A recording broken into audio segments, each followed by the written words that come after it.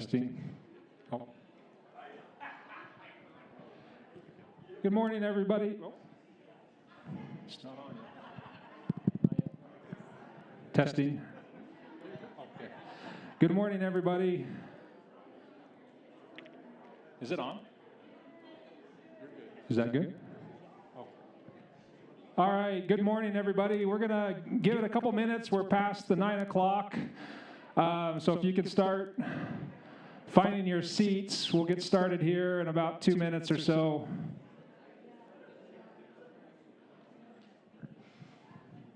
And then if you missed it, at the registration desk, we're trying to manage the flow of comments just because we know we're expecting a large turnout here. So there was a comment sheet sign-in. If you didn't get a chance to do that, it's still available at the registration desk. But we'll kind of gauge it today with how many people we have, how we kind of manage that. But we were just trying to make sure that we keep things as orderly as possible. So again, appreciate you coming. Welcome. And if you'll just find your seats, we'll get going here in another minute or two.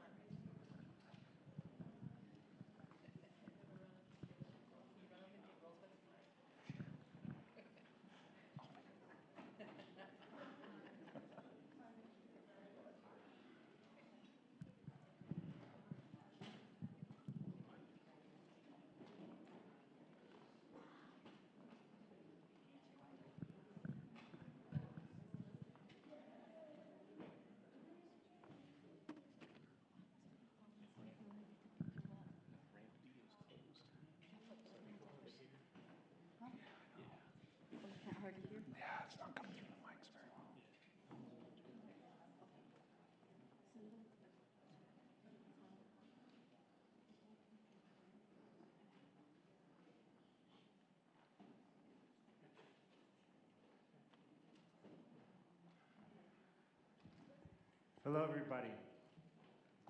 I think we've got a point where everybody is about settled in. We've got a ton of stuff to get through today, so I want to see if we can keep us on tap. Unfortunately, because of the way security works here, we'll have a hard stop at 5. We've had other consultations in the past where we've been able to kind of keep things going on, but they close this part of the facility sharp at 5 o'clock. So I want to try to get through as much as we can and hear from as many folks as we can. So just as a reminder, I want to thank everybody for joining the May Travel Interior Budget Council meeting, TIBIC. For those of you who haven't met me, I'm Jason Bruno. I am the Deputy Assistant Secretary for Management at Indian Affairs, and what that means is the Office of Budget reports up through me, and then I report to Billy Kirkland, the Assistant Secretary. So I'm very involved in the budget process. Our acting budget officer, Randy Adams, is sitting next to me, and you'll have a chance to hear from her shortly. Today I'm going to be the MC/moderator to kind of keep things moving and keep us on track. I want to start off today by mentioning that we have heard from a lot of different travel leaders and others through the last few years about the need to improve TIBIC. Just about every session, I will get the sense that somebody thinks there's some ways that we can help do things a little bit better, right? One of the complaints I hear oftentimes is we come out here, we spend a lot of time and energy. We're here for 5 days, but we only spend 2 hours actually talking about the budget and priorities and can we do something better. And I hear other things as well. I think there's a way I think of four things that I'm hoping for, and the Assistant Secretary is hoping for, that we get out of what Tibbetts looks like in the future, right? We want it to be meaningful, efficient, we want it to be inclusive, and we want it to be effective to accomplish the objectives of identifying tribal priorities and making that translate for the budget. You know, if you look on our website where Tibbetts is described, and you know, I believe regardless of how we change or improve the processes, the core mission of Tibbetts should remain the same. It's to provide a forum and process for tribes and federal officials to work together in developing annual budget requests for Indian programs in the Department of Interior. It provides cooperative participation in the budget formulation, justification, and information. Tibbetts meetings also serve as an education forum to better inform tribes of the Indian Affairs budget process and advise on the status of Indian country initiatives throughout the federal government. So we're going to talk a lot over the next day or so about how to improve the processes of doing the things, but this core mission of Tibbetts, I'm hoping stays the same, right? It's to have that collaborative process to exchange information about the budget process. I want to identify some things that I've heard over the last couple of months, particularly after I sent out the Dear Tribal Leader letter. There's no intention to abolish Tibbetts, but really to make it effective in a better system. Whether that's expanding it, simplifying it, reshaping it, whatever. But those conversations, we didn't want to put anything to effect without having conversations with you all. And you know, there are a variety of things to keep in mind as we talk about strategies. How often do we want to meet? More or less throughout the year? Do you want to meet more? Do we want to do it with fewer people, more people? A big meeting in the spring, smaller meetings throughout? What do we want to do with the subcommittee meetings? Do we like them? Should the subcommittees be virtually beforehand so we can cut down on travel time? Do we want to keep the same structure and just reshape the content, or others? Before the meeting, we reached out and we asked for comments and suggestions, and we received, I think, 19 really thorough written suggestions and comments, and also another 20 responses to the questionnaire we sent out, which is really good feedback, and it's meaty stuff that we've got. Each response received was taken into consideration and will be taken into consideration as we move forward. So as far as what today will look like, we're going to start, we're going to have an opening prayer in a second. I'm actually going to hand it over to Oliver Whaley, head of RACA, for some of the just logistics, you know, bathroom, food, etc. After that, Randy is going to talk a little bit about the budget process in general, the history of Tibbetts, and what Tibbetts currently looks like. Then we'll go into the general comments that we received electronically, and open up the floor for additional in-person comments. If we do this quickly enough, we'll have a good 5.5, 6 hours for general comments from the floor. The written comment period is going to remain open through next Friday, the 29th. I think that's 2 Fridays from now. And so we'll make sure everybody has the location of where to submit the written comments to, both the email address and the web page. And then tomorrow's meeting is going to be focused more on traditional Tibbetts type information back and forth. Its main mission will be FY28. We are hoping to obtain a consensus of tribal priorities to help with the budget that's due mid-June. So that's what's going to happen in the next couple of days. See if there's anything else. I do want to thank everybody here for coming, for taking the time, for taking the expense. It's a big deal. And what you have to say is important to us. So I'm going to hand it over now to Oliver. Again, I'm going to be here throughout the day, even when we're not here on this dais, if you find me, if there are any needs, please find me. But Oliver, do you want to kind of go over some of the specifics? Yeah, thank you, Jason. Just to start off, this is a government consultation. The session is in person only, but we are broadcasting it through our Indian Affairs YouTube channel. Link can be accessed through our webpage, as well as the consultation materials today. I think the agenda is available online, but anything else that we can make publicly available, we will put onto that webpage. And I believe a QR code was provided at the registration desk. But if you didn't get that, you can just go to BIA.gov. At the top, click on consultation, the drop-down menu, click schedule, and then there'll be a session and a page just for this consultation and a civic session tomorrow. And you can access those materials today. We're also recording today's session, and it's being transcribed by a court reporter, just so we have an accurate record of the comments received and who they came from. Restrooms are located in the back. At least a women's restroom is located in the back. Men's restroom, if you go out the hallway through the turntable, which will be open, there's signage there about halfway down the hall. There's a men's restroom and an additional women's restroom. There are no scheduled breaks today, other than a lunch break from 11:30 to 1. So just please take any breaks as necessary. For lunch, the Bison Bistro is open down in the basement. Payments by card only.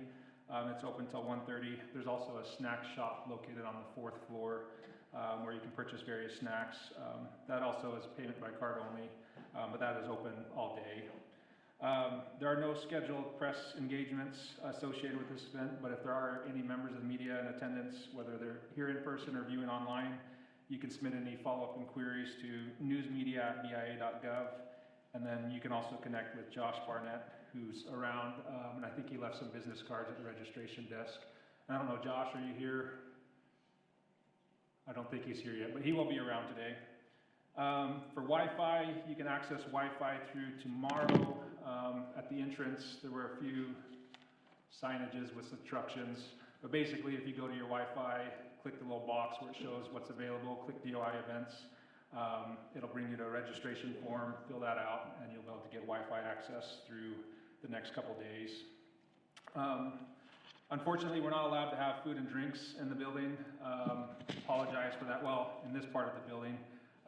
So just a reminder, no food and drinks in the auditorium. And then in the event of emergency, instructions will come through the emergency security system overhead, but just use the nearest exits in the back to exit and take any necessary items with you. And then the two primary exits here in the building are through, again, the rear of the auditorium that you entered into, and then exiting out onto C Street. And then if you'll go across to the park there and remain there until it's safe to return. Alternatively, you can go through the doors located to the right and left of the stage here and here, and then you can proceed to C Street that way as well. We've got several OFAS security here, as well as career staff in the auditorium to assist if you've got any special needs or accessibility requirements or anything else. Feel free to ask those questions and we'll assist as we can. Now for comments, we've got several microphones stationed up front, two standing facing towards the audience, and then two seating facing towards our federal participants. You can turn those around as you want, but just at your option, which way you want to direct your view and which ones you want to use. We did have a sign-up sheet, as I mentioned. We were just trying to gauge, we had quite a bit in the registration, and so we weren't sure with the time if we would be able to get through everybody. But I just kind of want to poll folks here. We can keep things a little bit more free-flowing, where you just come up at your leisure, And then you're just mindful that you've got other people here that want to comment, or we can go off the sign-up sheet. I don't know if you guys have a preference. Again, I don't want to feel like we're managing you, but we just want to make sure that everybody that wants to comment gets a chance. And so I don't want to over-manage it if we don't have to. So does anyone have a preference of just using the comment sheet, or do you guys want to just keep this more free-flowing? If you want to keep it more free-flowing, maybe just raise your hand and we won't worry about the comment sheet. Okay, so let's start with the comment sheet. We'll go through who's there, and then, of course, we'll be flexible, and we'll just try to get everybody through. And then again, we didn't want to have to impose time limits, so we'll just start there. But again, just be mindful that we do got quite a bit here, and so we'd like to get everybody an opportunity. And so if you could just be mindful that there are others coming after you, and then we'll go from there. All right, I'd just like to turn it over now to Chairman Atterbury, who's been kind enough to volunteer to give us the opening prayer for today's session.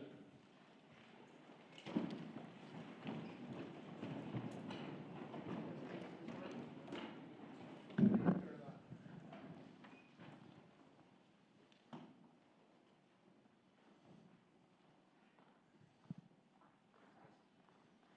can speak loudly too. This is working.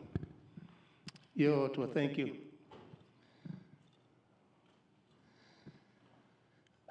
Ayuki Hutkich, how are you? Tani Achicha Kasim Kum Ok. I'm happy that you are all here. Nanithium My name's Buster Atterbury. I'm the Kuruk Tribal Chairman. The Kuruk tribe is located in the far reaches of Northern California, just about 30 miles as a crow fly from the Oregon border, and we are the second largest tribe in California. Yootwa, thank you for all being here. Please pray in your own way, and as you pray, remember elders or tribal members or friends or family that you have recently lost, and say some prayers for their safe journey. Creator, we thank you for the day outside. It is a beautiful day. Creator, we thank you for everything that you do. We thank you for your knowledge and your wisdom. Guide us to use it wisely today. Creator, we thank you for Mother Nature and all her resources. Please remind us always to protect and preserve those resources for the next generations.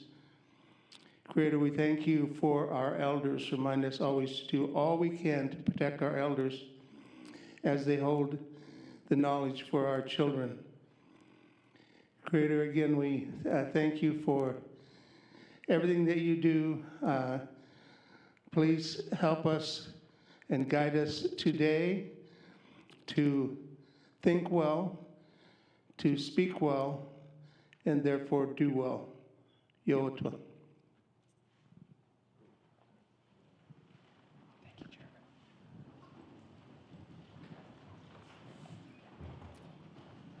Thank you, Chairman. And now I'm going to hand it to the Assistant Secretary, Billy Kirkland, for some opening remarks before we get into the budget process. Thank you very much, Jason. First and foremost, I want to thank you all for being here, for taking the time out of y'all's schedules to travel here and be part of this. Event. Also, I'd be very remiss if I did not thank the folks that have taken the time and energy to organize today. Jason Brewer and his team have done a great job, and I'd like to publicly thank Kara John, and then also sort of an institutional Hall of Famer at the Department of Interior, who I'm sure all of y'all know, Miss Nita as well. They put a lot of time and effort into making sure things run smoothly, and I'm sure they're going to continue to do so to make sure that we have a good, positive experience here today. I've got one request, not from y'all. This is on the more so on the technical team. If you guys can just use the slimming camera now that we know that this is going to be broadcast on the YouTube channel. I'd appreciate that. I've got some remarks here that have been prepared, and they're great and good.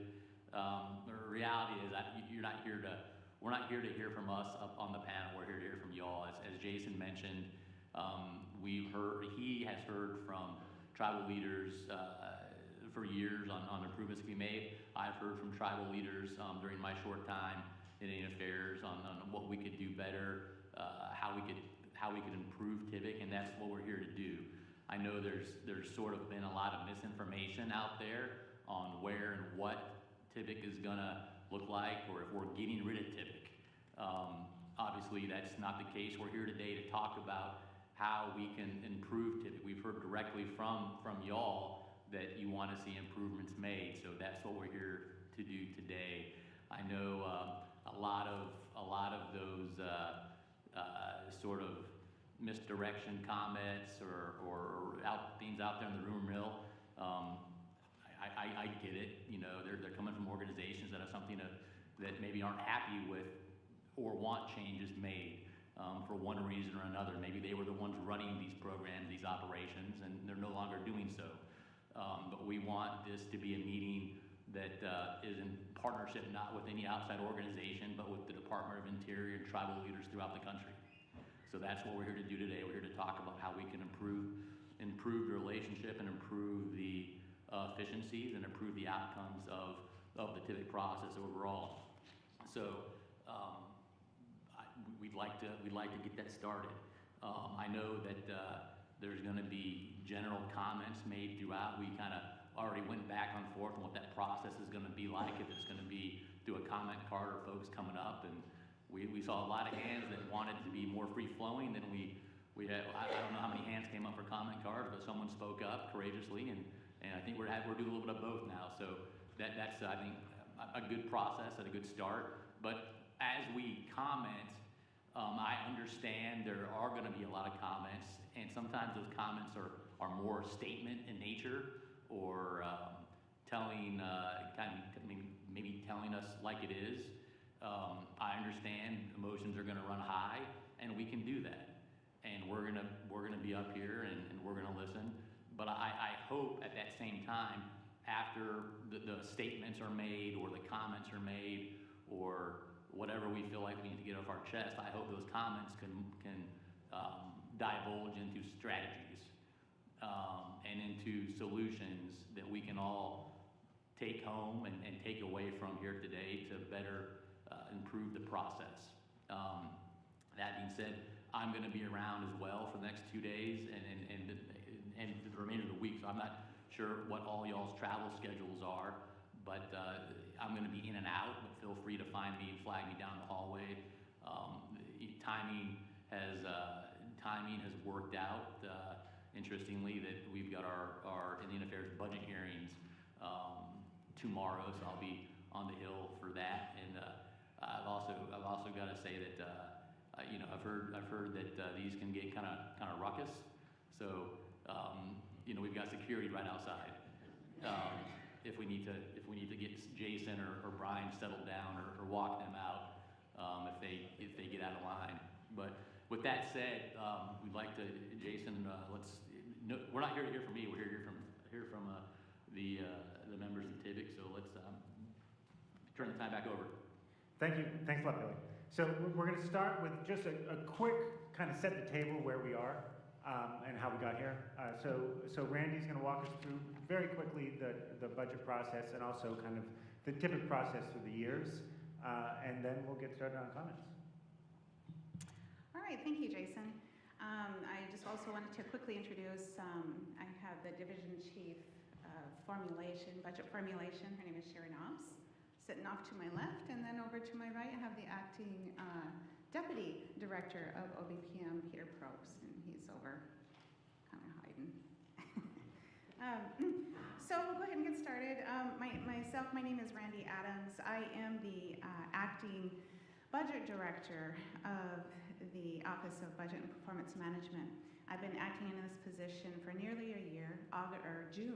Middle of June will be a year. All right, so I'm a member of the Turtle Mountain Band of Chippewas out of North Dakota. And I've been working with the Bureau of Indian Affairs for 33 plus years. And the better part of my time served here has been in the budget arena. All right, so I'm gonna go ahead and start out with the budget process. Many of you are already aware, or you're basically experts, I'm sure of this by now. However, I feel the need to explain the budget process before we get into TIBIC, the history of TIBIC and where we're currently at. So on the agenda, budget process, history of TIBIC, current TIBIC structure, and comments received electronically. We'll go over the last part of this, the comments that we've received electronically, just like in a summary format. So what you see on the screen now, this is the budget formulation timeline. I've placed this budget formulation timeline in this PowerPoint for information only. It's too tiny to see on screen, I'm sure, but this is the usual timeline that is used when explaining the budget process. As we begin, we'll use fiscal year 2028 for an example. Okay, so in the fall of 2025, so we're using the budget year 2028. In the fall of 2025, in a normal budget fiscal year, Indian Affairs kicks off the budget in the fall, 2 years prior to the actual execution. We meet with regions and TIBIC, the Tribal Interior Budget Council, to go over tribal preferred program ranking tools. Regions and Bureau of Indian Education then in turn has meetings in the local areas, presenting and providing guidance on the Tribal Preferred Program ranking tool. This ranking tool asks tribes to outline their funding preferences within 8 different strategic funding categories. Of the 8, there's the strengthening of tribal communities, there's trust, natural resources and management, there's trust, land and water rights management, public safety and justice, economic development, education and construction, and then of course the resource management construction. Under each of those strategic categories are the budget programs that support the overall accomplishment of the strategy. Each line can be ranked according to tribal preferences. So these ranking tools, again, they get sent out by the regions. Well, first, it begins with us, and then it gets sent out to the regions, and then the regions, they hold their meetings each year to go over the ranking tool and whatnot. So anyway, it was found that there are no extreme changes within a 2-year period. Therefore, the main body of the Tribal Interior Budget Council voted and decided to send this tool out every other year. So fiscal year, this current fiscal year, this is considered the buy year. Therefore, we'll be using the priorities that were received this past fiscal year in last year. Let's see, so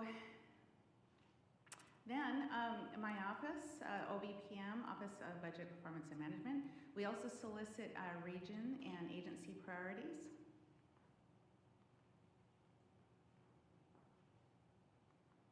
There we go, spring.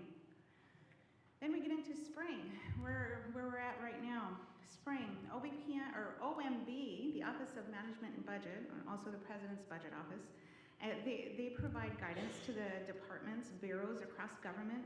Normally after the budget justifications, are also known as a Green Book, is published.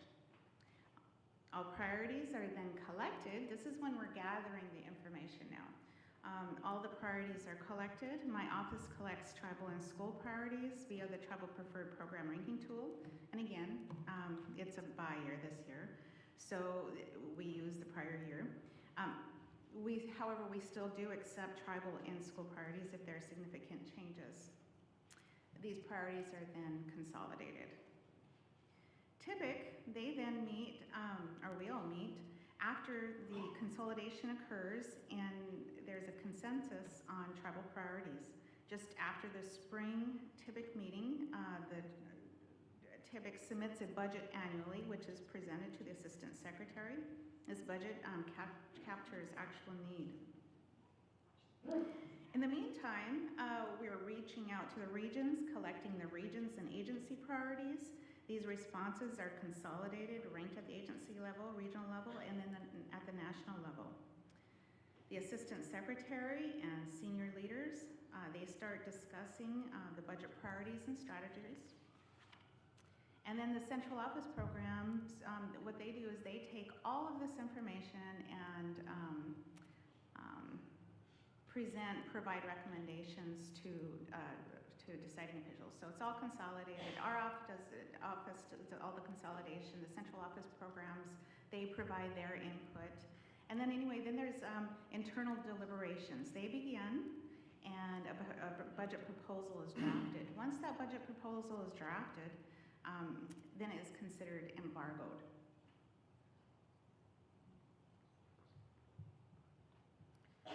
Summer. So this summer, mid-June timeframe, the budget proposal is then sent to the Department of Interior. The Department of Interior, they conduct briefings with bureaus. The budget proposal is then marked up by the department, and then they pass it back to the bureaus. Indian Affairs appeals that pass back and settles final request with the department. Then the Office of Management and Budget submission is prepared according to the guidelines. The department's budget office reviews and finalizes and then eventually sends that submission to OMB, which is the Office of Management and Budget, in the August timeframe.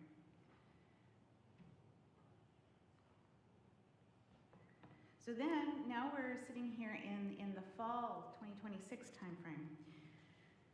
So we're working, let's say, the month of August, September, October. The Office of Budget and Performance Management, my office, we work with the programs to update and overview the program narratives of the budget justification. The department submits budget requests to OMB in September. The September-October timeframe, OMB conducts budget and program briefings with bureaus. And then in the November-December timeframe, OMB marks it up and releases the passback. Indian Affairs appeals and settles final request numbers with OMB. During this time, tribes sometimes meet with OMB. OMB and the department, they finalize a narrative and program change justifications, and then OMB works with programs to obtain results and estimated performances.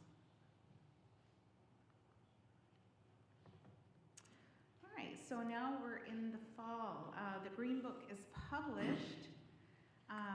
Key date here is the first Monday in February. So the Green Book was published, and at that time, normally tribes meet with their congressional representatives. Springtime congressional briefings to the Hill and congressional hearings are then in progress. You just heard the Assistant Secretary has a hearing tomorrow. And then during the summer and fall of 2027, so this is next fall, the Congress, they deliberate, and then of course they provide markup of the budget.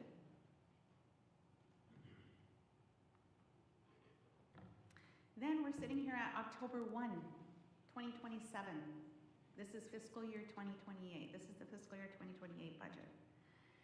Congress comes to an agreement, or not, about the budget. If they come to an agreement, an enacted full-year budget is signed into law. If there is no agreement, we are often facing a continuing resolution, which is also considered a CR. If you hear people say CR, then continuing resolution. Anyway, we're often facing a continuing resolution to give Congress more time to deliberate.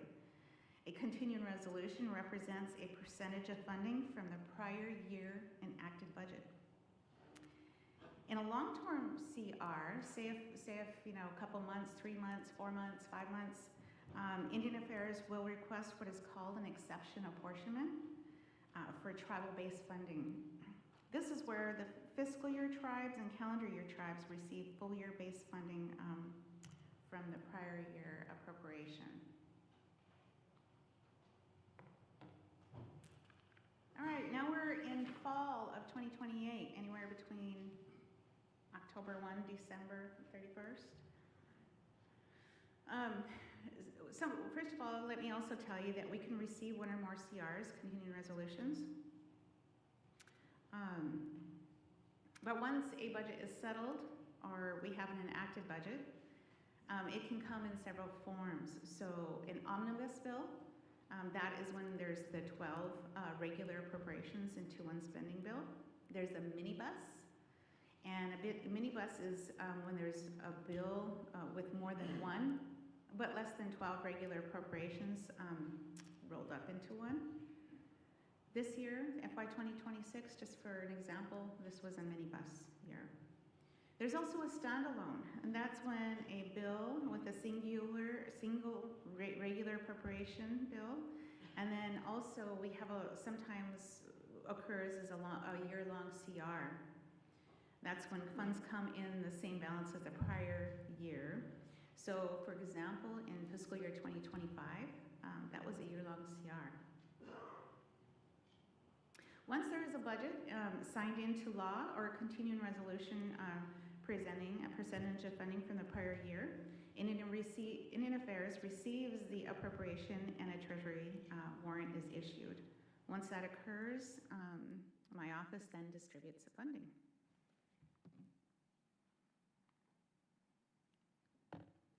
Okay, so now we'll get into a bit of history of this forum. This forum was established in 1999, formerly known as the Tribal Budget Advisory Council, TBAC. Prior to the establishment of TBAC, Indian Affairs would hold annual budget hearings that informed tribes of the proposed budget after decisions have already been made. So that's prior to the 1999 timeframe. Then in 2010, the name changed to the Tribal Interior Budget Council, TBIC. And basically the reason why it was changed to the Tribal Interior Budget Council is because Interior, working with other bureaus other than the BIA.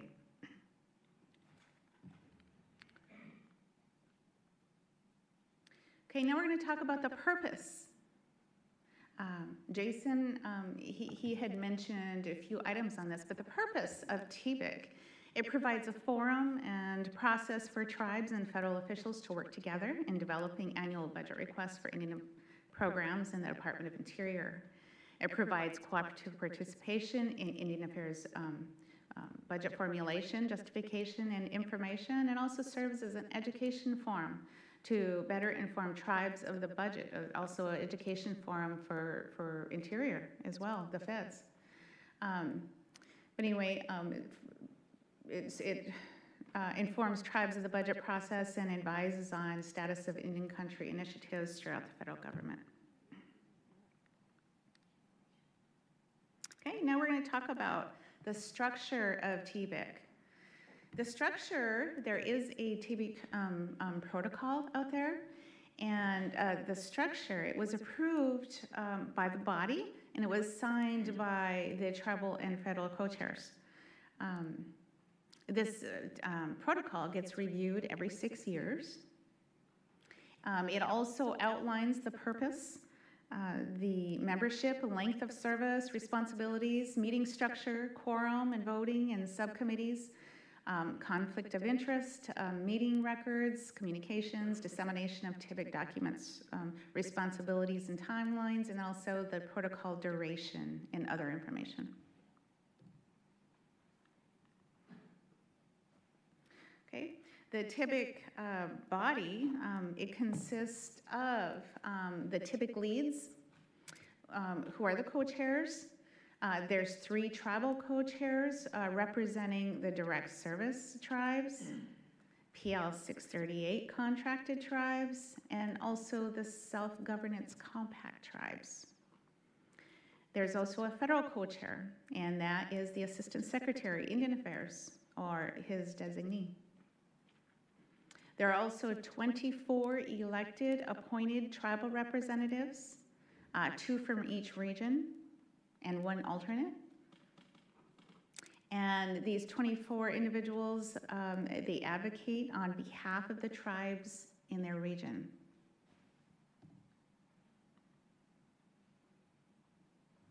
There's also the Deputy Assistant Secretary Management and his direct reports, which is the Office of Budget and Performance Management, Office of Facilities, Property and Safety Management, the Chief Information Officer, and also the Chief Financial Officer. There's the Deputy Assistant Policy and Economic Development, which covers the Office of Economic Development and Self-Governance. There's also the Director, Bureau of Indian Affairs, and his direct reports, which is the Deputy Bureau Directors, Indian Services, Trust Services, Office of Justice Services, and Field Operations. And then under Field Operations, his direct reports, the 12 regional directors. There's the Director, Bureau of Indian Education, and his direct reports, which include the Deputy Bureau Director, Associate Deputy Directors of Performance and Accountability, Operated Schools, Navajo Schools, and Tribally Controlled Schools. There's also the Director, Budget of Trust Funds Administration, and her direct reports, which is the Principal Deputy Bureau Director and Budget Officer. We also have White House representatives, including the Office of Intergovernmental Affairs, Office of Budget and Management, and then White House Council on Native American Affairs, or equivalent. There's also subcommittees.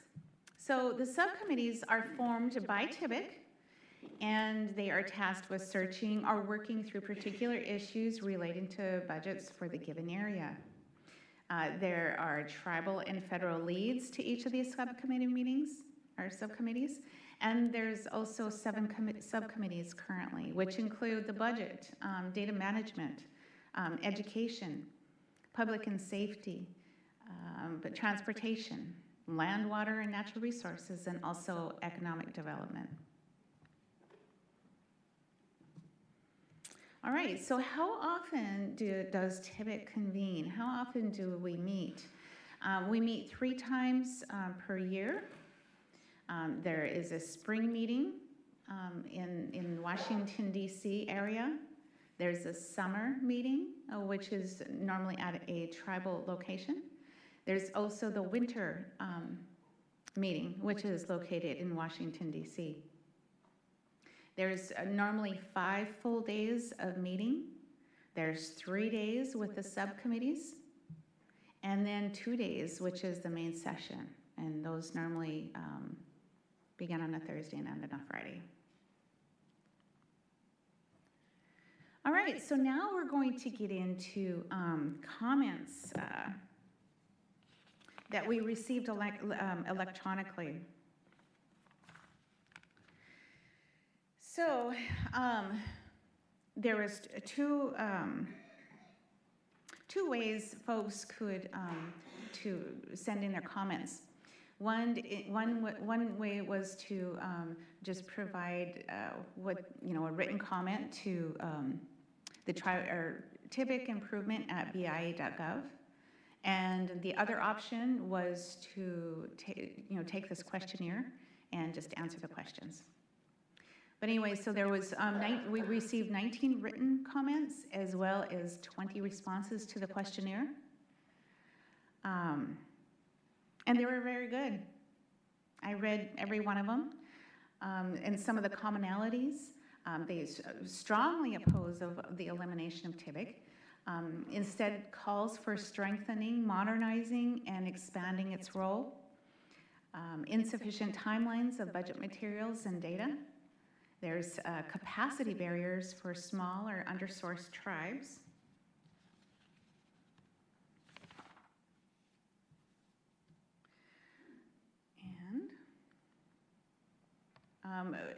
Areas of improvement included provide written responses to the TIBIC recommendations, justify decisions when tribal recommendations are not adopted, and create transparent processes for tracking budget changes. Strengthen tribal capacity and workforce support. In other words, technical assistance for smaller remote tribes, virtual participation options, improve meeting structure and time management, more time for budget discussions versus presentation, shorter focused agendas, limit speakers during sessions to maintain discipline, and also better advanced distribution of materials. And then expand interagency coordination, strengthen coordination among the Department of Interior, DOJ, DOT, Department of Energy, USDA, et cetera. Align cross-agency investments with the tribal priorities, and institutionalize data-driven budgeting. Develop and adopt standardized need-based funding methodologies. Use current cost data across education, public safety, infrastructure.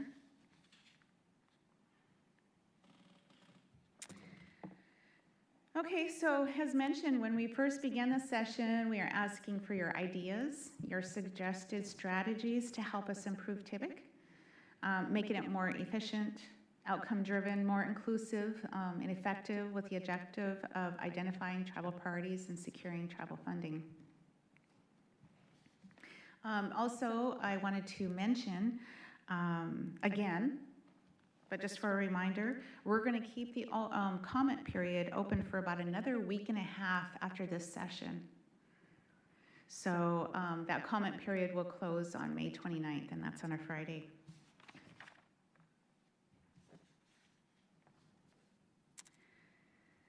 Okay, let's see, I think I'm almost done. That was kind of quick. Yeah, I'm done. So thank you. Thanks a lot, Randy. So it sounds like we are a little bit ahead of schedule. I think Oliver indicated that we didn't build in any breaks for because we are tight.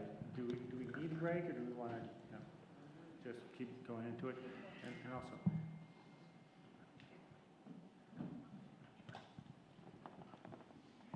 Okay, so Oliver, you have a list. We can go right into the first set of comments. And unless, do any of the three co-chairs want to say anything before we get going? Or are you going to have your comments ready to go as part of the normal? It's always dangerous asking Ron if he wants to talk.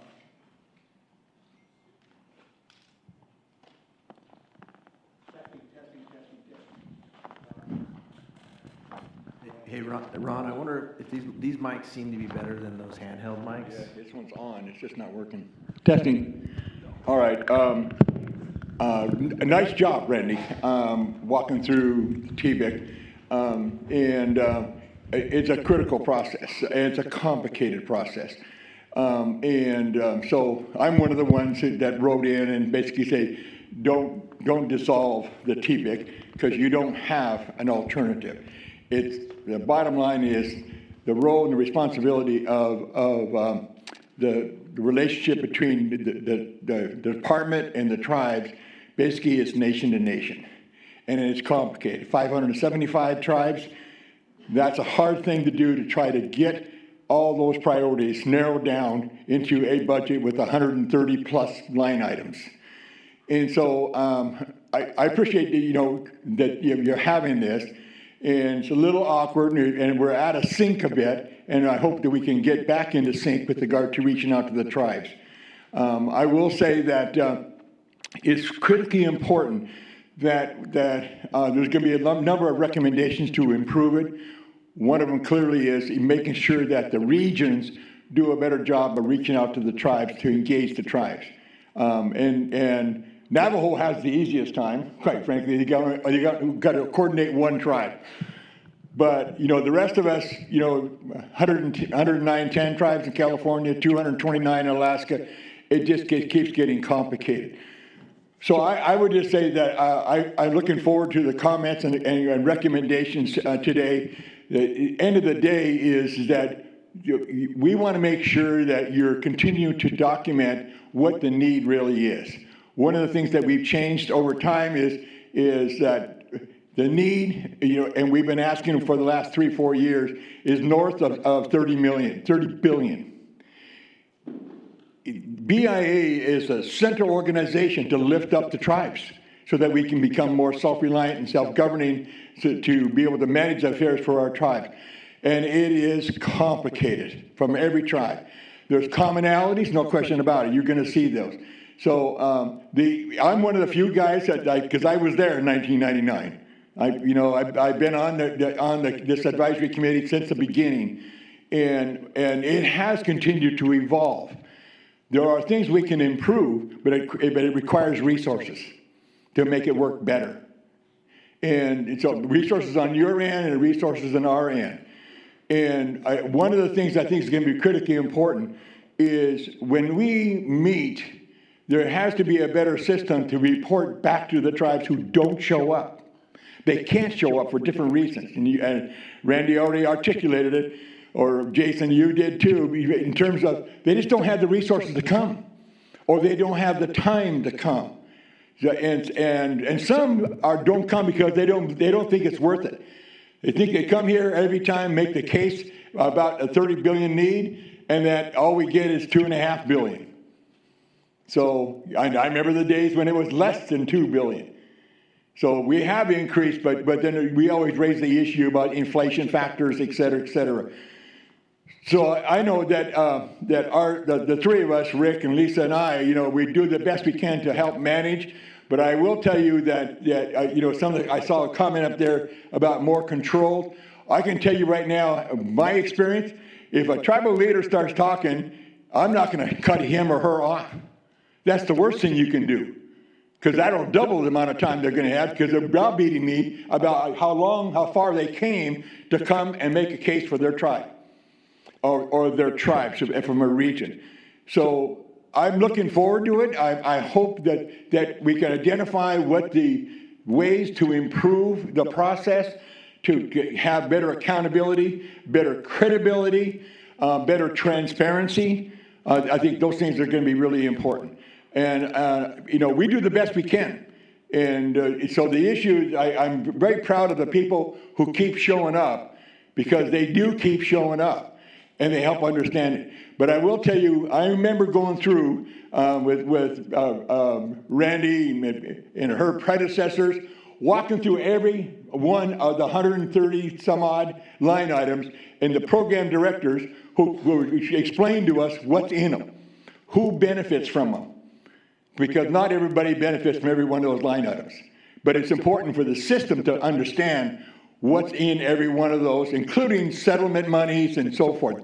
There are so many different categories that's in there. So I would just say I'm looking forward to today's conversation and recommendations that are going to be important to improve this process. But we need this system. The spring meeting, my view of the spring meeting, is where we identify the priorities.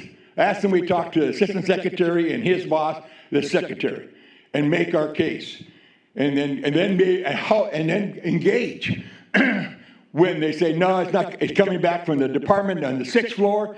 They're not buying it, or they're coming from OMB. They're not buying it. We want to talk to you. That's an improvement on the process. We want to talk to you. Why not? So those things are critically important. We do get, Billy, you made a comment, we get passionate. Damn straight we get passionate. It affects our people. Every category you measure the welfare of people, Indian country's at the bottom. So we're trying to elevate our people, our communities, and our independent standing as nations. So today, we'll talk about the process, the system. there's ways we can improve it. You can't dismantle it. This system was created by us, not you, because we came to you. I remember, when us yelling at Kevin Gover when this got established in '99. We started before that, actually. Before '99, it got formalized. So it's been a long journey, and we wanted to make sure that nothing falls off the bench of the needs of Indian country, and how we can persuade the department, don't treat this agency like a poor stepchild in the department. We fought hard for it. I know we have to fight with Parks, Fish and Wildlife, BOR, BLM, but the issue is that this is a nation-to-nation obligation. So we should be a priority in this department. So we know natural resources and energy is important, but this is about 575 Indian nations. So this system is critically important to elevate it. You have to ask the question, IHS is sitting over there with over 8 billion. Their need is north of 70 billion, but they got 8 billion. Healthcare is critically important. We're not going to argue against it. But I can tell you right now, why are we sitting at 2.5 billion? We should be 3-4 times that, and minimum. And that's still not enough. So anyhow, we're going to make those cases, and we have to have a way to communicate to Billy and the secretary what the needs are of Indian country and what you can do to help us become more successful at serving our people as leaders of our nations. That's all I got to say right now. Thank you, Ron. Really appreciate that.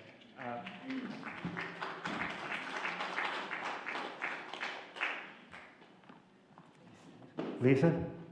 Go ahead. Thank you, Ron. My name is Lisa Whitepipe. I'm Vice President of the Rosebud Sioux Tribe, and I'm happy to see all the tribes that are here in attendance today. And I want to thank all of you for taking time out of your day to hear our concerns. I know, when it comes to budgets, we see where our shortfalls are, especially with land-based tribes compared to the small tribes. So I know there's some changes that may need to be in there so that we can see those budget increases where we need them. I would like to hear everybody's comments from everybody's tribes just to see where we can stand and where we can unify and work together and get these changes through. And I'm excited to hear what type of changes you guys have in store for us too. Did you say that our comments only have to be on a strategic matter?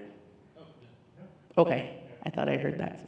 Thank you. We look forward to having a good day. We said we love strategic matters, and we hope we get some, but no, ma'am.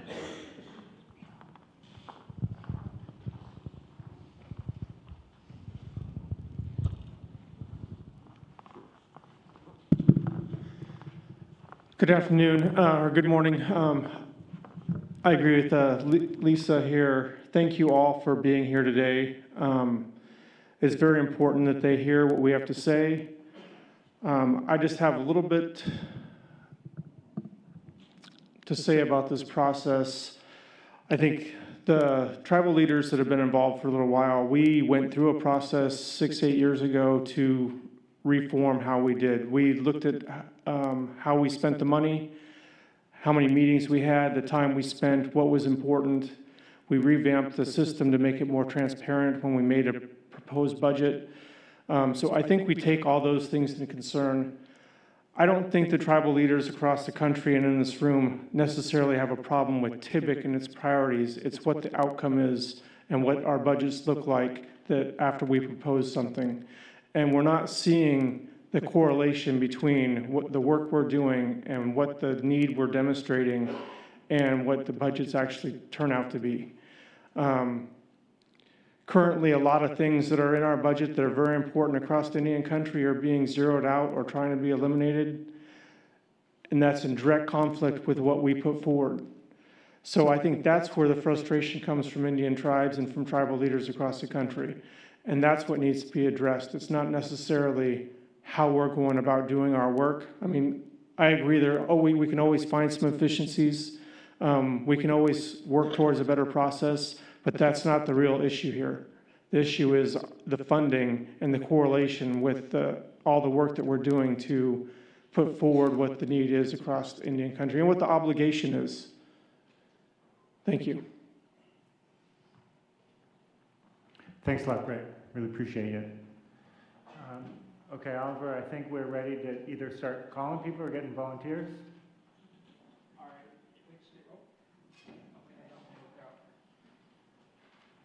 Okay.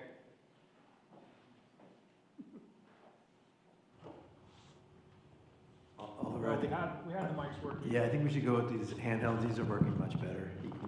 So if you just come to the front, there's a little button here on the left. You click that, it'll show a green light and you're live.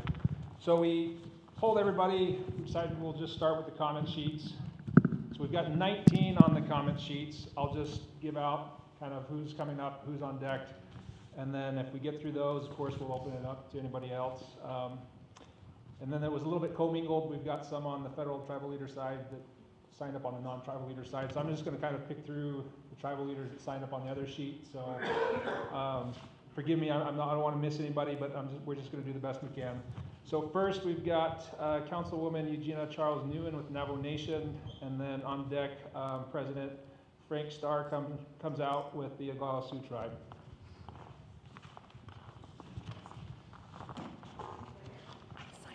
Apologies, my back will be towards all of you. You could take my name off. Good morning, and thank you for the opportunity to come before you and to talk about some of these issues, but specifically the issues that I'd like to talk about this morning are the strategies that we're working on to try to be more efficient and, as was stated, to try to give us all the opportunity to get our issues addressed. First and foremost, my apologies again to everyone. My back is towards you as I'm sitting here providing some information. I want to say that TIBIC is crucial. It's crucial to Indian country. Having these government-to-government consultations are always important. And I say government-to-government as I'm sitting here because we have more staff than we have government, I guess, appointees or even having Asia here in the room. So it's kind of almost government to staff, but we do appreciate, nevertheless, coming here to share our information. I've always found that staff are always more, I guess, they get the job done as opposed to those who are elected or appointed because they're the ones who relay that information back and forth. So I do appreciate all of you being here. I can say that amongst the tribal leaders in-house when it comes to the Tribal Interior Budget Council and the way that our meetings are held, it's not working. The Tribal Interior Budget Council protocols are not always followed. Rules change at a whim, and we don't hold ourselves accountable. So I'll start with that to say that in-house, there are things that we can do to try to improve this process, to try to be a little bit more efficient. You are hearing directly from tribal leaders right now that this process is not working. I'm sorry. When I'm talking as a tribal leader, it's just really kind of hard when you have somebody on their phone because I feel like they're not paying attention to what you have to say, and personally I feel like that is something maybe that you're not interested in what I have to say. So my apologies. If I see you pulling out your phone, just like I run my committee meetings, I will call you out to ask if there's something more important or somewhere else that you need to be. I will say that in-house, we have heard and we have talked, we've brought it to your attention that some of the things that are happening right now is not working. I know that we've had several conversations on this issue within the Tribal Interior Budget Council where recommendations, I know I provided recommendations. I provided recommendations to the chairs and it was not, it wasn't even considered, wasn't even discussed. So we know that, again, internally some things do need to change. Tribal leaders come to TIBIC to advocate, to ask for improvement. We come ready to make decisions, but one of the issues that we run into is we do have, and although we appreciate everybody who is at TIBIC, we do have tribal leaders who make appointments to staff. So staff attend on behalf of the tribal leaders, but when decisions have to be made, tribal leaders in the room who are in attendance are ready to make those decisions. Unfortunately, we have to pause. because sometimes staff have to take it back to their council and then we have to wait. So it's a little bit hard sometimes when you have tribal leaders in the room ready to make decisions on behalf of our people, speaking up, and then we have staff who are appointed by their leaders to sit there and who cannot make decisions. As many of you probably here know exactly what I'm talking about, because some of the comments that we've heard is it's above my pay grade, right? Or I don't make those decisions. Well, we run into those same issues at the Tribal Interior Budget Council. And I know one of the recommendations or one of the agreements, or actually one of the discussions that we had was whether tribal leaders should be in the room to be making these decisions. These are budget decisions that affect our people. And if you're a tribal leader who can't come here and who doesn't know what the budget should look like or what you're asking for, then you shouldn't be in the room. We oftentimes find ourselves moving forward and then having to stop and having to go back to try to get everybody caught up to speed. So it takes about, in some cases, 6 months to a year for a decision to be made. And again, this is all in-house. These are things that I know that we have to address at the Tribal Interior Budget Council. Another one is the strict attendance. We have it in our protocols, but we're not following it. We have people who don't show up, but we should be adhering to that strict, to that policy that's in place that we approved. That protocol was approved by us. We asked for that strict attendance, and yet we're not following it. So failing to attend, to me, is failing to inform the tribal leaders in your region, and it's failing to represent your people as much as you can, and especially since we're talking about the budget. So I feel like this could be resolved if we, and I know within our protocols, again, we did approve to go teleconference, for a short while. We said we were gonna allow this, and then we went back to going back in person, but the attendance, just kind of started to plummet. We hadn't heard from people for years. When we requested for those people to be removed, we were told that, there were exceptions. When I challenged, what are those exceptions? How is it these rules keep changing? There was never an answer provided to me. So I can tell you internally, there are some things that we do have to work on, but I will be the first to say that the way things are working with TIBIC, it's not working. With Navajo, we are not a part of the National Congress of American Indians. We don't receive any information. We don't get any information. When there's things that are going on, we don't get an email from NCAI. We usually have to reach out to ask what is going on, what is happening. If there is information that's being shared, it's information that's being shared at TIBIC. Now, I know that there are other tribal leaders here in this room who are not part of NCAI, who probably run into those same issues, but communication is not flowing two ways. So it's very hard when you're not getting that information. I think that in terms of, there was a question of whether 3 meetings is enough, 2 in Washington, D.C., and 1 in a tribal, in another tribal nation.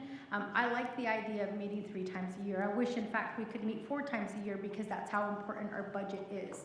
There was information provided on the history of TIBIC and then the budget process. You guys are preparing, and you're telling us that these are ways that we should be preparing for the budget, but there's never enough time. So being efficient is very, very important, especially as tribal leaders, because we're taking 1 week out of our community to come here to talk about the budget when we only talk about the budget 2 hours out of that whole time that we're here for a week. So I think that the meeting 4 times a year would be preferable for me because the budget is so important. That is when we should be advocating. We should, I think it gives us the opportunity to advocate on the Hill when we're here in Washington, D.C., but to also be a part of the Tribal Interior Budget Council. I know I don't have I'm not going to be given very much time, but what I want to also point out is in terms of our representation, I think that right now with 2 per region, it does make it very difficult to have somebody represent. Thankfully, Navajo is fortunate in that we have our own region, so we do have 2 people who come here representing Navajo, but even then we hear from the smaller tribes, where they're not being properly represented. That's how we get tribal leaders coming to Tibbetts who want to speak up, but you have individuals who are appointed either from BIA regions themselves who are appointing individuals, or you have within, the regions, the appointments that are being made. Nevertheless, I feel like with the Tribal Interior Budget Council, because it is so important, it should only be elected officials who should be speaking at these meetings, making these decisions, advocating for their people. Although I'm thankful for the people who are present, but sometimes decisions have to be made in a timely fashion. And the 2 representatives per region is not working. I understand that you can't get all 575 tribes present. However, I think that there's a better method that we can start working on. I know with the large land-based tribes, every tribe is going to tell you that, that they're excluded, that they're not being heard. But with, I can say with large land-based tribes, our issues are different than tribes that are located in metropolitan areas or near metropolitan areas. Large land-based tribes, we're so isolated that our services are so much more affected. And so I think that, when we're going to talk about representation, we need to take into consideration the large land base of tribes and what they're having to face, as well as the number of people that they're representing. So maybe not so much kind of taking like the Senate approach, 2 per region, but it would be nice if we kind of took a representative approach to ask, how many tribes are dealing with certain issues that, we can have these, we can have these frank conversations. So what those are some of the proposals that I have at this point. Again, this budget is so important because it does affect the lives of our people, all of our people across Indian country. But I do know that this process, even if we're advocating here for our tribal nations individually, we know that these fundings are affected across Indian country as a whole. We're treated equally, we're treated the same, when in fact we're not. So I'd like to ask that you take that into consideration when you guys are looking to revamp, how you guys want to see Tibbetts. But if we could have more conversations on the budget, most importantly, I want to know whether funding can be moved from certain areas into other areas that matter to tribes. Whether we can talk about some of the cases that have been brought against the Department of Interior, where the judicial, system has said, yes, we're going to grant this type of money, to these tribes and have those kinds of conversations. So regardless of whatever decision is going to be made, we're going to be providing recommendations to you as tribal leaders here in the room. But ultimately, I think that we are all realistic, and we know that you guys are going to be the ones who are going to be deciding the way that this process works. I'm just going to ask you that you take into consideration the comments that are being made today. Not everybody's going to agree with my comments, but it certainly is one comment that I'm offering on behalf of the Navajo Nation. Thank you. Thank you very much for your comments. Next up is President Frank Starr comes out with the Oglala Sioux Tribe, and then on deck we have Liz Adongo, Tribal Council with the Native Village of Afonak. And if I could just ask, when you come up, if you'll just state your name, title, and tribal affiliation, just for the record, so the court reporter can get that down, that would be greatly appreciated. Thank you. Good morning. Just for the record, this is not a true meaningful consultation according to the Oglala Sioux Tribe. For the record, our Constitution requires in person. And that's one of the biggest problems between the federal side and the tribes. We're not all the same. We have council that make our decisions. So we have to show up in person. That is very, very important. Decisions are being made when we don't show up at the table, and it's not our fault. You know, I'm sitting here, not only on the behalf of the Oglala Sioux tribe, but I also represent large land-based tribes and treaty tribes. Because I believe those things, those two issues there that deal with large land-based and treaty tribes don't have a voice to this day. I'm going on my second administration. I'm about ready to wind up my second administration. And still, I haven't received or seen any action for my people. I advocated on law enforcement till I was blue in the face the first administration. And I think we did a good job. But I still have 6 police officers patrolling my 3 million acre reservation. So nothing's changed. I said that in my first administration. Now I'm saying it again in my second administration. Nothing's changed. We are one of the poorest reservations in this nation and one of the largest.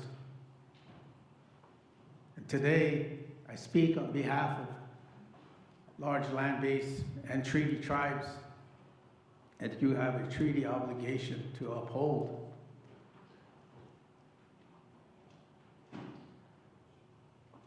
You know, I know we testify. We come here every year, and I'm repeating some of the things I did testify on with SKIA, Congress.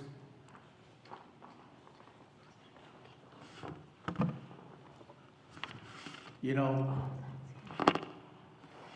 the large land-based tribes compared to other tribes, we're not all the same. This budget formula needs to change. And I'm going to say it again. You cannot put us together and call all the tribes equal, because we are not. And I wish this whole body here can come to our reservation and take a look. And I'll take you to some of the worst parts of my reservation and let you off and see if you can walk out of there.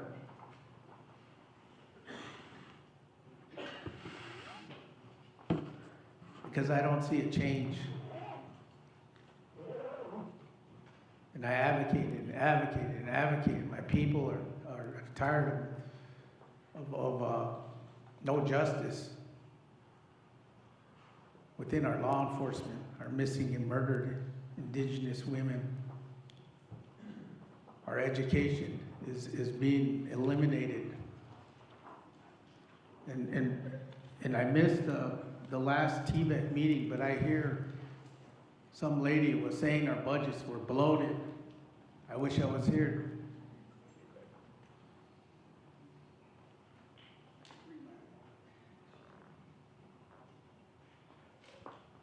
And yet, we come here, we come to TVEC. We give you our data, which is not an accurate data. Things increased. We're severely underfunded, under-resourced. But again, nothing is done.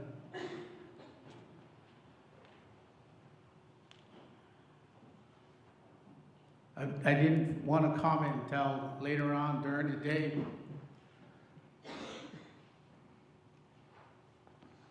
But I still have a lot of questions that are unanswered. And to our tribal nations that from the Great Plains, we keep voicing about treaty rights, treaty obligation. But you know what? You know what that roadblocks us is the funding. You have a treaty obligation. It doesn't matter if we're short on funding. That's not our fault. That's not our fault. We come to you, we try to work with you, let you know where our problems are, but we, like Navajo mentioned, we don't hear no response. Where does all that information from TVET go? How come nobody's reporting back to the tribes? How come we never hear about budget increases? We just had another tribe recognized. How is that going to affect our budget? How is the federal side going to compensate for that? And I truly believe the process wasn't even followed right.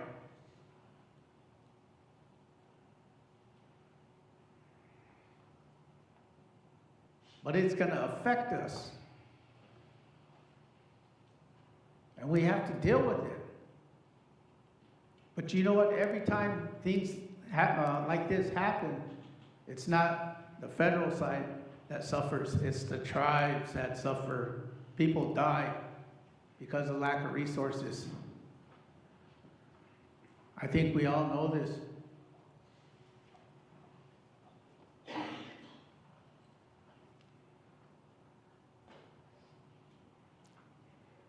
So today I came here to listen and let you know this is not a true, meaningful consultation.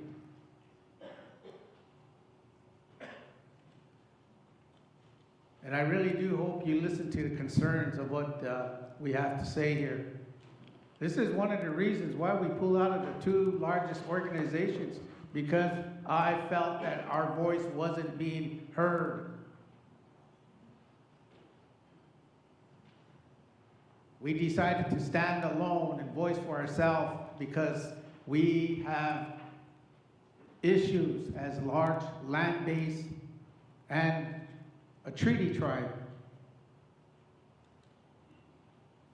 Remember that. And I'd like to know, who educates Congress on treaties? Is that your job?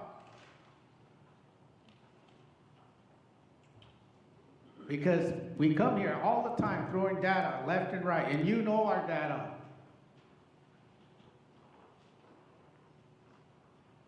But does Congress know treaty obligation? And I want you to know the Oglala Sioux tribe did not surrender to the United States government.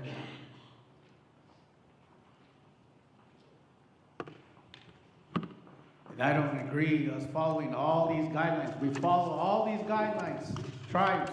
We follow all these guidelines. But yet we're still severely underfunded, under-resourced. And we don't hear any kind of answers of who's fighting for us when we come here to Washington, D.C. We can't afford to come here all the time. I get kickback every time I come to Washington. Why is our president sitting up in Washington when he should be down on a reservation helping our people? It's very difficult to explain that. Maybe we do need an embassy up here, I don't know. But I'll tell you what, some of these, and I'm, like again, I'm gonna say this again, I'm voicing for large land-based and treaty tribes. Don't compare us to smaller tribes because we have way more programs than smaller tribes. You need to look at not only population, but the size of the tribes, the reservation, the tribes, tribal lands. That needs to be taken into consideration. Because we just cut our own throats whenever we're told our budget cuts are coming. Hell, I still don't see anything any movement for law enforcement.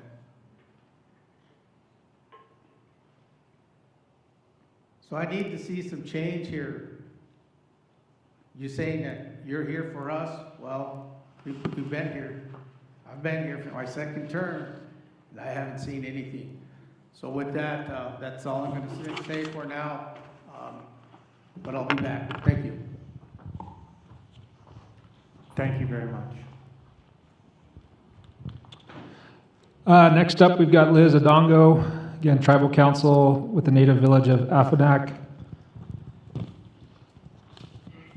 And then that was all that signed up on the tribal leaders sheet. And then we'll move into the non-tribal leaders, but we've got a few that signed up on the other sheet. So I'm just going to kind of pick through those that have titles associated with being a tribal leader. So on deck, we'll have Victoria Kitchian, who's a tribal council member with the Winnebago tribe of Nebraska.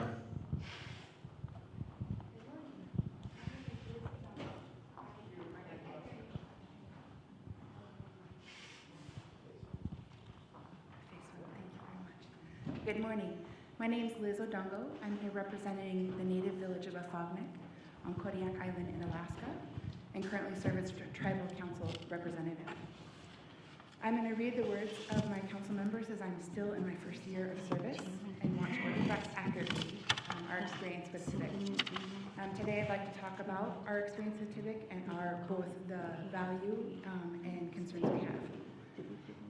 As we know, TIBIC's purpose is to bring tribal voices to federal partners. Our voices are needed in Washington, and this is a great way to make sure we are heard. This is one of the few ways that Native people are invited to take part in the budgeting process, and we want to make sure that TIBIC stays intact and is effective at its purpose. Here are 2 ways that TIBIC has been effective at their mission in our region. In Alaska, there's one statewide meeting per year that most tribes are represented at, and TIBIC presentations at those meetings are very important for tribal communication and information. Our tribal council and staff learned about TIBIC at a presentation by our regional co-chairs at this annual meeting 2 years ago. They should also present, and we request they present, at the BIA Providers Conference in Alaska. Thank you. Our TIBIC sends out a survey to all tribes in Alaska to rank the DOI budget items and ask other funding questions. These surveys are used to inform the budget recommendations they produce. This is the best way to collect this information from so many tribal organizations across our state. As with any initiative, there is room for improvement, and we recommend the following changes to improve the communication between TIBIC and tribes. Within Alaska, more than 200 tribes represented by regional representatives from all regions of the state. Our region, Kodiak Island, does not have a current representative. The BIA should be proactive in recruiting representatives for the committee. Representation on TIBIC is a way for information to move from the communities to DC and back. This will help with collecting feedback prior to meetings and providing information on action items after meetings. The Department of Interior should appoint staff to take notes and send emails following meetings to update tribes on TIBIC action items and decisions. That's something I've heard from both speakers so far this morning, a way to document and create institutional history of meetings, notes, agendas, etc. Despite TIBIC's continued advocacy for increased funding from tribal governments, the administration's FY27 budget proposes a $2.3 billion reduction from FY26. Accounting to a 12.9% cut to the Department of the Interior. This raises serious concerns that TIBIC's recommendations are not being adequately reflected in federal budget decisions. The Native Village of Afognik strongly opposes these cuts and recommends that the department ensure TIBIC's budget recommendations are fully incorporated into the administration's budget process and taken seriously as part of the meaningful tribal input. In addition to the need for stronger representation and clearer communication, it is also important to highlight challenges within the consultation format itself. The format for this tribal consultation has made consultation from our tribe and other Alaskan tribes challenging. The virtual participants are in listen-only mode. There is only one in-person event. There is a lack of information about the proposed changes that we're discussing, And while we hope to learn more about the proposed changes at this consultation, we only have one additional day to finalize comments before they are due. These factors that make consultation ineffective and silence tribal voices. The native village of Afognik is concerned that changes made by the administration has the potential to impact the budget-making process for the Department of Interior by changing the role and impact of the BIA's Tribal Interior Budget Council. We feel strongly this council must stay intact and improve communications directly with tribes by providing staff to send emails to tribal contacts and ensure that TIBIC members can be present at AFN, the Alaskan Federation of Natives Convention, and BIA Providers Conference to spread awareness of their role and the need to have tribal representation for each region on the council. Thank you so much for the opportunity to provide comments today. The Native Village of Afognik urges the Department of the Interior to protect the integrity of the TIBIC process, maintain strong tribal representation, and ensure meaningful consultation moving forward. Thank you. Thank you very much, Liz. All right, Victoria Kitchian, Tribal Council Member, Winnebago Tribe of Nebraska. And then on deck we have Raymond LeBeau, Chairman of the Sayan River Sioux Tribe. Sioux Tribe, sorry. Good morning, my name is Victoria Kitchian, Tribal Council Member for the Winnebago Tribe. The Winnebago Tribal Council thanks you for the opportunity to comment on the TIBIC process. At the outset, I want to emphasize, I guess Mr. Kirkland left, but if he was here, I would tell him we really appreciate the clarification that this is not a process to do away with the TIBIC. But with that, I also want to know what the enhancements you had in mind, because at this point, it's been communicated that we want to hear from you, but throughout the summer when these consultations were had and whatever happened in Tulsa, I wasn't there, that caused Billy's comments that we're mad. Of course we're mad. This has been really sneaky and lack of transparency. And so I just want to start off by kind of bringing the energy that we can't come here and act like it's all good and that the process throughout the summer went well. It did not. And there were inequitable opportunities to participate. Some regions had what do you call that? Remote, how do you say that? I'm losing my words. Anyway, you could call in virtual and others didn't. And so just to begin this discussion, I just want to emphasize that there are many reasons why we're frustrated. And I think that just saying that we're mad is really disrespectful. We've heard earlier the importance of TIBIC, the decades of work that have gone into what we have now. And although we've heard that it's not perfect, it's what we have, and it's what the tribes and the generations of tribal leadership have worked towards. And so I want to make sure I honor that and recognize that. But with that, I also think that the government, it's the responsibility to continue to engage in this process, and that the transparency that we're asking for and the accountability that we want built into the responses is something this process is giving us another chance to talk about. So although we do not want to turn it over to you and tell us what it's going to be, we definitely want this dialogue to be meaningful and to have true outcomes that are going to be representative of the tribal unmet need and not just another process to erode our needs. Efforts to preserve and strengthen TIBIC.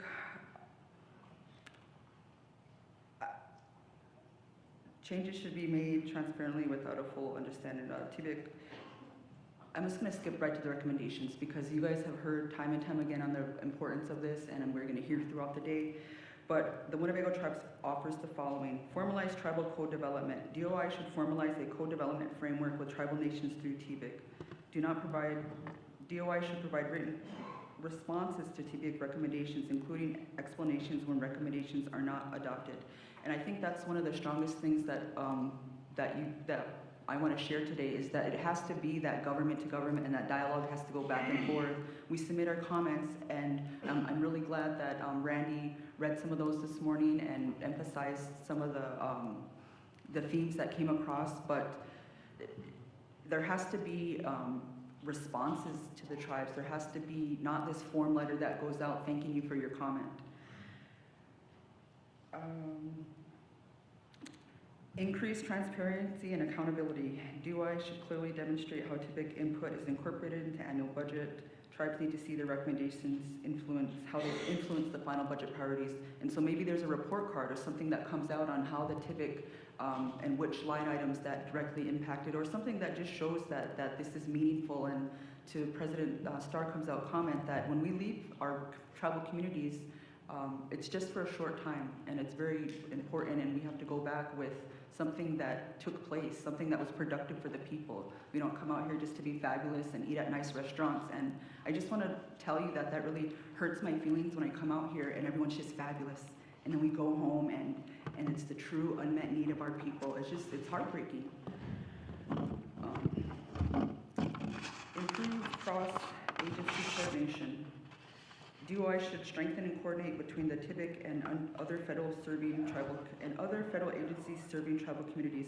Just encourage you guys to talk to your colleagues and step outside of your roles and have these conversations with those that are tied to this work. And the work is so interconnected that I think that you guys have it all within yourselves to make those relationships and or create space that can happen. Tribes are interconnected and more integrated in federal approach would improve outcomes. I missed one. Invest in tribal capacity. Many tribal nations face resource and staffing constraints and limit their ability to participate. Congress and DOI should provide dedicated funding and technical assistance to support equitable tribal participation. Earlier in the meeting, there was a comment made that maybe some tribal organizations are mad, and I don't think mad is even the word that we use for that, because it's really kind of cowardly that process would be eliminated without the tribe's consultation, consent, or even I guess awareness that there's no technical assistance that went into building this meeting out, and that in the future that maybe that org shouldn't expect it either.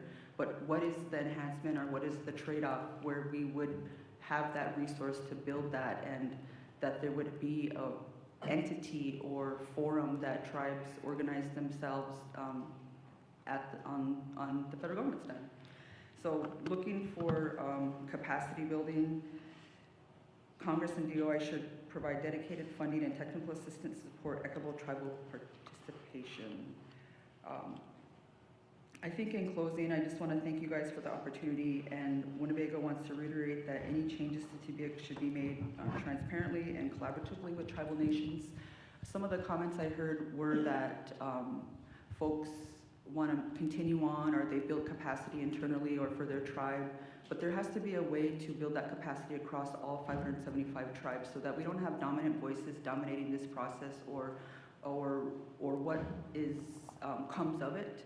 And going back to being a treaty tribe from the Great Plains area, our issues are much different from coast to coast, and want to honor all the leadership that have signed those treaties and continue to come to Washington, D.C. and make that voice heard through efforts that expand that voice and not have any dominance. So thank you.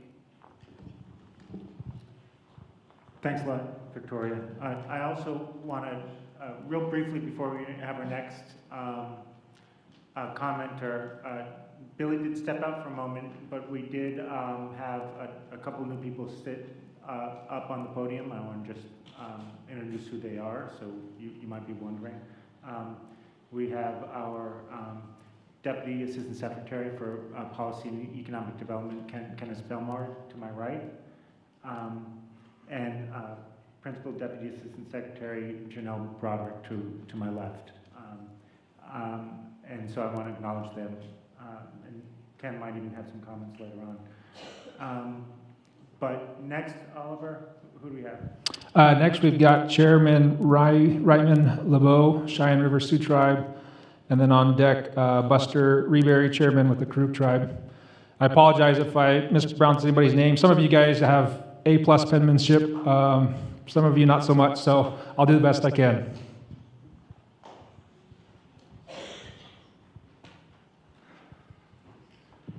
Midakiapi, Yuha Chante Washten Apet Chuzapalo. I'm Ryman LeBon, the chairman for the Cheyenne River Sioux Tribe, and I shake your hand with a good heart. So I thank you for the time today, and I appreciate the ability to comment and discuss the issues with TBIC. There are some very big, huge concerns when it comes to TBIC and its operations, so I'm pleased to provide you with our information.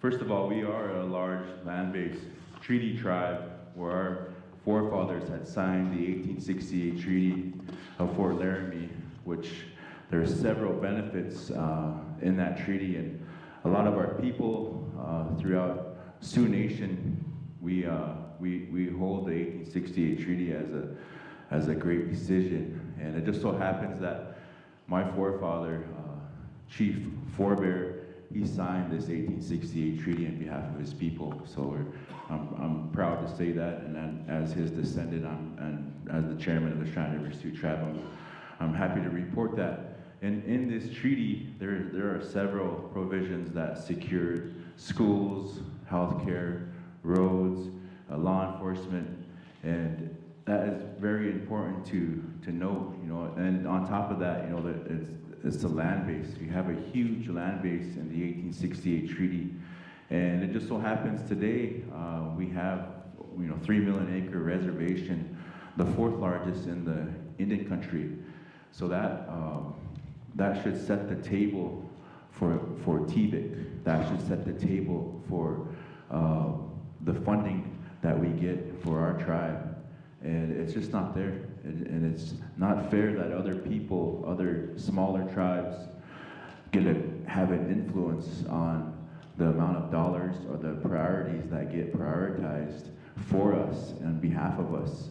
So that's a big issue when it comes to our tribe. And we're very rural. It took 2.5 hours of driving time just to get to the airport, and then we've got to fly, you know. So that's just to get here.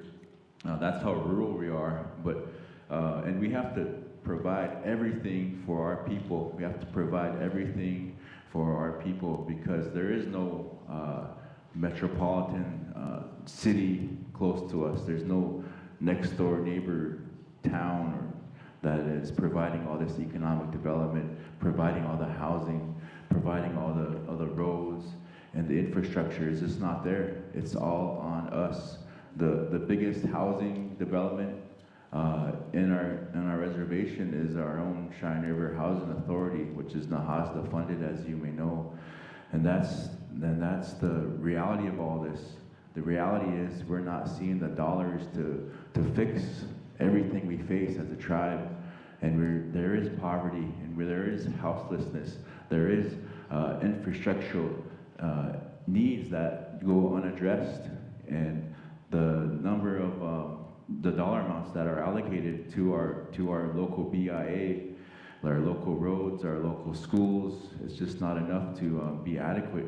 It's not enough to provide for our people, and that's the reality of it. And it falls on deaf ears when it comes to TBIC, because they don't prioritize us or our needs.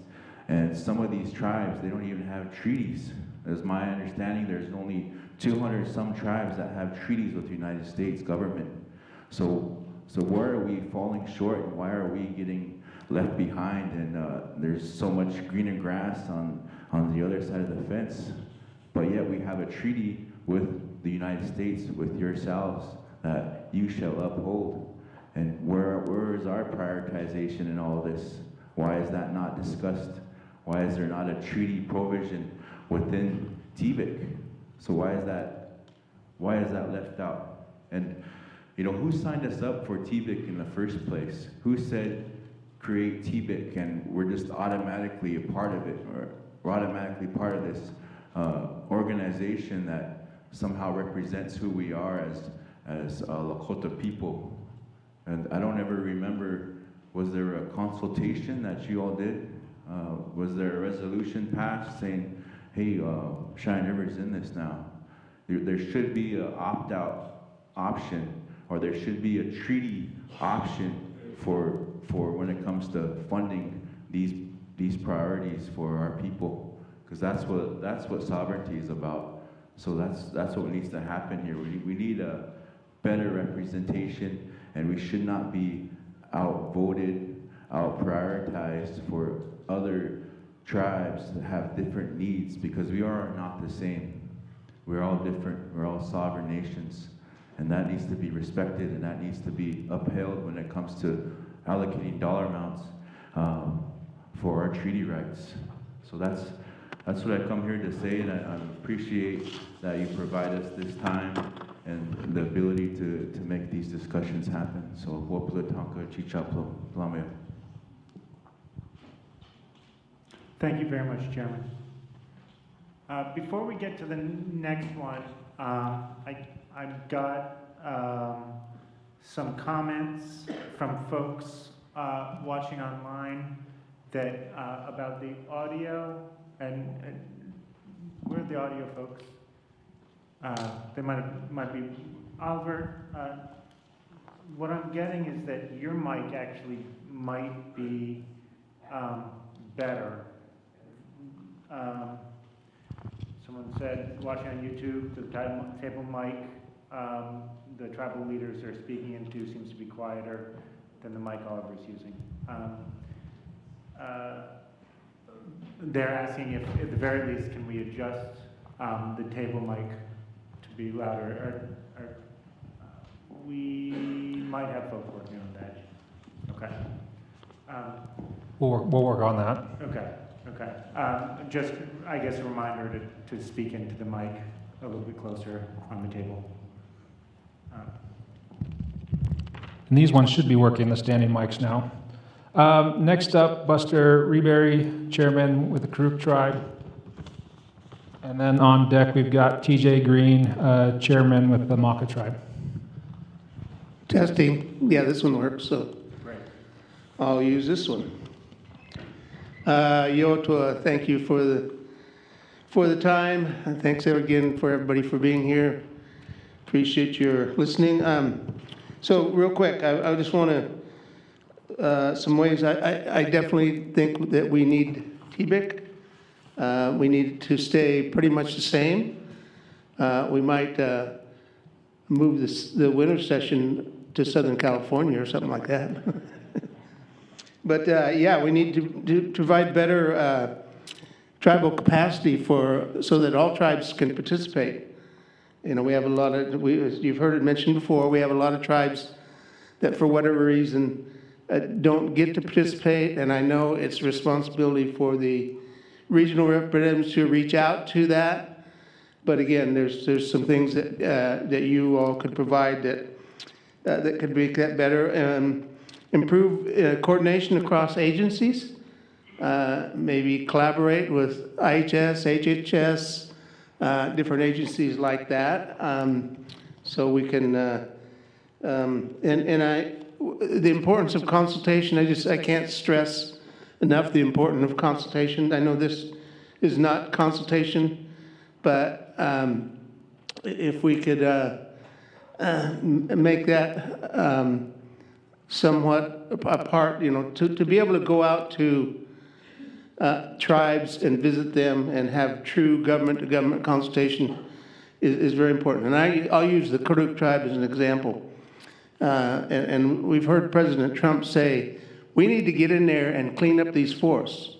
And what he's saying is just what the tribes in these areas, and not just the Karuk tribe, whenever forested areas, it was outlawed for the tribes to use fire to produce those fields more than 100 years ago. And they were actually thrown in jail if they tried to do that. Fast forward to past more than 100 years ago, we have these devastating fires you can't get out.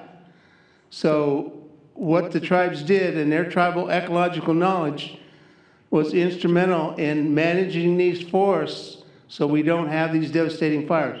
We need to get back to that. Basically what it was fire, not fire suppression, but fire prevention.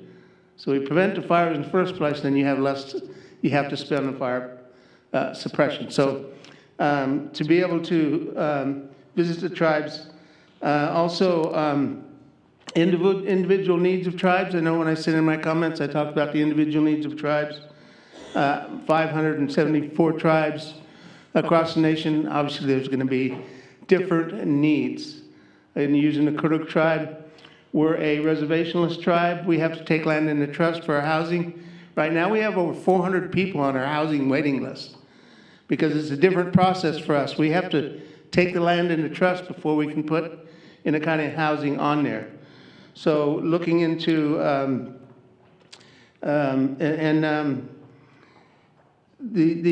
we talked a little bit about forest management, getting involved with that.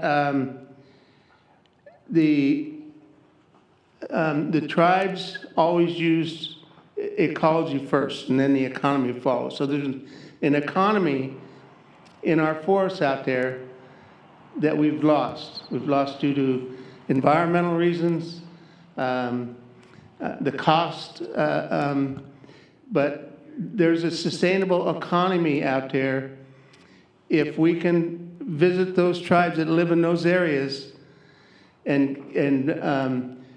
give the funding they need to do forest restoration projects and water conservation projects. The sustainable economy, once you build that up, then it's there to stay for generations. We've lost that, but it's still there. There's, if done correctly, those forests have to be managed.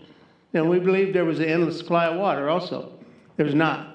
So water conservation projects have worked in the way of off-stem reservoirs, capturing winter water, using fire to burn off the foothills so we have a better snowpack, reintroducing beaver, different things like that. So I'm just saying we've been coming up with these solutions. And so in order to do that, we need TBIC. And the,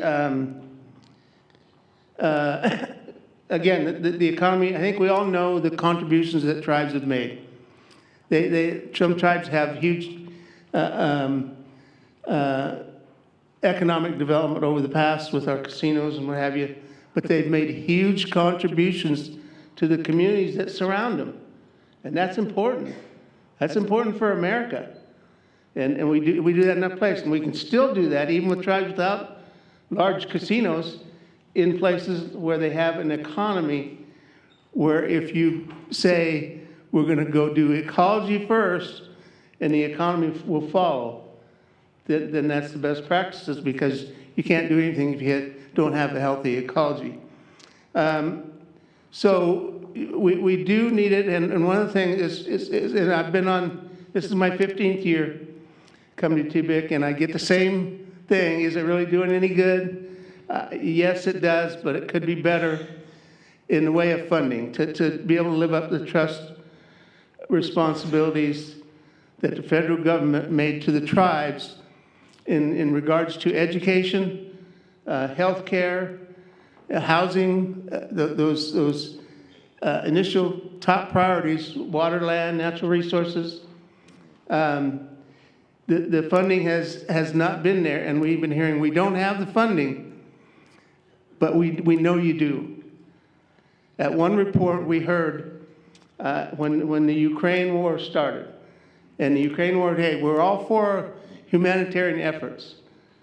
But it was a couple years after that that a report was that the funding that the tribes get is 1/10 of 1% of what they spend on helping the people in the Ukraine war for the first few years. And you should be appalled by that. So that number then has probably increased. So I think there's a way we can find to find that funding, and then what will help was to help these tribes who can create that sustainable economy for the communities that surround them. Thank you. Thank you very much. I think we got some new mics coming out.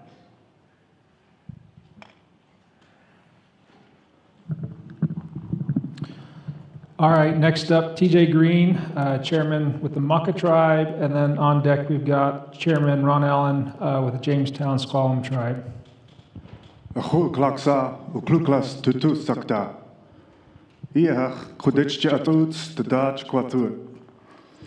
name is TJ Green.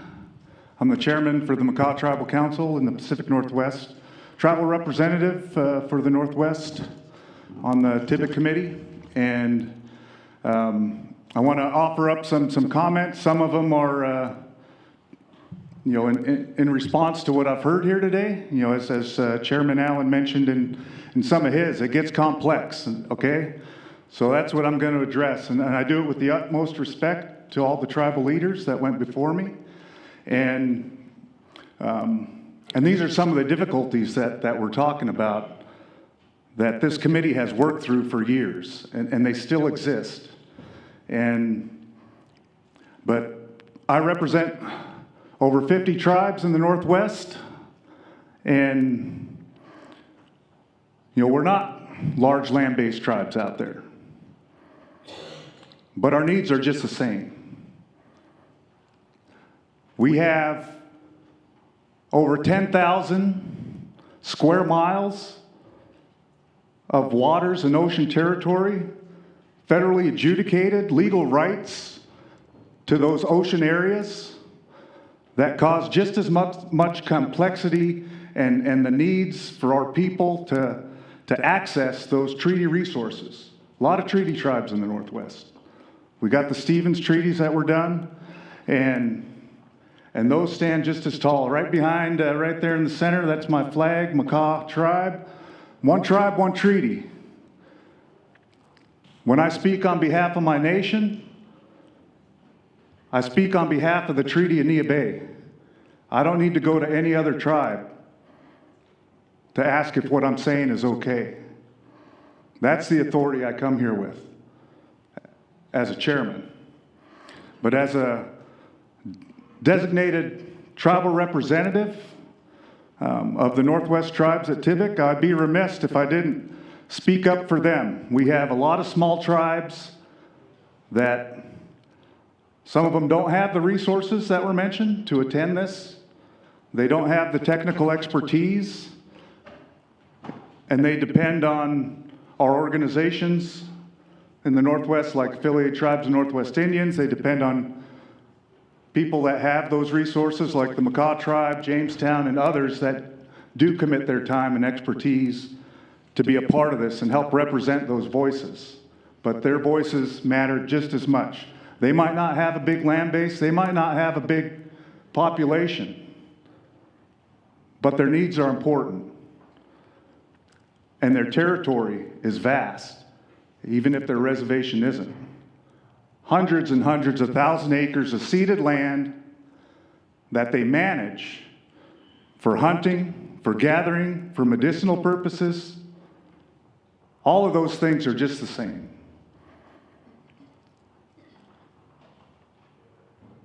So why is that a frustration?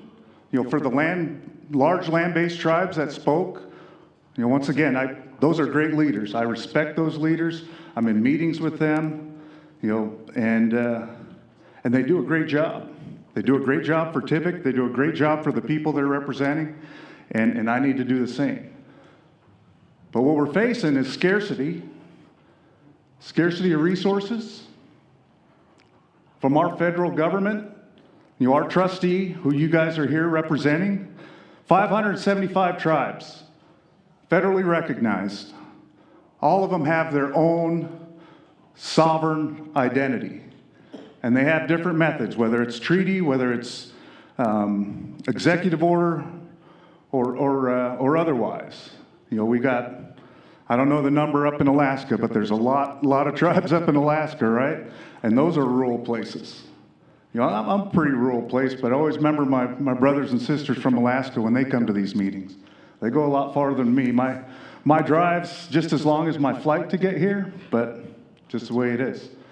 And every single one of those tribes, they have a sovereign legal right to voice their needs and to bring those to the table through a process.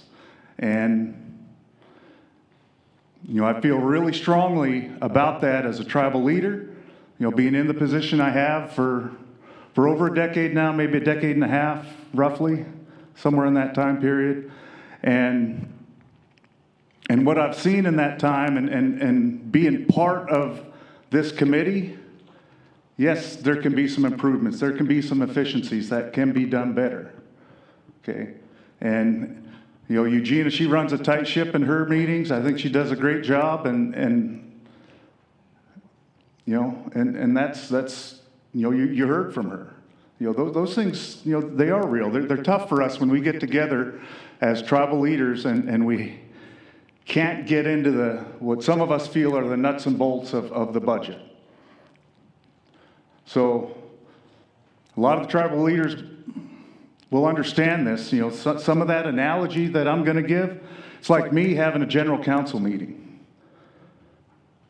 The general council gets to choose what they want to talk about at that meeting. They elected me. I got to listen to them. That's my legal duty as a tribal leader. And what they want to bring up and what they want to talk about, do I feel like we could have worked on some more important issues? Because I'm maybe more informed and have been working on that a little more closely.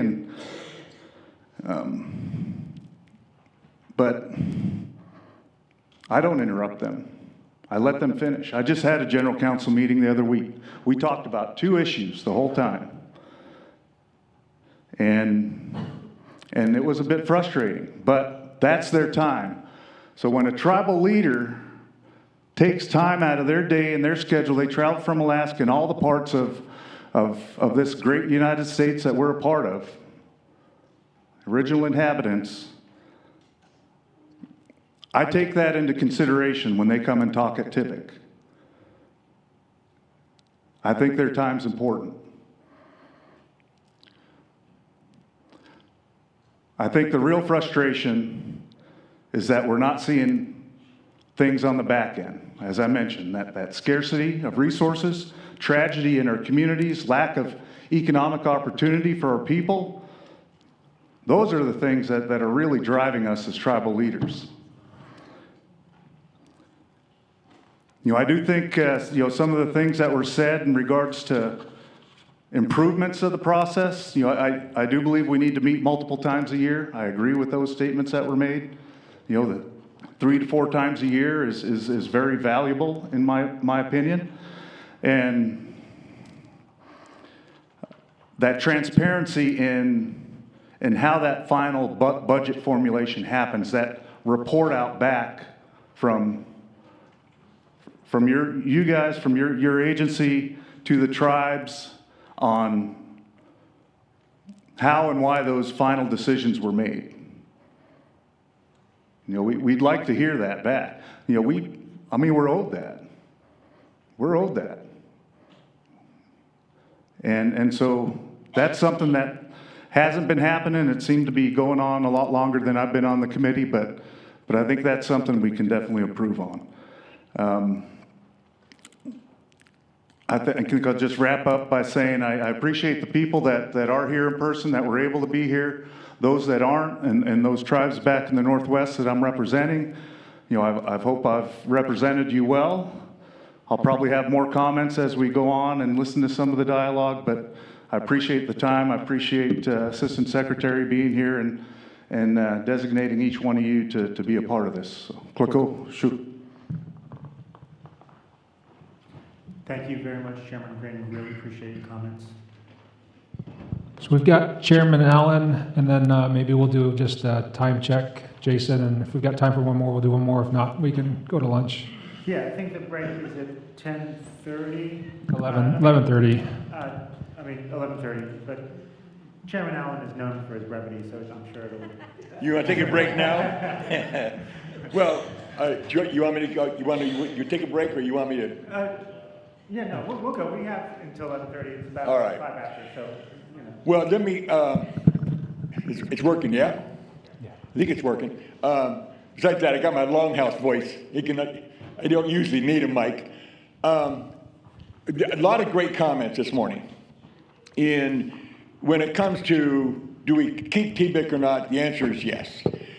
I mean, TBIC, it doesn't matter how, the origins of it. I remember when we did start it in the 90s, you know, during the Clinton administration, we basically were looking for a way to have better input on the budget. And over the years, it continues to evolve into what it has been in recent years. How can we improve it? There's lots of good recommendations to keep improvement. But what I said up front is it's so damn complicated. And from two perspectives. One on your side, and which many of us are concerned because you're not as big a team as you were a little over a year ago. You lost people. You lost people with institutional knowledge.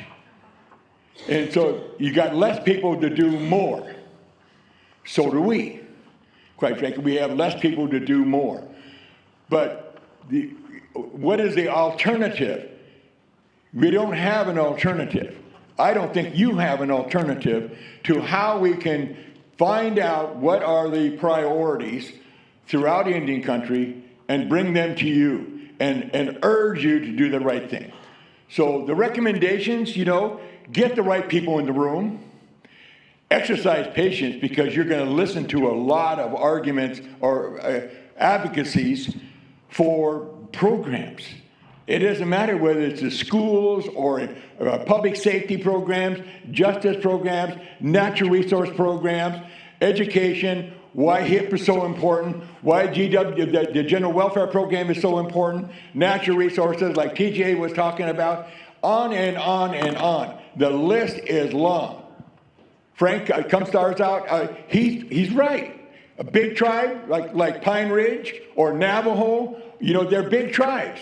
Ryan's right. Cheyenne River Sioux, they're big tribes. Crow, Blackfeet, they're big tribes and they have unique issues. But so do those small tribes. What is common among all of us is we're sovereign. And so, you know, I'm a huge fan of Alaskan tribes. The base funding, a small tribe, a small village, they need some base funding to do what they got to do to manage their governmental affairs. So we have to advocate for everybody in their unique circumstances. The committees, do we keep them? Yes.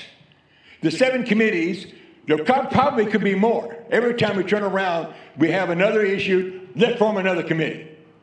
Well, you know, we started, you know, 2 days, then it was 3 days, then it was 4 days, and now it's 5 days, because they wanted to dive deeper into the subject matter. Because they got mad because we'd have a presentation in 2 days talking about everything, and we didn't have time to dive into it. Tell us why. What is the problem why you can't fund this program, or why you can't process the land in the trust process? They want to dive deeper, and that's what these subcommittees do. You dive deeper.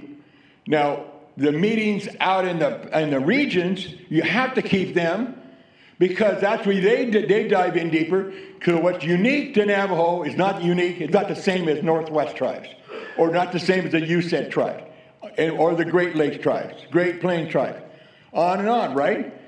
So you have to have those meetings and get them together. And you will not get everybody there. Guarantee that. We have been trying for years. There's all kinds of reasons why not. You just do the best you can. And you reach out the best you can. You're doing it, and we're doing it on our side as well. So is there a way to have a system where you're going to get communication from all 575? The answer is no. You live in a pipe dream. And so to me, you keep improving the system, finding ways to reach out, finding ways to report. If we send reports about what we did and what we recommended and why, and also feedback from you, why didn't you do what we asked you to do? Then you give it to the tribes and you explain to them why. You know, if they don't read it, that's not our fault. You know, we can't do anything about that. So the issue to me is that keep the system, keep improving the system, the protocols. You update the protocols. There's things in the protocols that we can improve on, and clarity about process, roles, and responsibilities. So those things can happen, and they should happen. It should embrace the fact that it's a partnership. And that's what the relationship is. It's a partnership. Your job is to be our advocates with Congress, or advocates with the department, and OMB, and the White House. So, you know, and we need to participate in it. We need to get those people involved. Justice should be involved. Department of Justice has programs over there that serve public safety stuff. Violence against Indian women and children. All kinds of programs that should be collaborating and coordinating with them. They should be in the damn room. Department of Transportation, they should be in the room. Send a representative in the room to talk about how they're going to coordinate with us in this very small budget with BIA. They should be in the room. So we just keep improving the system. You know, who should facilitate? I'm a big fan of NCI. You know, not everybody's a member of NCI. I get it. Your choice. But you have to have somebody who can facilitate. And quite frankly, my opinion is, I don't want meetings in here. I don't like to go through the damn security. You guys come to us. You pay for the meeting room, but you come to us to help facilitate getting in and out of these meetings, but bring the right people. Bring the people that are making decisions, that understand these programs, and help us get the information that we need so that we can communicate why is this program working or not working. Probate, what's going on? Well, quite frankly, we had X number of people, and now we're minus X, Y, so we got Z. We can't process as many. Somebody made a comment about that just the other day. So, land in the trust. That's a big deal to most tribes. So, the system, it could be better, but we just keep improving it. You know, and keep working it. Now, you know, I heard, should we have more meetings? You know, we're due 3 now. We used to have 4, but quite frankly, why did we narrow it down to 3? Because because nobody had enough time. Everybody got busier. The problem today is we are more busy than we ever used to be, and it's relative to our success. Now, we can be better, we can be more successful, yes, but we're so busy now, we narrowed it down and made more sense for all of us. It made more sense for you guys as well, made more sense for us. But we want to get a lot done. Now, my argument in terms of if it's not tribal specific, we each have a right to come see you. I can make a call, make an appointment, and I can tell you what my issues are with Jamestown. So this forum is really important. The idea, do we have the virtual option? It's expensive, and it's also awkward. And it's also sometimes hard to facilitate a dialogue virtual versus those that are in the room. Doesn't work real well. I mean, it's handy because of time, because of commitments and so forth. It's handy. It's a nice way to be able to stay informed. But when you're having a dialogue, or if I want to pull you off the side and ask you a specific question, you can't do that in virtual. So I think it should be a tool we can use. It's a matter of how can we use it? When can we use it? And so it seems to me that those kinds of options should be under consideration. I want to circle back to, you know, NCI. You want to put it out for, you know, let other people bid on it, fine. You know, but I can tell you that you need somebody that actually understands Indian country, the complexity of Indian country. And quite frankly, I think NCI has always done a good job. So I'm here advocating for that, to keep moving it forward, because you don't have enough time. You can't do it. You don't have enough time, and quite frankly, another third party can do it and has been quite successful over the years. Do we keep meeting out in Indian country? Yes. You know, go to Navajo, go to the Cheyenne River Sioux, go to Jamestown, go to Passamaquoddy up in Maine, wherever. So you get a feel for us and bring the team, not just part of the team. So that has to happen in order to make this thing successful. One of the things that's been a pleasure for me and an honor, I've been doing this now since the beginning, is you learn about Indian country and the complexity of Indian country. Frank says, come out to Pine Ridge. I've been to Pine Ridge. In fact, they always joke with me that Pine Ridge, you hit a pothole and you come out the next day. That's what you said, Frank. I mean, that was your joke. But it shows you how challenging it is. You go to Alaska, you find out how hard it is to get from one village to another. So it just, you learn about Indian country, and it's a real pleasure to learn about the complexity of our set of communities and what our challenges are, how diverse they are. So I just think that you know, we want more and more to come. I will say this also, even though we have a system where you appoint at the recommendation of the tribal leadership who represent your region, anybody can come to these meetings. You don't have to be a delegate. Quite frankly, you want to speak, we just say to the delegate, we let this person come and yield your chair. You communicate, you can coordinate. So we do have that opportunity. And I just think that we got to keep moving the agenda forward. We got to keep preserving your recognition of what the need is. We want 30 billion plus. Then you got to know why, and you've got to pass the red face test. So you need to work with us, you know, Tony, the schools. You know, how do I compare these schools with what's out there in the public world? So how do you compare per student counts and all that kind of stuff? So you have the right metrics to show why we should be at this level. We can pass the red face test, so we together can advocate for Congress. You got to pony up some more money for Indian country. And we're doing this together. You're an advocate. And you got to remember that and keep being be our champion. You know, Ken, you know, so I'm a big fan of self-governance because it's under our control. We can do it better than you. We know how to take care of our own people. So it's just a matter of transferring these federal functions with all the resources that go along with it. You know, I'm hearing challenges with regard to those tribes that have to renegotiate their indirect cost rate. They're at the end of their 4-year period, but IBC is not staffed up. They're not staffed up. What the hell? So now you're not going to honor our indirect cost rate because you're not staffed up to do the job to renegotiate indirect cost rates so that we get our CSC? That's not our fault. That's your fault. So you have to staff up to get the job done. So anyhow, I just think that with regard, do we keep it? Do we refine it? Yes, we do, all that.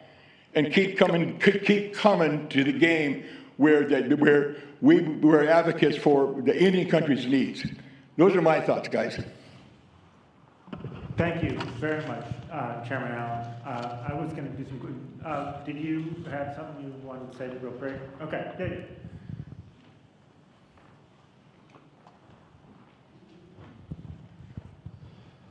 I concur with everything Mr. Allen said.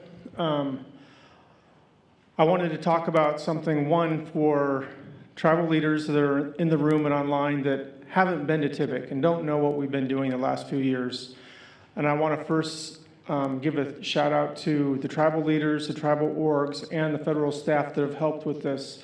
As I mentioned earlier, we went through a process to revamp how we work in TIBIC. One of the most recent endeavors, that was kind of the end of our process, the last few years, we've been taking line item by line item and getting national norms and using that metrics to find out what that value is for Indian country. And that has really pumped up what our proposed budget is by the billions. And that's where Ron's talking about the $32+ billion. And we've only made that adjustment to 31 line items at this point. And we did this, that is how we reconcile between small tribes and large tribes, that is what the average American is getting. And we know that that is a baseline, a floor where we should be starting this funding conversation from, because it's more expensive in Indian country. It's harder to attract labor in Indian country. And so we know that the cost will be greater than that, but that is an absolute floor. And we're demonstrating that we're woefully underfunded when we've only applied this to 31 line items and we're already at over $32 billion in the ask. And so I just wanted to offer that as some of the work that's been going on in Tivic for the tribal leaders that haven't been involved, haven't been particularly at the spring meeting when we do the proposed budget, which is missing from this agenda. Normally we put together a proposed budget which would be FY28. I don't see that on the agenda this year. I'm not sure how we're going to rectify that for FY28. I look forward to hearing what you guys are going to offer. Thank you. Okay. Thank you. Thank you very much, Rick. We have about 7 minutes. I think I'll wrap things up real briefly before we hit lunch. I want to say one thing I tried to open with, but might not have been as clear, or folks are still coming in, but I think it was Victoria that asked, from the beginning, the big, I don't know if place of distrust is the right word, but you were wondering, what's the government's position, right? Like, we're all coming out here, we're giving our positions, but we haven't heard much from you. And I do think, first and foremost, the most important thing is to understand where tribes and tribal leaders are with their interests in where Tivic goes next. The protocols are up at the end of the year. It'll be 6 years. They're supposed to be revived every 6 years. So, one purpose for this, when you asked about our position, one purpose of this was to start thinking now about what the protocols would look like in calendar year 2027, right? And it takes a long time for that to go through the process to update those if we get started thinking now. And I will say, aside from that, we've come in and want to think about how much cost we spend on stuff like this and whether or not we are effectively spending our money at these Tivic meetings. And maybe we are, right? Maybe it does take a full 5 days to get everything done, right? Maybe we should have a virtual component, which is costly, right? Maybe it should be in DC versus being out, coming to you all. I will say one of the things I do like hearing, the interest in coming out to tribes. One thing is it's cheaper than sending folks into, DC is an expensive place to hold. And so I actually think that it's a great way to get a lot of interest in place, right? Going out, and I would be a little careful because I'm just one person and I can't speak for all of us here. But it is good to hear some of these things.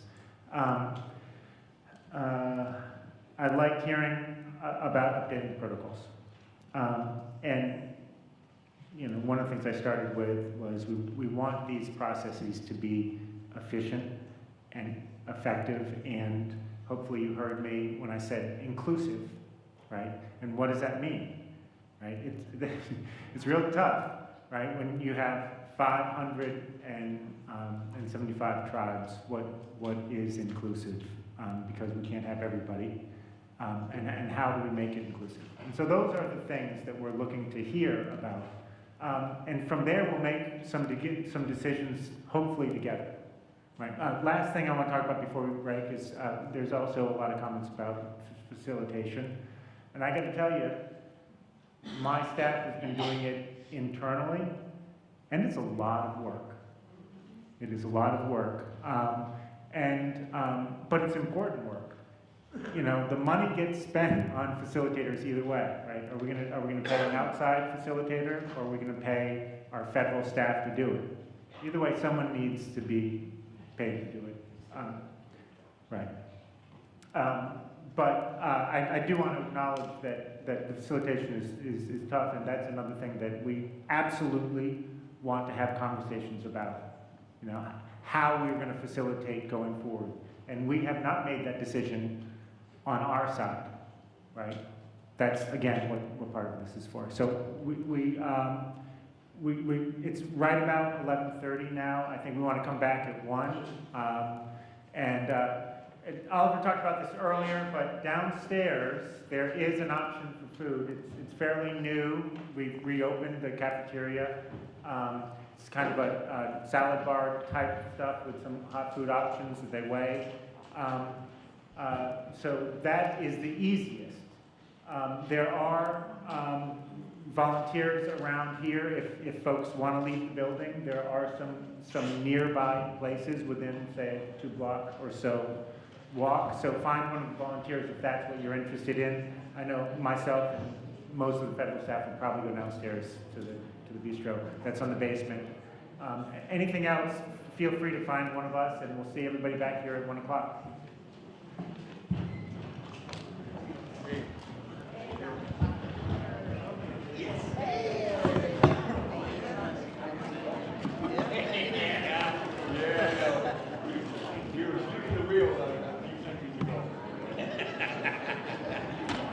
There's another one, 2 Chiefs American Hill.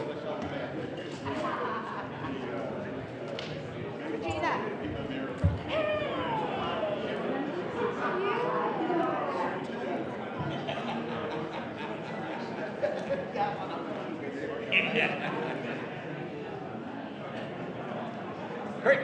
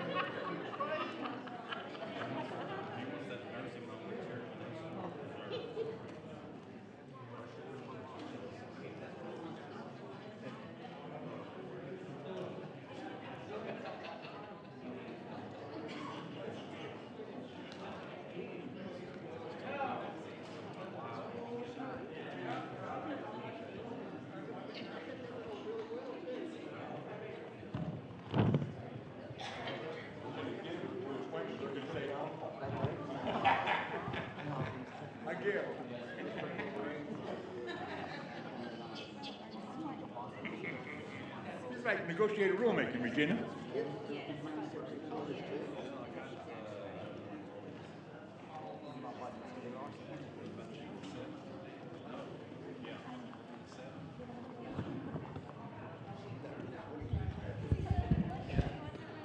Check, check. Good afternoon, everybody. Justin Giles, Muskogee Nation, Cherokee Nations. I'm the Bureau of Indian Affairs Museum Curator. I just want to take a moment while we continue to talk about budgets that the first floor Department of Interior Museum is open throughout the time here. So if you need to take a break, that's where the restrooms are. tells about essentially the story and the mission of all the interior, including they have some nice objects there on display coming from Indian country as well. I was also down in the gift shop, so that anybody needs an extra bolo tie or a Department of Interior pen, please feel free to head down to the gift shop down in the basement. That's open until 2:30 daily as well too. Lastly, as a curator here, I also am the steward of all the tribal flags in the Hall of Tribal Nations. If you do not see your flag on our inventory, which will be updated by mid-June, or actually on the flags right here too, I am the person to contact. If you don't catch me here today, I'm here all day tomorrow. But of course, always on our websites, Bureau of Indian Affairs, Hall of Tribal Nations, my work phone is right on me and saddled up next to me at all times, so give me a text or a call and let me know. We're trying to make sure that we expand and make sure that all 575 are here within the building of the Department of Interior. So, Mado, continue on today. Thank you.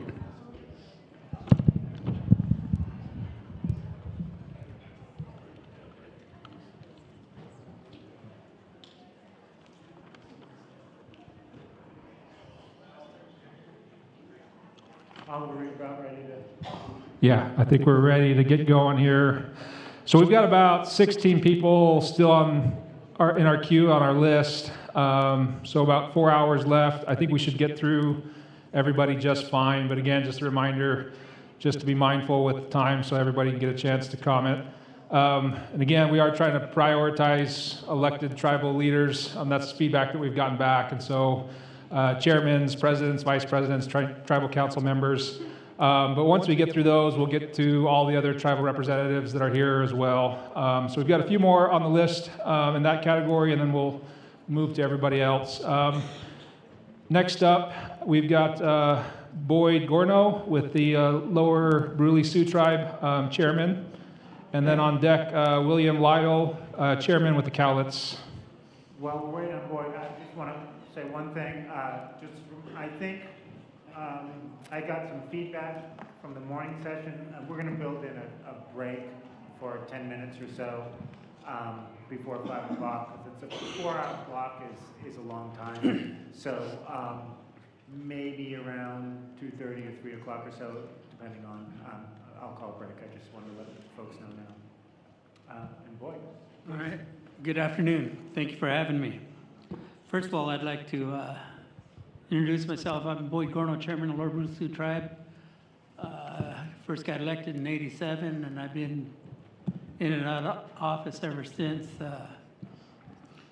And good or bad, I'm back in.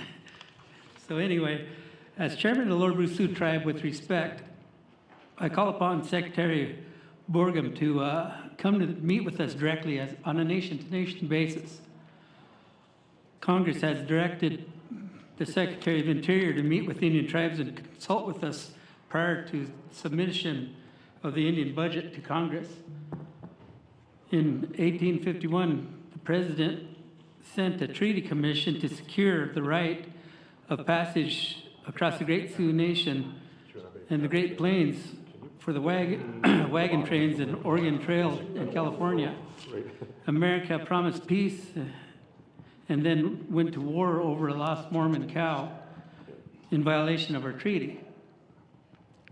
In 1868, America made peace at the end of the Powder River War, led by Chief Red Cloud, Crazy Horse, and the Great Sioux Nation to protect our buffalo country. Our people's home and our way of life, America sought us out under the peace policy. In the 50s and 60s, America sought us out once again, asking for our best river bottom lands along the Missouri River to protect our downstream neighbors from flooding. President Truman said Indians are asked to make a great sacrifice and they must be treated fairly. America still has not made us whole. There's much to be done to treat us fairly. In 1851 and 1868 treaties calls for consultation on matters of mutual concern and calls for federal government assistance to our Great Sioux Nation for agriculture, livestock, nutrition, they used to call them rations, healthcare, law enforcement, roads, housing, economic development, natural resources, water and land management. We need quarterly meetings with the Secretary on the budget and treaty administration. It's already been over a year since Secretary Stack meeting. He needs to schedule nation-to-nation meetings and fulfill White House, and have a White House Council meeting with President Trump to fulfill America's treaty responsibilities. Together, we can make our reservations livable homes, help our people prosper, improve our Native American way of life expectancies, and to meet America's promise. And personally, I'd like to, invite you to Lower Brule to see firsthand. We're getting a bridge to, secure that bridge to get there. You're going to be riding over probably the roughest roads in South Dakota. And when you get to Lower Brule, we don't have speed bumps because we got the roughest streets in South Dakota. And if you were there, you'd swear you were in Louisiana getting ready for a hurricane because of all the houses boarded up.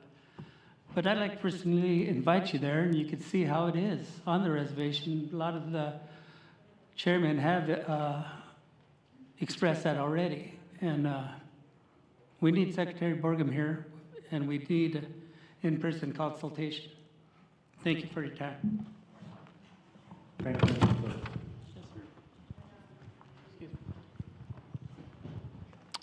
Clerk. Next up, Chairman Lyle with the Cowlitz. And then on deck, we've got Jeff Wokochi, Chief of the United Katua Band.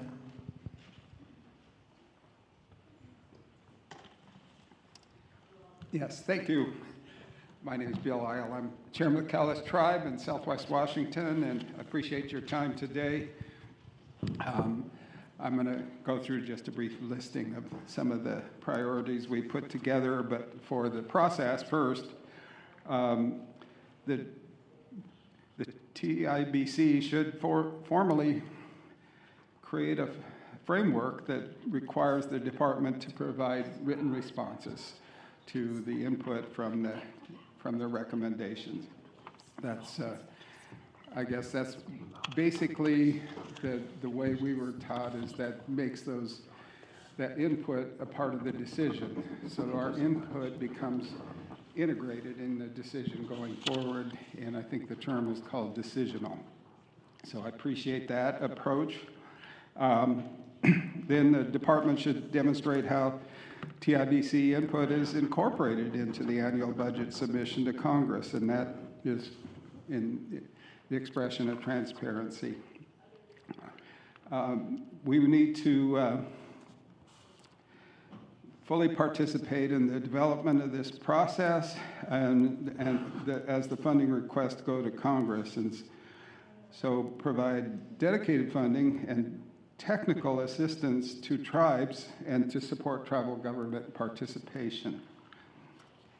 TIBC should be aligned with the intent of self-determination, and there should be a prioritization of base funding, program flexibility, long-term investments to support self-governance, and reduce reliance on competitive funding like grants. Strengthen the coordination between TIBC and other federal agencies.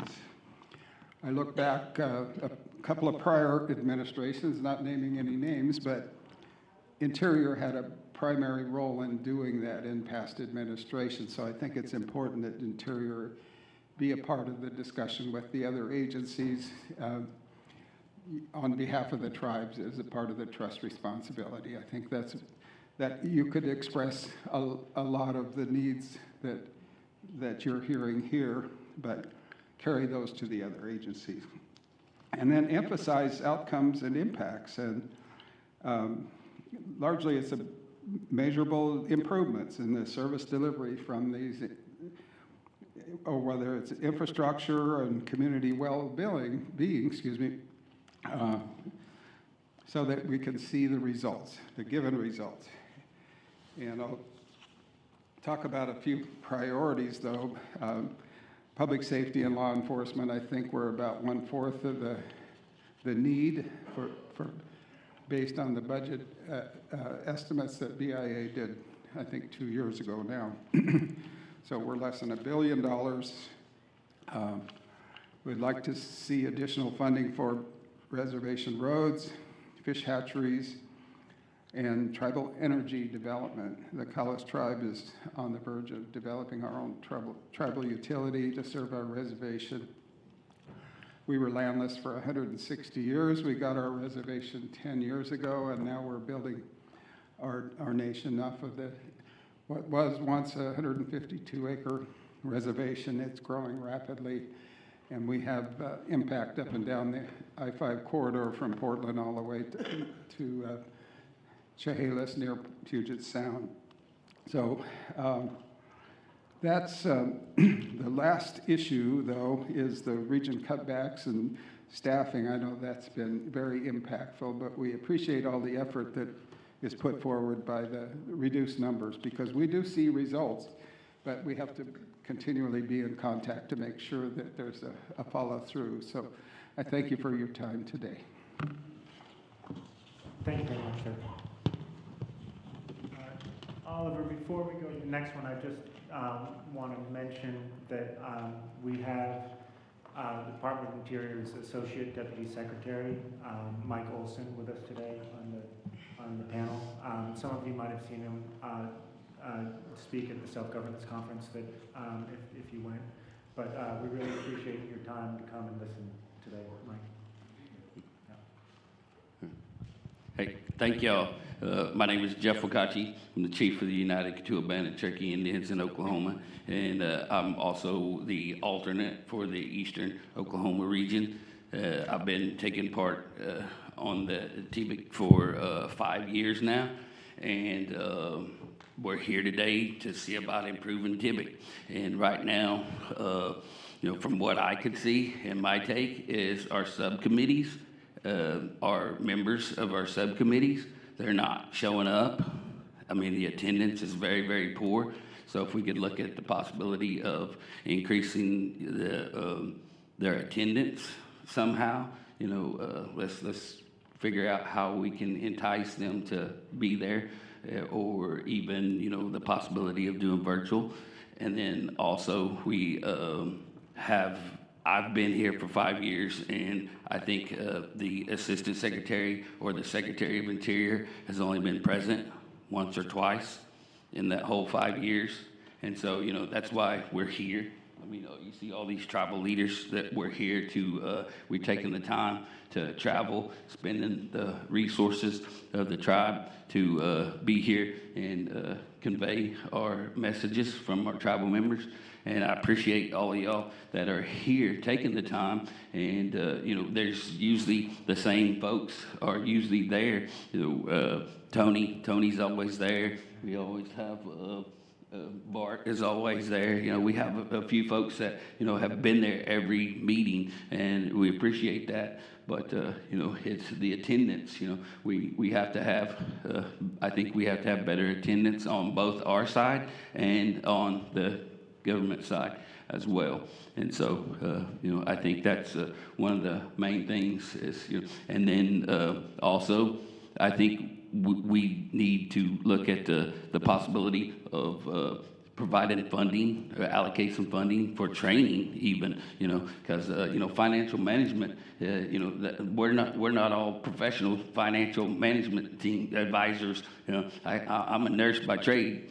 And, when it comes to a budget, I know my own budget, and that's for my house. And so, so if we could even look into something like that right there of improving our financial accountability on our side as well, so whenever we show up to these meetings, they are effective, and we are coming and seeing results. We had a meeting yesterday, and it was pointed out to us that from 2010 to now, we've only had a small increase on our budgets. It went from 2.5 to I think 3.2 I think. And it was pointed out that if every year we got a 3% increase every year, it would be well over $4 million throughout that time. You know, and that's something that, you know, we're spending the time, we're spending the resources coming and working on these budgets, but yet we're not seeing the results that we should be seeing.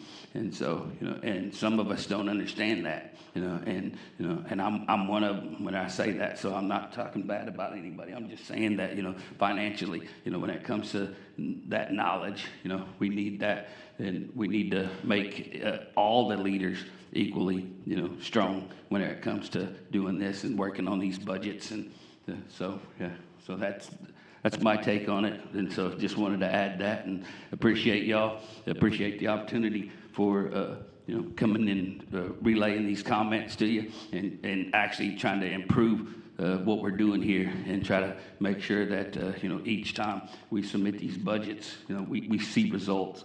And that's the main thing. So thank y'all. Thank you very much, Jeff. I really appreciate it. Next on the list, we've got Everett Ekdahl, chairman with the Keweenaw Bay Indian Community. After that, we'll start moving into the other tribal representatives that are here. Janice Taylor, treasurer with the Cherokee Nation, is on deck.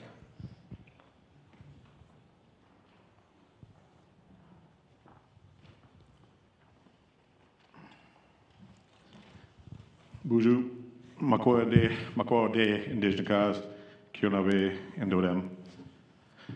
Everett Ekdahl Jr., I'm the president of the Keweenaw Bay Indian Community. Keweenaw Bay Indian Community is a small rural tribe located on the shores of Lake Superior in the Midwest region, where harsh winters and short summers create unique operational and infrastructural challenges. When considering budget process, the costs associated with providing essential government services, including law enforcement, like the guy from Oglala said earlier, law enforcement's huge. That's my actual job when I'm not an elected official. We run into, everybody's running short-staffed. I mean, when you got our cohorts on the state side giving out pensions, things like that, it's hard for us to compete, pull anybody from anywhere. Normally they're plucking the good ones from us. Natural resources, we're the stewards of our land. So we have a fish hatchery. Getting the monies for that's huge. I mean, because we're not the only one taking from that resource. We got our partners from the state, visitors, tourists, everybody pulling from it. So natural resources is huge in our area, you know, keeping our fish supply up, plant trees, all that. Everybody's been hitting on road maintenance. For us, we got our tribal court also, you know, taking care of our people, making sure our people get their due just in the court system. And then economic development. Do not scale down on population size. Smaller tribes still face the same core governmental responsibilities and regulatory obligations as larger tribes, often with fewer resources and greater geographic and environmental barriers. We encourage funding approaches that recognize these realities, account for the disappropriation costs rural tribes experience in maintaining essential services and infrastructure. We also support stronger coordination, consultation, and co-development with tribal budget committees throughout the budget formulation process, so tribal priorities, regional realities, and communities' needs can more meaningfully shape federal funding outcomes. Thank you for your time. Thank you very much.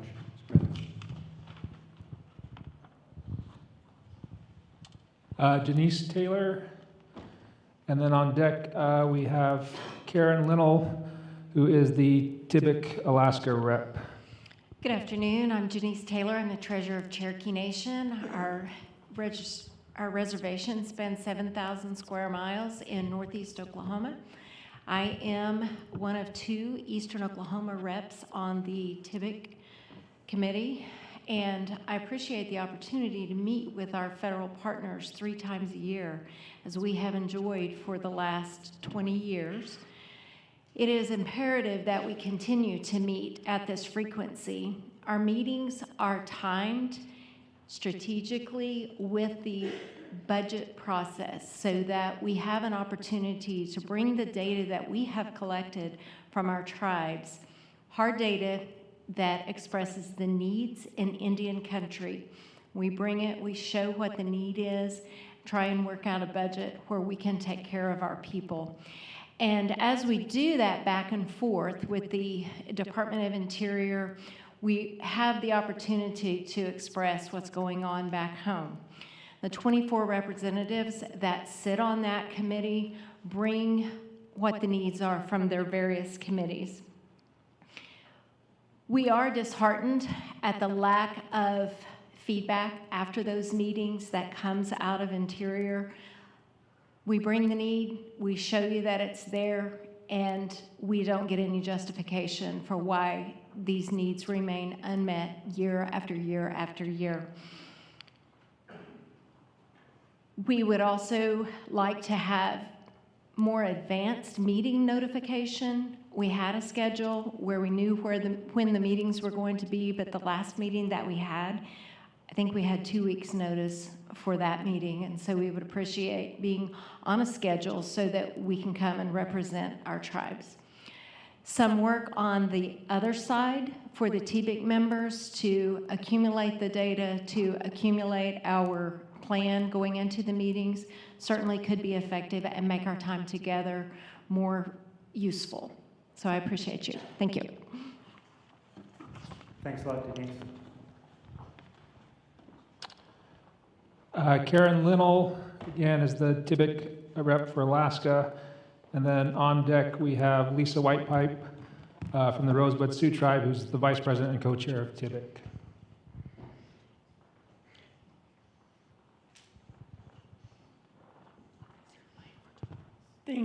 Thank you. I'm Karen Linnell, the Executive Director of Otna Intertribal Resource Commission, which is made up of 8 tribes. And I've been elected by those 8 tribes to represent the Otna region, with the 8 tribes there, to Alaska's TBIC. And from Alaska's TBIC to represent Alaska tribes here. I try to do my best to represent all 229 tribes in Alaska.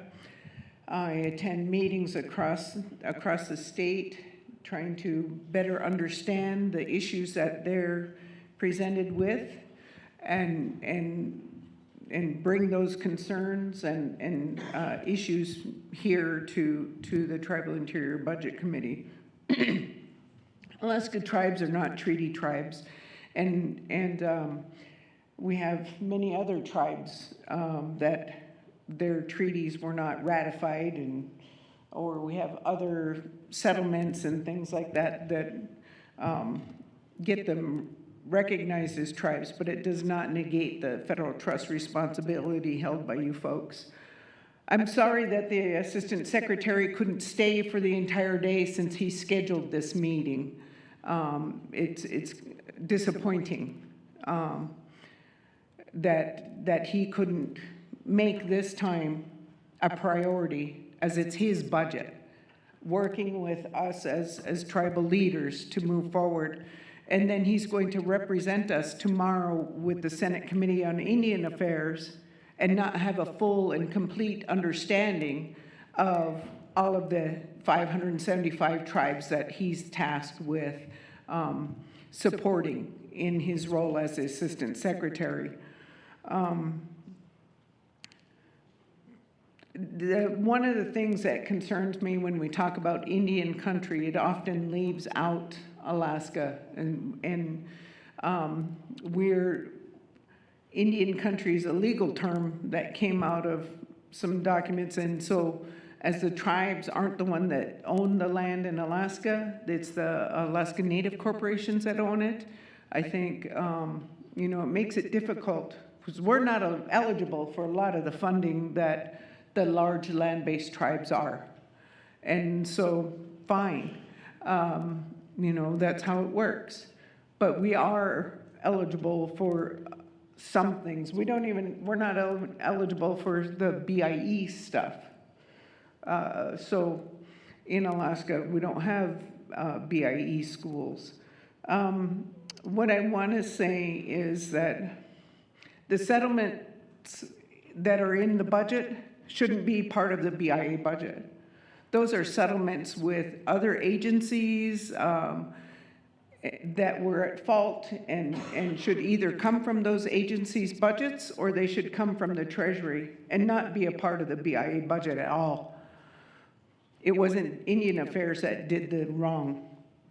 It was some of those other agencies, and so that, and those corrections and the lawsuits and settlements there, that should come from their budget or from the Treasury. I've been bringing this up at the TBIC for quite a few years now.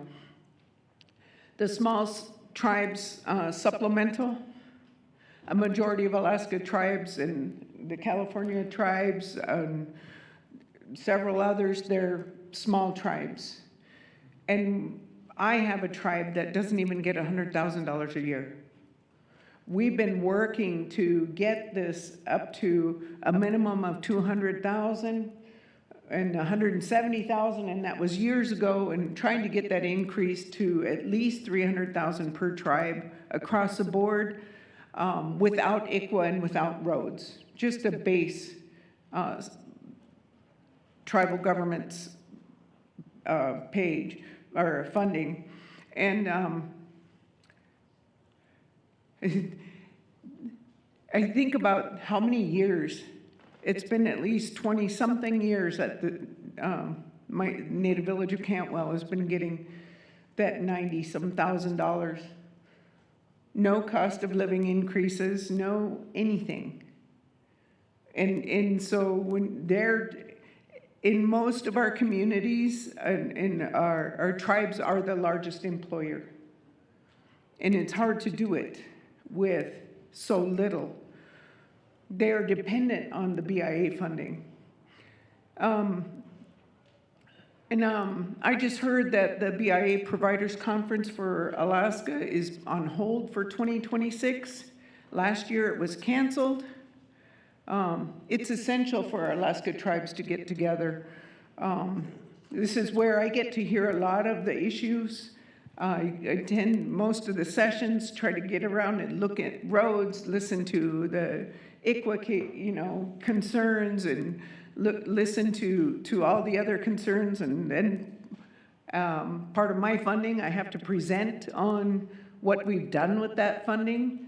And that's where Rick and I get to talk to them about the budget process and the ranking tools and that type of thing. We do get invited to the Tribal Unity group that meet during the Alaska Federation of Natives conference the day before that, so we're able to talk to the tribes that are in attendance there about TBIC and how important it is for them to participate in the process. And then I want to speak to NCAI as a facilitator. When I first started this 8-10 years ago, NCAI was staff were extremely helpful with helping me to understand the process. Did a little one-on-one, sit and, where can I find out more about this? And they'll point me to the right thing or send me a link so that I could understand it better. And they are able to coordinate this. Right now, you guys have enough to do to try to do your day-to-day job in helping to meet our needs and our concerns. I just 2 weeks ago got my my funding for last year. 9 months plus later, I just got it. And there are many tribes still waiting. And then I see that a major section that I've been advocating for is not even in the Green Book this year, and that's a TMDP section on Alaska subsistence. The Federal Subsistence Board, which BIA has a seat on, really is tasked with by the Secretary to fight for and help govern over our hunting and fishing regulations. Alaska Native Claims Settlement Act was supposed to include our hunting and fishing rights, and in the 11th hour was changed by Congress to eliminate our indigenous, our Aboriginal hunting and fishing rights. And so we have to go through this regulatory process. And the BIA, and it's BIA, Bureau of Land Management, U.S. Fish and Wildlife Service, National Park Service. Who am I missing? Agency folks. And they change every administration. When we get a new president, new regional directors are appointed, and we have to re-educate them on what's going on in Alaska. I spend a lot of my time at the Land, Water, and Natural Resource Committee educating them on what happens in Alaska and how that complex the land ownership is, the use of the land, how we can't manage wildlife on our own lands. But after 5 years of negotiating with the 8 tribes that I represent, we were able to cooperatively manage federal lands in our area. So we can't manage our own land, but we can help them manage theirs. This is the process and the complexity that we have. And this last few months, I've been defending our rights to participate in a federal process to grant a rural priority, not a tribal priority, because ANILCA also got diluted and diluted our tribal rights.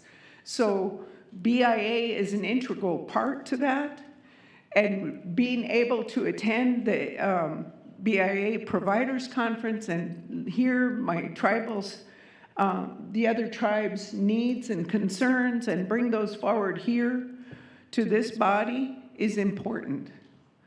Small tribes funding and that baseline is important. I see the pay tables aren't in the Green Book this year. The OSG pay tables were not in the Green Book for the last 5 years. And year before last, I finally got a pay table so I can check on my self-governance tribes to make sure that they were getting their increases for that small tribes funding. And the table they gave me was 3 years old. It shouldn't be that difficult. We're here to represent those people, those tribes, and through this process, do what is best for all across the board. I get to share Chairman Atterbury's story on traditional knowledge in forest protection when I talk to others about using indigenous knowledge to protect our lands, to do things. And I get to, and through these processes and subcommittees, we get to learn more about each other. Eugenia talks about young people in public safety and getting them, trying not to lose them from the age of 18 when they graduate from high school to the 21 when they're eligible to participate in the tribal police. Those are important things, and those are stories that we share to help move forward. So those subcommittee meetings are important for you guys to understand what's happening in Indian country, in Alaska. Cutting it down to nothing, how can you defend what we're doing? How can you fix anything when, and know and advocate for a budget? Because that's your role too, not just what OMB wants. You need to be advocating for the tribes. You need to be advocating for these things that we've been asking for years. just yesterday, I was looking and heard that in 10 years since the 2016 budget, we haven't even gotten the cost of living increase in that budget. We went up half $500 million in 10 years, and that does not equal the cost of living increases. The tribes have always done more with less, and I think that we've had to learn to be economical, to be creative in thinking outside the box and trying to match funds everywhere to make it happen. I have some Alaska representatives here, and one came from King Cove, and it was $2,000 for her to get from King Cove to Alaska, to Anchorage. That's not Anchorage to here. It's an additional $1,100, $1,300 to get from Anchorage to here. She had to leave on Friday so she could be here on Monday. These are the things that we do, and I stay till the end of the meeting. So does she. We don't leave until the meeting's over. And we have representatives here, our federal partners, that can't make it to their own meeting and stay through the whole thing. I bawl out our tribal members and our other tribal partners for leaving early too, you know, because they live on the same coast, and I tell them, if I can stay here and take a full week out of my family's schedule, miss my grandchildren's promotion tomorrow, to be here and stay and speak up for the 229 tribes in Alaska, you guys can stay here and listen to what we have to say. You need to be the voice for the tribes. And I think that the TBIC should not just be an advisory to the budget process, but we need to be co-developing the budget and moving forward. We need to see the changes in the budget that you guys make and the justifications for why. Because every budget that we put forward is not what gets put forward to the appropriations, to SKIA, and there's no justification brought back. So when I'm telling my tribes, hey, you know, we got the small tribes up to 300,000 base funding, and then the tables still say the same. They can't see it, and they're not seeing it in the funding that they get. So those are the things and concerns that I have. Yes, it's a long, drawn-out process, but I can share Eugenia's story. I can share Chairman Atterbury's story and take that home and advocate for my relatives from the South.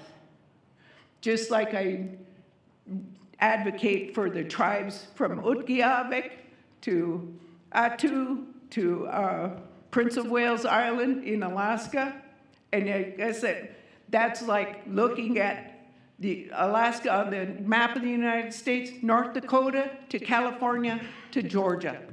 That's the breadth and depth of and distances that Alaskans have to go to. It's cheaper for me to come here than to go visit my own family in Southeast Alaska. That's what it is, and that's what the cost of living in Alaska is. And so for me, I see possibility for changes, and I will hold you accountable, and I may bawl you out, but I'll also defend you too. So, but we have to have this relationship, and we have to be able to talk through things, because I think it's important that you understand where we're coming from so that you can do your job better. That's all I have. Thank you.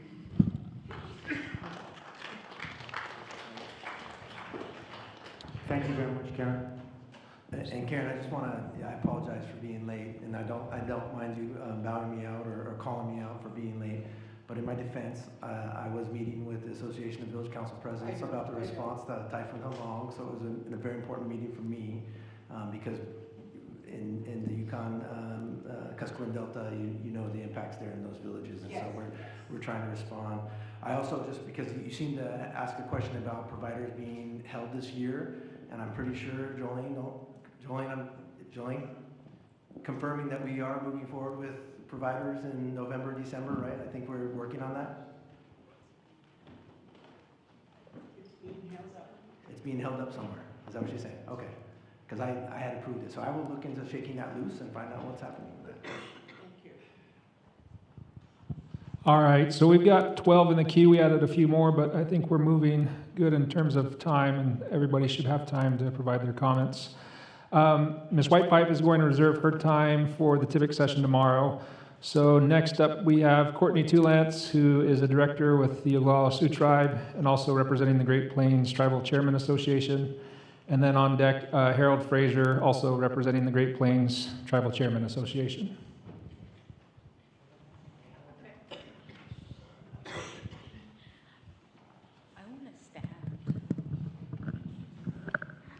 I need to stand, but those seats are bad. I know I'm short, but still. My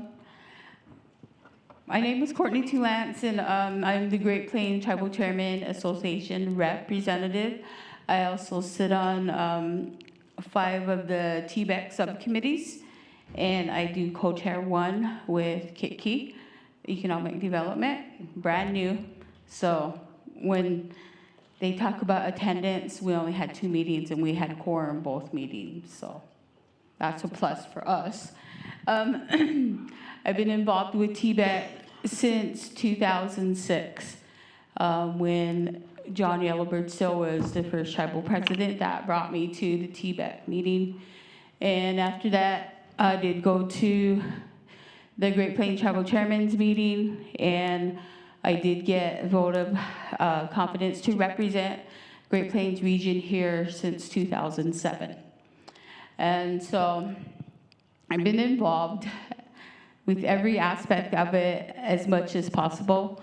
With my tribe, I have 63 programs, and we have 21 BIA-funded programs, 638 programs.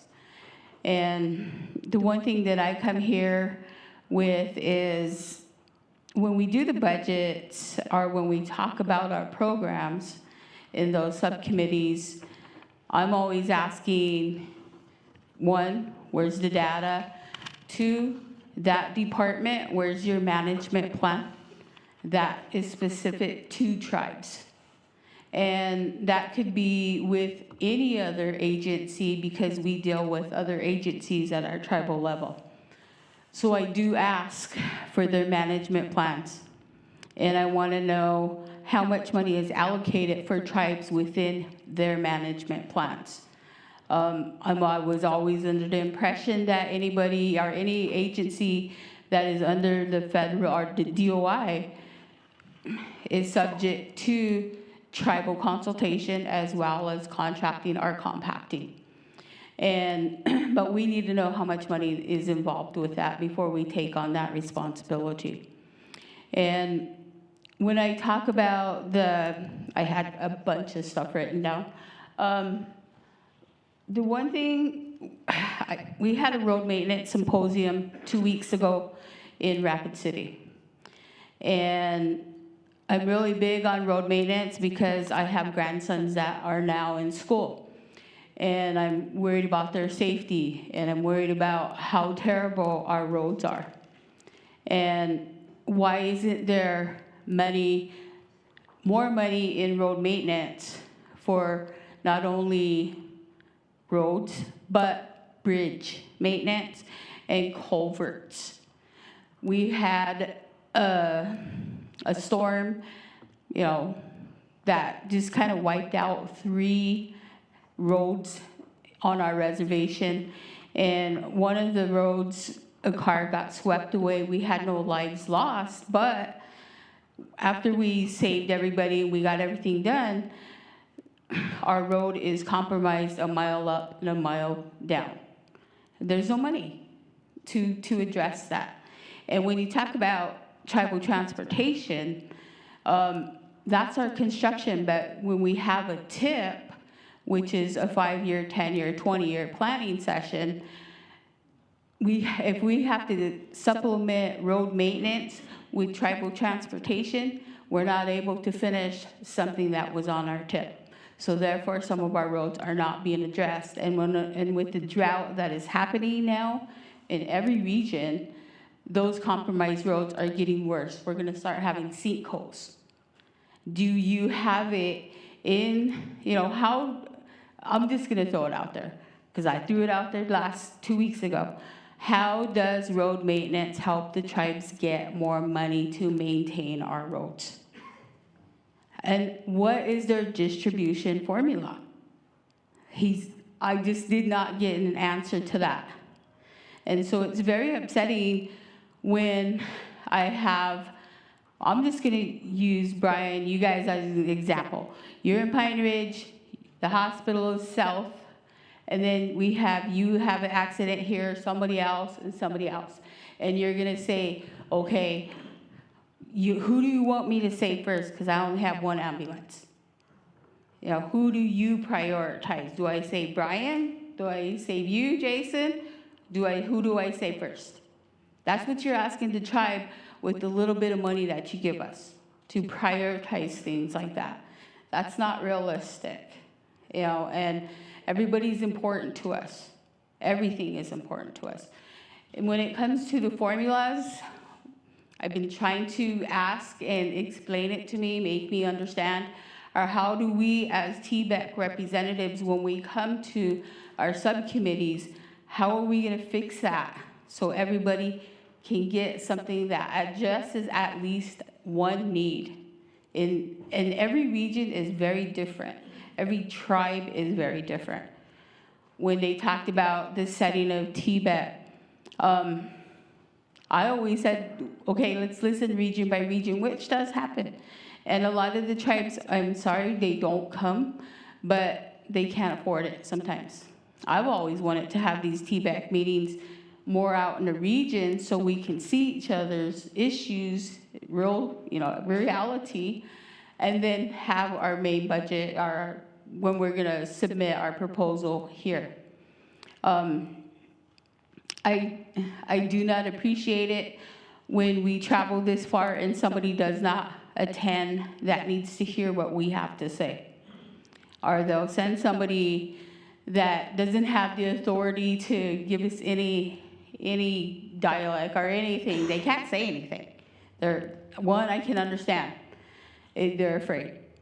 And they don't want to say something that the tribe will take to heart, because when we come to these meetings, we do come here with everything that is bothering us or everything that needs to be addressed. But you send somebody to us that doesn't have that authority to answer for you. That's something I don't appreciate, because we spend what little money we do get to make it to these meetings. And when we were in Bismarck, they talked about the strategic plan for DOI, our BIA, and the tribes. We didn't see it.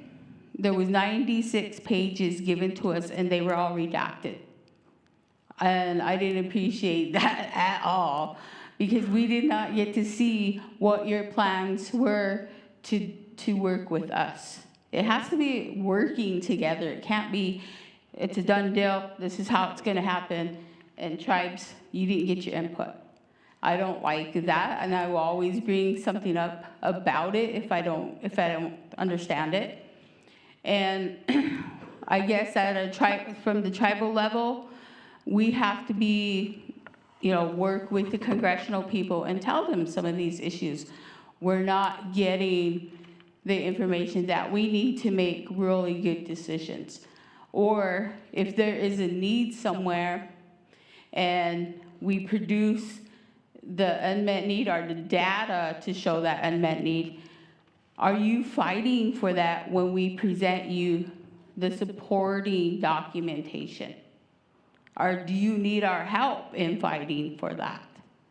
Because, I tell President Starr comes out, we need to talk to our congressional people about this, this, and this, because there's not enough money asked for at the BIA level to address that issue. So how do we do this, or how do we really, really work together in getting these things addressed? I always wanted to see performance-based budgets, because you can give some money and it's not going to be enough.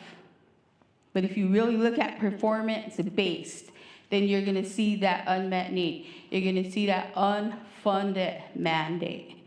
I talked about tribal courts, that they have a lot of unfunded mandates. And public safety, it was addressed, but there's a generation that is coming up that we just don't have the money to help with dealing with their issues. It's our youth, it's our teenagers. And there's so much things impacting them. There's so much triggers there that we're like, IHS, you have the bigger budget, come help us out. And it is hard, because I would like to see IHS here too sometimes. We have issues that need to be addressed. But you guys don't fund that part of it, IHS does. And there should be other federal agencies that come to TBEC that we need to tell them, how are you going to work with BIA, with the tribes to help our people? There shouldn't be that separation, or I just don't see it, because as I was growing up, you have a treaty, this, and who's responsible for this? Who's responsible for this? And it's always like, oh, well, they're not under the BIA. BIA, you're not the one-size-fit-all. You're supposed to connect us with everybody so they can come help us. And I think that needs to happen in future TBEC meetings. I've never seen that real problem. Everybody always teases. I do put things out there. Like I said, if I don't understand something, I'll throw it out there. And my biggest, everybody gets a kick out of it, but my biggest fight is with Ron Allen. But we get along fine. We have our differences, but we get along fine. And we both understand we're here to advocate for our tribal nations. We're here for the people. And I'm not going to forget that I'm responsible for my grandkids. I'm responsible to think 7 generations ahead. And so that's what I'm going to keep to task with TBEC. And I guess my question is what is your plan? What is your input for TBEC? What do you want to see from the tribes to help you, to help us? And anytime we ask for something, I really, really would appreciate it if you would at least make the attempt to get me the information I request. Not just, oh yeah, we'll get it back to you, or, oh, and I'll keep bugging. I will keep bugging. And so, but as for the TBEC process, I've been here for a long time. I've met some really great, smart tribal leaders. And what happens is we have our differences, we have our conversations, but we come up with at least one thing that this is a priority. And that's to try to increase the budget, to get those services out there, and to take care of our nations. But thank you for listening.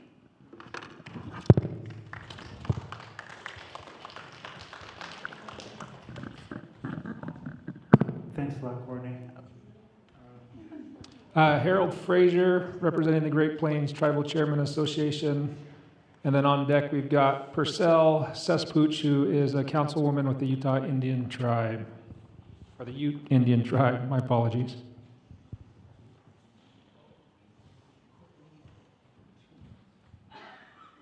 Is Mr. Frazier here?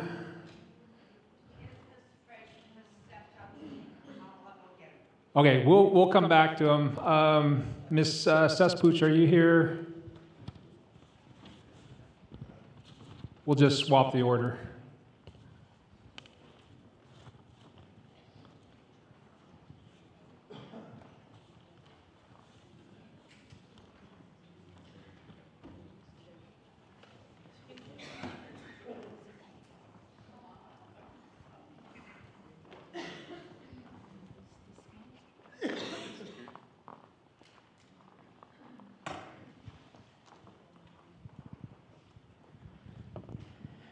Thank you. Thank you for having us. This is also Mike Natchez, our Vice Chairman for the Ute Indian Tribe. As we sit here, we listen to everybody, every tribal member. Canada, Miwan, Nuchus, Mudakachu, Kantu Uwastiri, Kanakava. Listening to our people, the tribes that talk their language, the culture, their children, they're the ones that's suffering. And you guys are sitting here at the top to make that decision for all of us. To me, when we talk about these small tribes, you got the large land-based tribes. In your policies, I would like to see that you do a percentage. So if there's a small tribe with only, 100 acres or so, I would recommend that you give them 1% of the budget, or 2%. With the landlord-based tribes, they would get 20, 30% of the budget. I would like to see that with the landlord-based tribes as well as policing, you got 400,000 acres with only 3 tribal cops, 3 BIA officers. You know, when we talk about our history, our ancestors that fought, Saib, Creator, has many names in different languages, we call him. Created us from the ground up, Mother Earth. Then Calvary come in. Then BIA put us on reservations. So it was you that created this to make your obligation to the tribes. As we come before you, we're not charity. We're not handouts. We're just asking for what is ours, what's rightfully, so that we could carry on and protect our lands and have that money source so that we continue to make our reservations prosper with this money. It ain't something that we don't take for granted, but we utilize as our tools to better our reservations, help our people out, and it's the decisions of you people, Miwani. And today, as you heard all these leaders, I hope you take everyone serious, because we're leaving our lives in your hands. We're leaving our people, our children, in you guys' hands, so that you guys could help us in that way. Many good words were said here, and I know it's tough, especially with the federal tribes. NCIA is a joke, because they forgot where that started from. Now they're doing state tribes. And that's not good, because now you got 2 jurisdictions, and who's gonna fund one or the other? And that's what us federal tribes are against. When we've been here from the time it started, from the time that we were created a long time ago. We got history. We got trauma as Native people. And I just want to say that much into consideration, and that you guys do it by percentage, because to me, it ain't fair when a small tribe gets more or equal, because you got the large land-based tribes that really need it, that are hurting out there. Like I said, there's a lot of crime, drug, alcohol we have to challenge, and it's hurting our people. So we do need the policing. We do need that support. We do need that help. And I hope you guys give it to us in a good way. And I'm turning it over to our vice chairman here to go ahead. Yeah, Mike, good afternoon, everybody. And as stated, my name is Mike Natchez, and I'm honored to serve on the Ute Indian Tribe Business Committee as the UN Band representative, and also the vice chairman of the business committee. And really what we're here today for is to advocate for the large land-based treaty tribes. And it's really about the federal government upholding those obligations that they have to tribes, to the obligations that were put forward in treaties, because a lot of those treaties, they were paid for with blood. And as our councilwoman here stated, it's not about asking for any more, any less, just what is actually owed to us.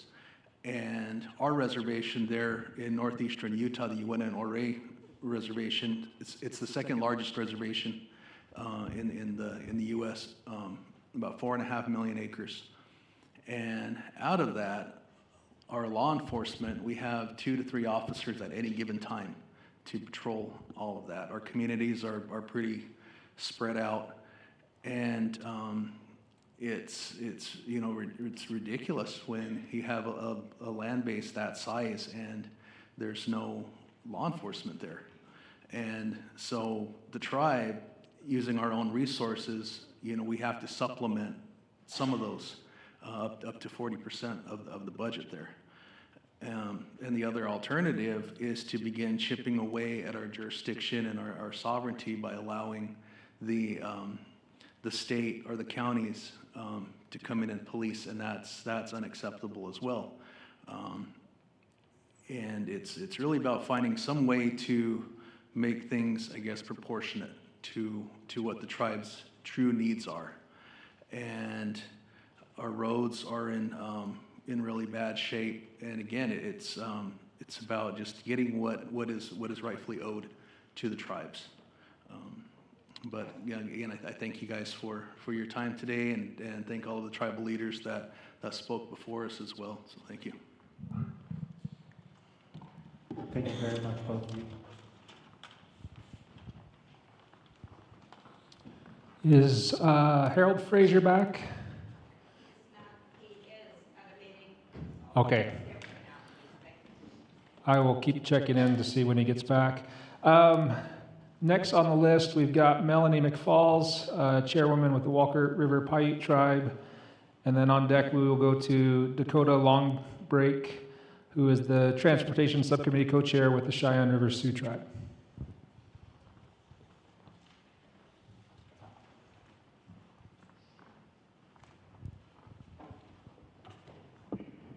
Hello.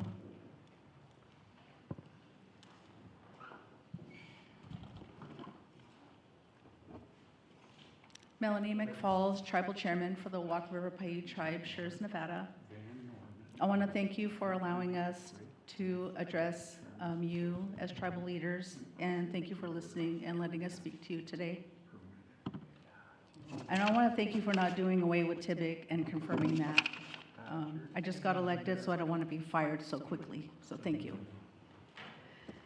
I attended my first TBIC in Oklahoma last year and was happy that our Western Region rep at the time allowed me to speak. I spoke on public safety and detention funding cuts. I would like to recommend that these meetings continue in person, that this makes conversations more personable amongst tribal leaders, tribal representatives, and federal officials. Coming in as a first-time TIBIC representative, I would like to see the meetings more structured and organized. This is so that things can get done in a more sensible and timely manner. I would like to see follow-up on items within TIBIC. I'm not sure how this occurs now. Instead of tribal leaders providing you our input, I would like to know from you what you see that you can do for these meetings to ensure that while we attend and take time away from our tribal communities, that our statements will be recognized and budget concerns are included. I have a concern with formulas.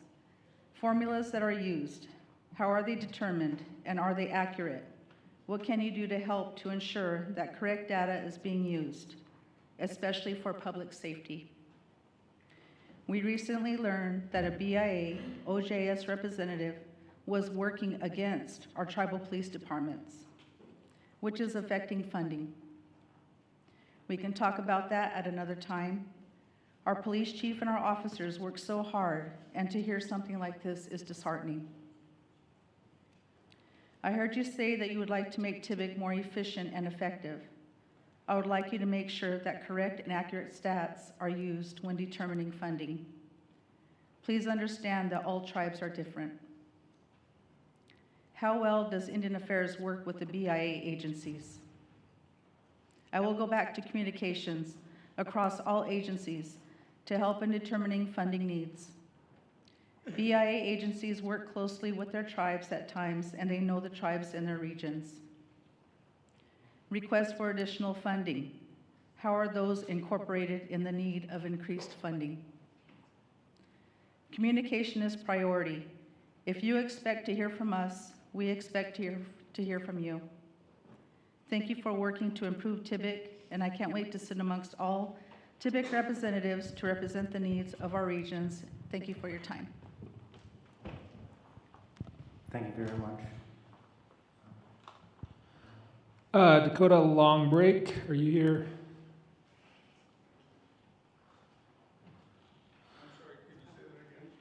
Dakota Longbreak, Cheyenne River Sioux Tribe.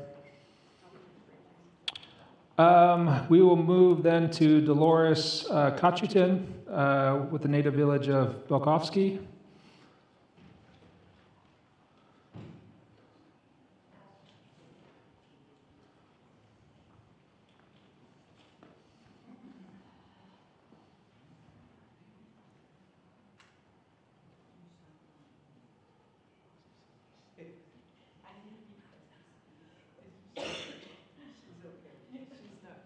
Oh, okay. We'll go move to the next. Let me get my other sheet here.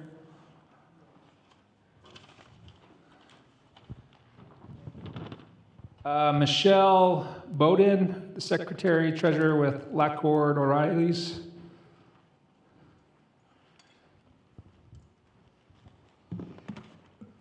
Bonjour, Beneshi Quain Dishnakaz, Ajijak Nino name Odawa Zaganing. I'm Michelle Bodine, Secretary Treasurer for the Lacutere Band and one of the representatives for TIBIC for the Midwest region. I am happy to be here today, and I want to say that I was very disappointed that I, as a TIBIC representative, was not notified of this meeting. And unless you were the tribal chair, you didn't get the notification. And it isn't NCAI's responsibility to notify us of TIBIC meetings. It generally comes through our regional directors. That's where we get our notifications from. So we were very disappointed. My chairman doesn't do email. So I had to pry the email out of him to be able to get the information here. So it's been a struggle. And with the change in our region, we weren't even notified of our regional director change. So this becomes a problem when we've had such a disparity of how many people have left the interior, and all that institutional knowledge is gone. Not all of it. We've got you guys who've been here consistently, and I appreciate Randy and Sharon and Tony and Brian and Bart and all the guys that have been here helping us through this. I've been on TIBIC for 5 years now, and I've learned so much from all the representatives across, and learned also how much different they are. We are a treaty tribe, and I think that we have a lot of land, but not compared to some of these humongous tribes. So I can appreciate all the diversity that we have in this room and all how diverse every tribe is. And it breaks my heart when I hear Alaskans can't even do subsistence fishing. That breaks my heart, because we fought for our spearing rights and our treaty rights. And so that's near and dear to my heart. And we have fish hatcheries, and when we talk about different things that happen, and when we hear about things that happen at NCAI, where tribes are fighting to get fish hatcheries so that they can continue to have the ability to have fish in their communities. Then we look at, if it comes to us, then we can say, okay, how is that gonna affect our budget if that happens? You know, if they push that policy, or when they add another tribe, how does that affect us? We just went through this with our region and with Indian Health Service. You got another tribe out there. How is that gonna affect our funding on that side of things? So the communication doesn't come back. And I think you're hearing that all day long. You're hearing the communication doesn't come back to us. When we find out how the budget process happens, and I thank Randy for her presentation this morning and how things are supposed to happen, but like we know last year, we didn't get the Green Book until when? May? Or later? From the previous, when it should have came out in October, the previous year? And it didn't have everything in it that we need. So how do we apply those things when the year's almost over with? You're chasing, you're on a wheel just spinning your gears because you have to then change everything that you're doing. And now we have an issue with even the IBC. They're so far behind. That's not our fault that they're not staffed properly. And it's not our fault that they want to tell tribes you get the de minimis because we don't have the staff. Why should we suffer and have to take less money for administering the contracts that we have with the federal government to do their job for them? We're a 638 contract tribe.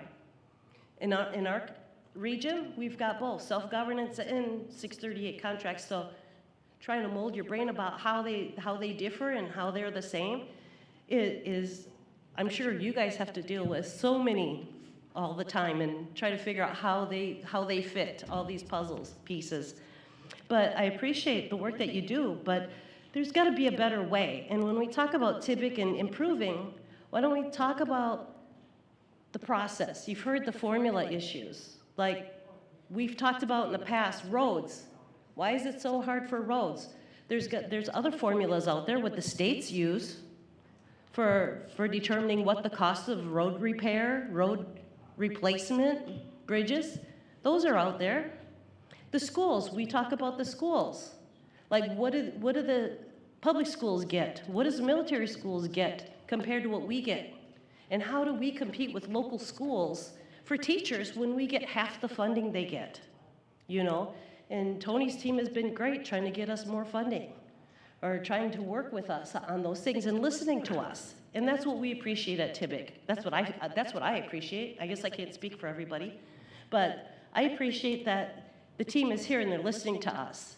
But how do we move that? You know, it can't be OMB telling us, give us your current budget, give us 5, 10, and 15% increases and 5, 10, 15% decreases, and that's what we're gonna base our decisions on. Not real data. How do you think IHS got their increases? By showing the data. And that's what we want to do. We want to be able to show the data. And we want to be able to provide that data because when we had the Census Bureau talk to TIBIC, they said, we got great news for you, tribes. Unemployment is down, what was it, 45% in your communities.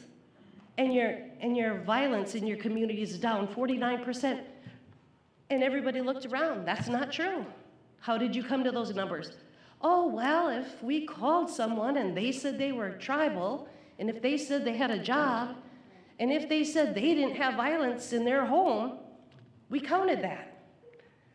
That's not taking a real census of us tribes, of our communities, of what that looks like for us. And they offered to let us take our own census, but not give us any funding for it to be able to provide that service. So where is that? And I really feel that it's not necessary to reinvent the wheel all the time. We can take data that's out there, and we can apply that. We can take formulas that are out there, and we can apply that here. But I agree with everyone that spoke before me and talking about bringing back the outcomes, bringing back the information, and how TBIC and the decisions made at that information that comes from TBIC, and how is that applied or not applied, and what was the reasoning behind that, or what can we do to improve that in the future? What are the things that you need to see for us to get those across the finish line? That's what's important. How do we improve things for our communities back home? And how do we improve that? Because our populations are still growing. We're still have problems with housing. We still have problems with the opioid issue. We still have many deaths on our reservations and lack of services, and we're still stuck with the same amount of funding we got way back over 10 years ago. So, how do we continue to give as much or more for more people when there's not enough there to sustain what they need to begin with? So it's really important for us to look forward and see how we can fix those things. And, NCAI is a great partner. And I know for a fact, being a TBIC member and being an NCAI member, they don't run TBIC. They don't. They facilitate the meetings, and I am very appreciative of the packets they give us and having everything laid out to us, all the information for the TBIC meetings. And that's a reference for me all year round. Whenever I need to look at something, I go back to that. And it's very informative, and I appreciate that. But they're the policy side. We're the budget side over here. And sometimes the budget has to follow policy, and sometimes the policy has to follow a budget change. So I think there should be some collaboration there so that we at least know what's going on in those arenas. And for the previous speaker, I just want to say NCAI doesn't approve the state tribes. They vet them out whether they're actually a real tribe, So there are some ones that were very questionable, and they've done a big process in making sure that those are really representative. So I just wanted to say those things, and I want to thank you guys. And I know it's late in the day, and everybody, it's at after lunchtime where you're getting real sleepy, and I'll tell you, these chairs are not comfortable. So you guys got better chairs than us, and I appreciate you guys for being here and listening to us. Miigwech. Thank you very much, Michelle.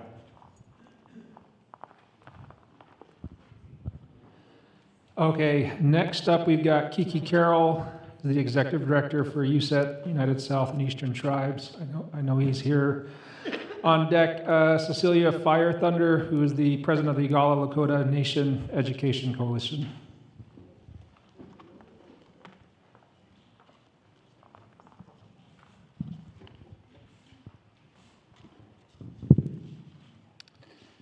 Epivawana, Neheshave, Kiki Carroll, Natista, Niesh Maheo for the gift of life, Niesh for the opportunity to have this opportunity to talk to you this afternoon. Just for the record, we've already submitted our comments, so those have been submitted for the record already. And just for everybody's awareness, I am the Executive Director for United South and Eastern Tribes and the United South and Eastern Tribes Sovereignty Protection Fund. One is RC3 and one is RC4. Since 2010, at the direction of our board of directors, the 33 sovereign, federally recognized tribal nations that encompass our organization, I have served as one of the TBIC reps from the Eastern region, alongside tribal leaders who have sat beside me in that role. Just for further background, so while I do the role of advocacy today, in a prior career, I did securities trading work. I did research mathematics for an actuarial division with an insurance company. I'm a finance undergrad. All that to say that budget is important to me, and that's what I am trained in.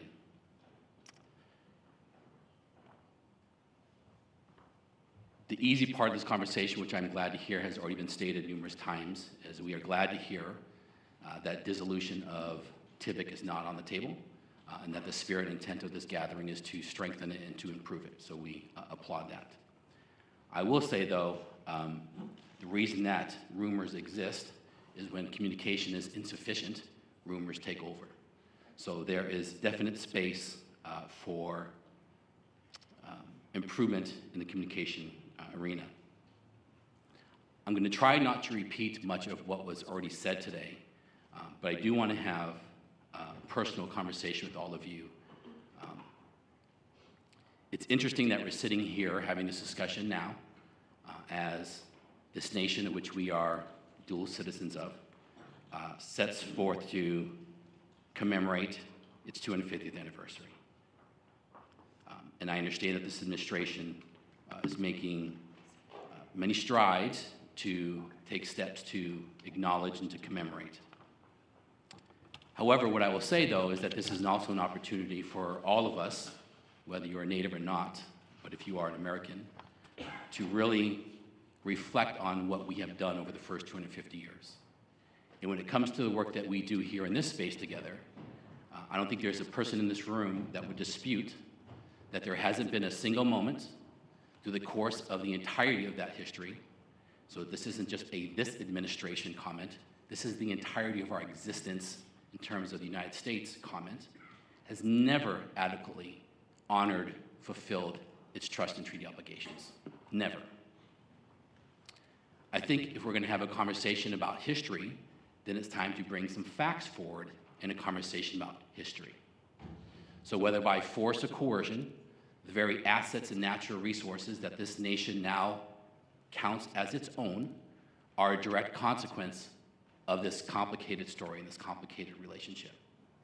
The very wealth and strength of this nation is partly built on that truth. So I don't think it's a far stretch then, as we sit here in 2026, and demand that the United States honor its very first promise. Right? There was a deal there. So, as we often talk about in that negotiation contract space, both parties have to fulfill their obligation. So I would hope that in this moment of the 250th, that we as a nation choose to use this moment to behave differently. What I would also say is that we are all making choices to do this work. We could all individually choose to be doing something with our lives. But all of us, regardless of what side of the table you are on, is making the choice to do this work in defense of all the things that we talk about, out of respect and acknowledgement for all those who came before us and all that they sacrificed. So we often get mired down into very specific things, very nuanced things, but at the end of the day, we are all here because of those individuals who came before us. So not only is it an obligation, it's a tremendous responsibility and sacred responsibility that we all bear. The reason TIBIC is not working, and when I say that, it's not to suggest that TIBIC hasn't had successes over the years, because it has. But you've heard numerous people talk about TIBIC not working. And the reason TIBIC is not working is because the whole damn structure is not working. And until we account for that, all the consequences and the ripple effects that come from that core flaw will never remedy itself. So this is also an opportunity, regardless of how we got to this moment, to re-examine how we are approaching the entirety of this relationship. Chairman Allen made a comment earlier about we keep showing up. It's no secret that I get very frustrated with TIBIC. But like all of you, and like everyone behind me, we keep showing up because we care. Because we know that there's no alternative to not showing up. We all have to put in the work. Because I think, and I hope, that everybody is coming to work every single day to make a difference and to make change. One of the things that organizations that we talk about, and just very briefly so there's awareness. So our organization, USET, I already mentioned, is 33 federally recognized tribes from the northeastern woodlands all the way down the Atlantic coast to the Everglades and across the Gulf Coast to eastern Texas. And while we are considered a regional organization, the way in which we engage is at a much more macro level. And the reason because of that is because there is tremendous diversity across the USET tribal nations, the tribal nations of first contact with the pre-nascent United States. We have tribal nations that have not survived language loss and are working daily to try to rebuild that language, to reawaken it. We have tribal nations who have 90% language retention. We have tribal nations who are 100% dependent upon these contracts and grants and awards from the federal government. We have other nations who are doing very well economically. We have kids going to BIE schools. We have kids going to public schools on tribal lands, off tribal lands, and the list goes on and on and on. And the reason why I say that is just to reinforce that while we are a regional organization, we reflect what you see going on more broadly across Indian country today. The challenge as we see it, the reason for all these complications, is even though we have evolved to use the right words in this space, our actions and what we do on a day-to-day basis don't align with those words. So a couple examples of that. So we talk about sovereignty, we talk about government to government, we talk about nation to nation, et cetera, et cetera. Yet the very processes that we are held hostage to do not reflect that. They are processes built for grant entities. So applying for a grant, demonstrating a need, measuring an outcome, providing data, etc.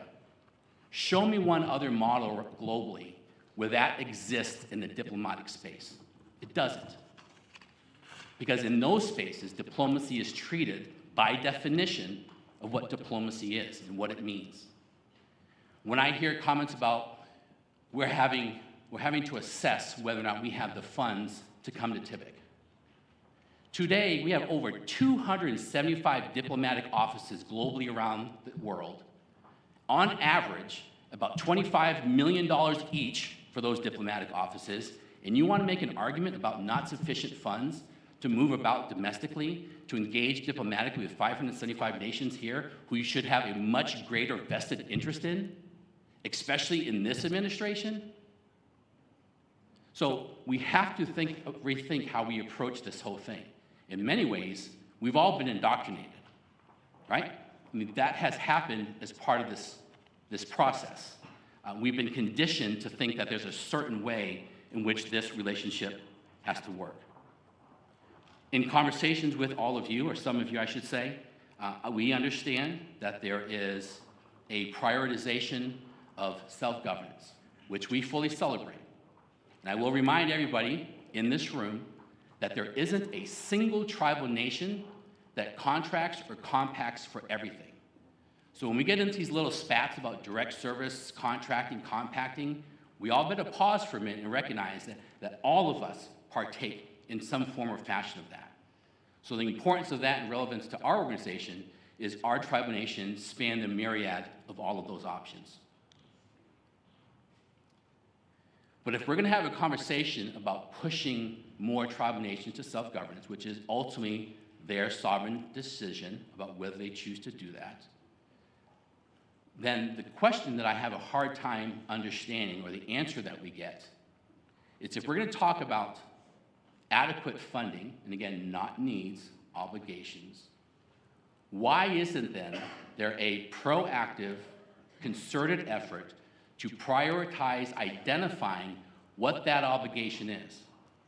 Because otherwise, all you're doing is passing this nickel over to the tribe to be responsible for when they're due $1. But then you're going to throw on them all the responsibilities and accountabilities because we're still behaving in this antiquated, outdated, paternalistic model that requires reporting. I found it fascinating when I was at the Self-Governance Conference about a month or so ago. The dais of federal officials and DOI officials were talking about efficiency, efficiency, efficiency. We got to get out of the business of all this reporting because it's taking away from what we're able to do. Do you not think that applies to us? So if efficiencies and less reporting applies to you, it applies to all of us as well. But that is not what's happening right now.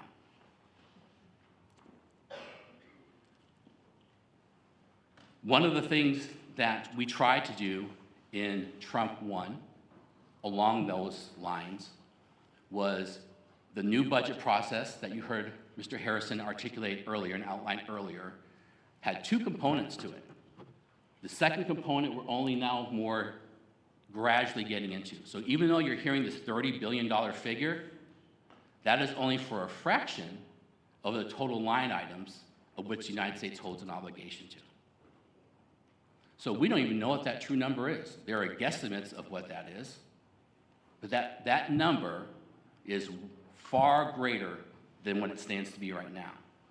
So the whole effort was to try to identify through available data, and there's tons of public-facing federal data available, where we can run basic assessments and ratio calculations about if you're going to have X number of police officers for this size of an acreage in this sort of community, in this sort of rural community, what is the minimum requirement? And then you back your way into what those numbers are. And that's what you know what the number is. But the problem that I have is even when you do that, when I hear data, Congress requires an annual TLOA report to identify public safety and justice deficiencies, sitting north of $3 billion, just about the totality of the entire BIA budget. Yet even though that number is known, even though that people constantly want to talk about recognition about preventable deaths in our communities, those deaths continue because there is a pittance of dollars that come forward in fulfillment of those obligations. Now, I'm not putting all that responsibility on you. You guys don't hold the purse strings. I understand that. But somehow, we've got to find a better way to put the story forward. So even though OMB may be putting guardrails about what they feel the amount of the stories that we can tell, we do feel that you have an obligation to tell the broader story in fulfillment of those obligations that you have. And the reason for that, and you heard this throughout today, there are consequences for that inadequate funding. It disheartens me when I start hearing our relatives fighting with each other. And they are fighting with each other because they're all trying to get as much of this drink as they can because they're all thirsty. So it's understandable. But at the same time, these 250 plus years of failures are partly responsible for that division and that we see and we experience today. Imagine if every single one of these tribal nations in this room and online were fully funded at what they were, the United States was obligated to them. The conversations that we would be having with each other as relatives wouldn't be fighting over the drink of the water. They would be entirely different conversations. So there were some data points offered up earlier this morning. It's all a matter of want and desire. It's not a matter that the United States, the most wealthy nation the world has ever known throughout the history of civilization, it's a matter of not choosing to do it. And you can give numerous examples, right? We cited some of them yesterday. We as a nation have to choose to prioritize any country. It's our first obligation.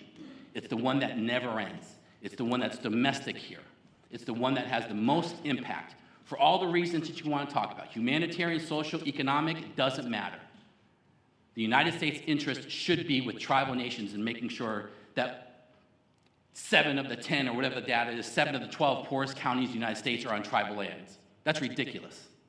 And it has a direct role and responsibility in that. Without getting sidetracked into the European Marshall Plan, we chose at that time, post-World War II, to invest in modern-day dollars over $1 trillion in the rebuild of nations an ocean away, for all those same reasons. Why would we not do that here? If we want to talk about a stronger America, you cannot exclude tribal nations, and you can't exclude citizens, of which we are, of this country. So it needs to be prioritized differently. So what we are proposing, as we are having this conversation about TBIC, is there is a different way forward in this space. But in order to even talk about that different way forward, you have to release some of the garbage that we've inherited and that we just continue to massage and to polish and to think that we're actually making a difference when we're not.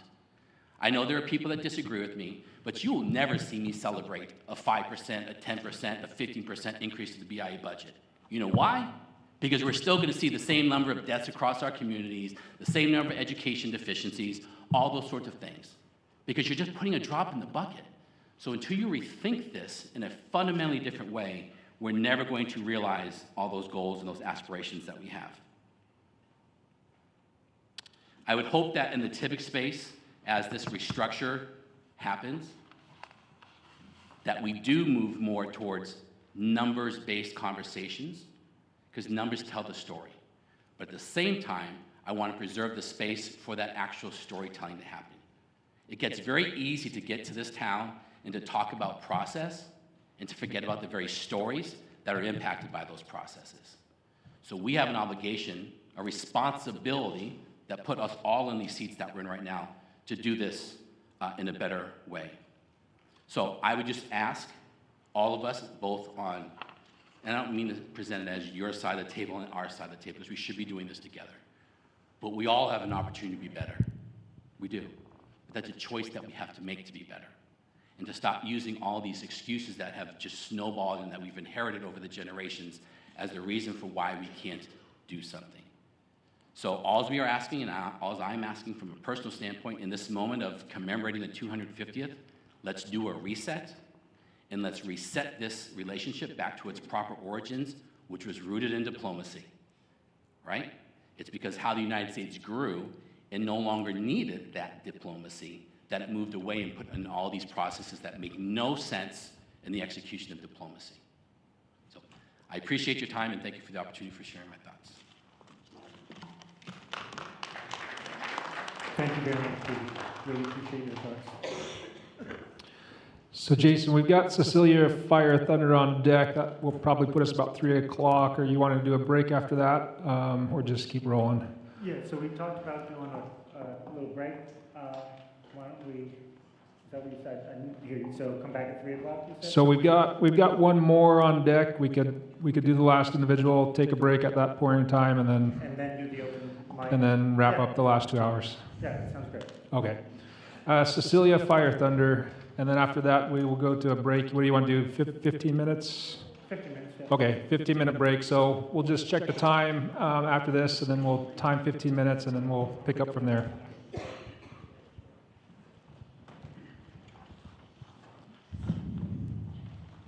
So, Oliver, this is the last of the folks that have pre-signed up.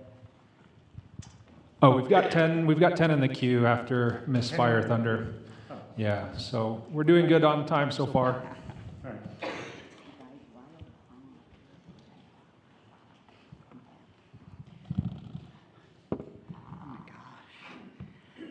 Good afternoon. Mi take piushke ma belchit papina la collegetka ma trochale we manjapi. Na kiaksa tiosh pa elimata. Na ha imacha na tokama la kota wag la kina mi ma tuwe ki hani hechub elimancha. Chakele oaya wa hetimar bable han wa shichu ya bomatbe. Chumana le hai wa honi kiat inja la kota wag la kina la inja wa shichu wag la ke. Good afternoon. What an honor to be here in this building where a lot of decisions were made in the last 150 years that affected my people. Can you believe that? This building is historical. I was thinking about that, how this building and a lot of people made decisions about my people for the last 150 years. What do you think, huh? Yeah. And so it's an honor to be here with you today. My birth certificate says Cecilia Fire Thunder. That's my driver's license, okay. I'm an enrolled member of the Oglala Sioux tribe, and the best news I have is I'll be 80 in 4 months. And I'm just grateful for having a long life, right? Okay. And the only reason I'm alive is I'm a Lakota woman. I got some good blood running through me, right? With a lot of buffalo blood in me, that's why I'm still here. Humor is a healing gift that all Indians have. What do you think, relatives? Huh? Yeah. Yes. So the Creator gave us the gift of laughter. I don't care what tribe you are, we get to tease each other, right? And create relationships. First of all, I'd like to, once and for all, acknowledge my great-grandfathers, who was an Indian Scout. My grandfather, World War I. My dad, United States Navy, War of the Pacific. My uncle, United States Army. He fought in Germany, Korea. He came home. My son, who was the United States Army. My niece, United States Army. And my sister, United States Navy. Why do I mention that?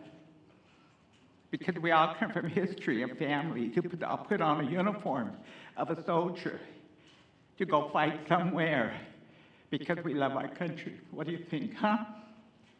And that's why I'm here. I am here because all of those people I mentioned put on a uniform so their mother, their niece, their granddaughter could come here today and talk about some very important things that we have to do together to honor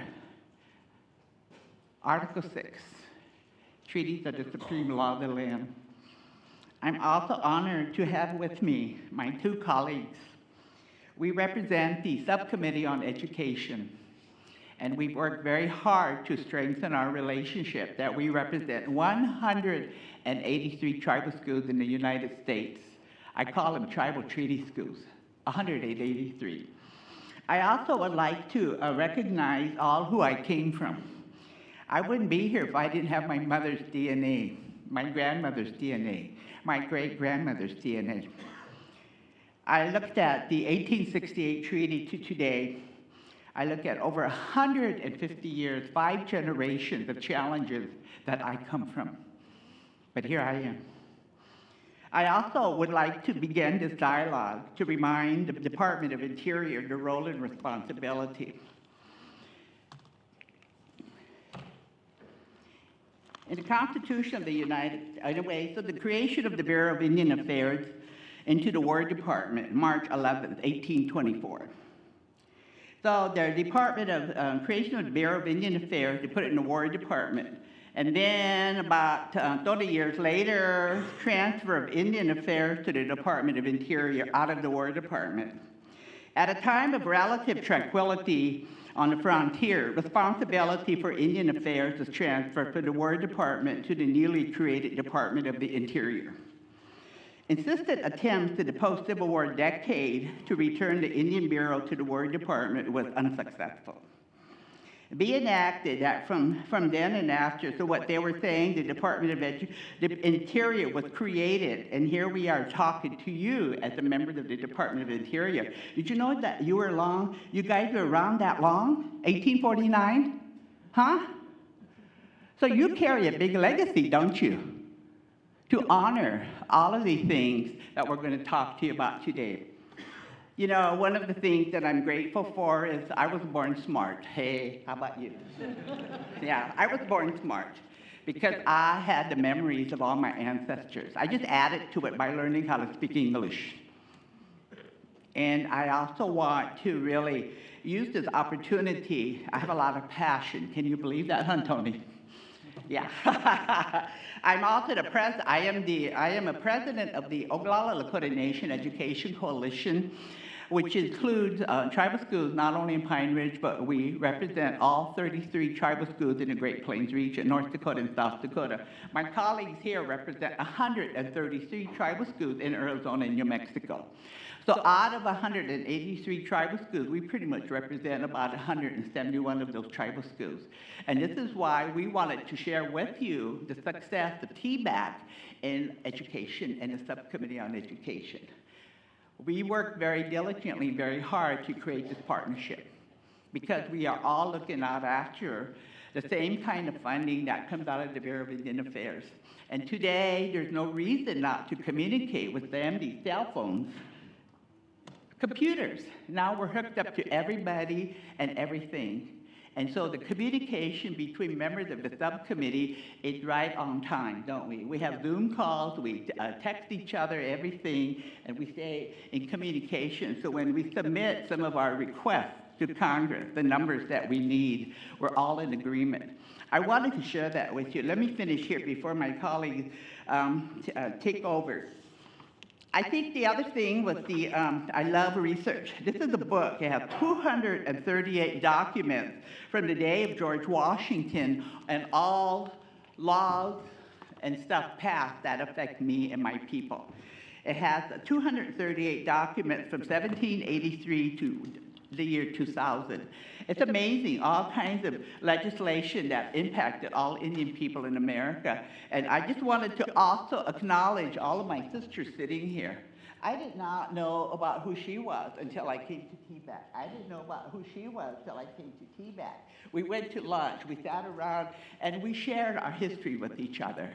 So this is why the partnership in TBACs and how we help each other and really, and so whenever they need help, they text us and email, and when we need help, we text them and email them. Talk to your congressman, talk to your senator, tell them we need more money. So let me calm down a little bit. Oh, this is really exciting. Anyway, so the other thing, I just wanted to acknowledge our subcommittee. Thank you. Mr. Atterbury was the co-chair of our subcommittee until about a year ago, sir. Yes. So Mr. Atterbury graciously stepped down so we could get somebody in tribal education, and so now we have Mr. Derek Leslie from White Mountain on that subcommittee co-chair. Also, I have so many things I wanted to say. However, the most important thing I wanted to share with you is this.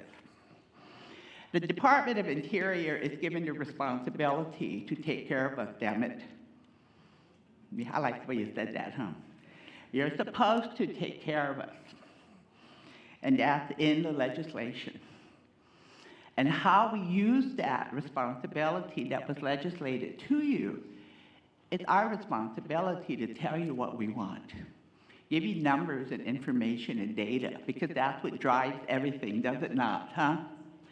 So, before I finish talking here, I had this vision. They sound like the Indian, huh? I had this vision. Article 6, I carry it with me all the time, my little book. The treaty that is supreme law of the land, and every governor and everybody's supposed to uphold it. But for all of those who are listening, the part of Article 6, so few people read, you don't have to declare a religious belief to be a senator or congressman. How many of you know that? How many of you know that? You don't have to say I'm Catholic, Presbyterian, Methodist, Mormon, nothing.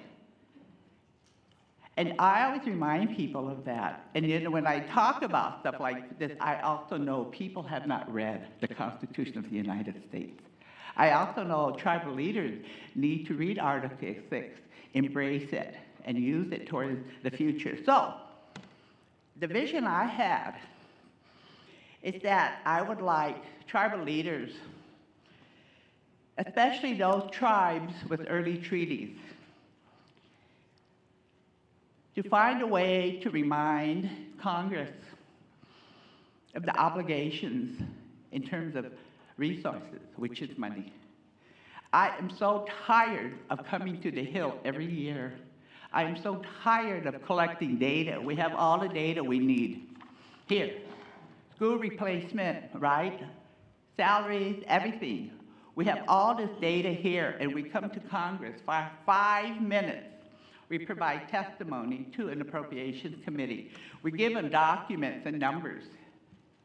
And at the end of all that, and then the budget comes out, we get a blip. We get a blip. It would take 90 years to repair and replace the 83 schools on the backlog list at the rate Congress gives us money. 2 or 3 schools a year, all right? It would take another 100 years to finish all the business that this Congress must do under our treaty obligations. These are the numbers that we work with. And then on this side, for you, we put all the, and Tony has all our information. Thank you, Mr. Dearman. We give him all our information in terms of what we need. So the vision I had, why don't we have the Supreme Court take a hard look at Article 6? Why do we not have our separate funding stream out of the Department of Interior? Why don't we have a funding stream for Indian tribes with all the money we need in there to take care of our roads, provide doctors and nurses for our hospitals, repair and replace all our, why do we have to compete and fight with everybody else to get $10, huh? Why can we not change the process? In the Department of Interior, you were given the responsibility to take care of the needs of Indian tribes by treaty. It's in the legislation. So my question to us and to me is, what can we do to make America wake up? 250 years, all kinds of celebrations going on in America. The birthday of America, 250 years ago. Well, let's not forget the Iroquois Nation set the foundation for the Constitution of the United States. Let's give the Iroquois Nation a round of applause. Yay! Yeah. So if Franklin Roosevelt, Benjamin Franklin, George Washington met with the Iroquois leaders, they looked at their governance structure. Oh my God, it was so sophisticated and way better than any European structure. They used the Iroquois Confederacy to create the Constitution of the United States. How many people know that? How many Indians know that? You know, when I first found out about it, I felt so good. Oh my God, now America can see how smart we are. Hey, we were smart, and the Iroquois Confederacy set that foundation. So here we are today, and so today I wanted to share with you the success of a TBAC subcommittee. Is that okay? And the success of this TBAC subcommittee required communication, it required reaching out, it required getting to know people from the other regions who have tribal schools in their region to create that partnership, to help each other come up with the accurate numbers that we needed. So I just wanted to also, who is that? So we also have on the subcommittee, 3 of us are here, Nishana, and then Nina from Santa Fe Indian School representing the Pueblos, Ryan LeBeau from the Cheyenne River Sioux Tribe, and Tofu Tusi from Wyoming. Can you stand up? What is he? He's right there. Stand up. Yes, give him a round of applause. He's a tribal leader from Wyoming. So we have tribal leaders on our subcommittee as well. And so I just wanted to share that. So I'm going to turn it over to my colleagues here, and thank you so much. And I'm very passionate, by the way. Did you notice? Oh. Thank you. Good afternoon. My name is Derek Leslie, the Tribal Education Director for the White Mountain Apache Tribe. And as Cecilia mentioned, one of the co-chairs for the Education Subcommittee. The Education Subcommittee has made it our goal to review the approximate 25 education-related budget line items and establish methodologies for calculating full funding or unmet needs for each of these different line items. To date, we have reviewed 7 education-related budget line items to determine the full unmet need for each of these 7 line items. Our goal is to move forward and review the other 18 or so budget line items. So much of our success is based on our partnerships and who we invite to our meetings. These partners include AHEC, NIEA, U.S. Department of Ed, Office of Indian Ed, DFMMC, and members of OMB. OMB has been gracious enough to meet with us on a regular basis, and we've opened this meeting with OMB to the full TBIC in the past. Tony, Sharon Pinto, Vanda, and others continue to be outstanding federal partners. They're great in meeting with us and accommodating our requests as much as possible. They answer our questions, and if they can't answer our questions, they'll bring the appropriate subject matter experts to our next meeting.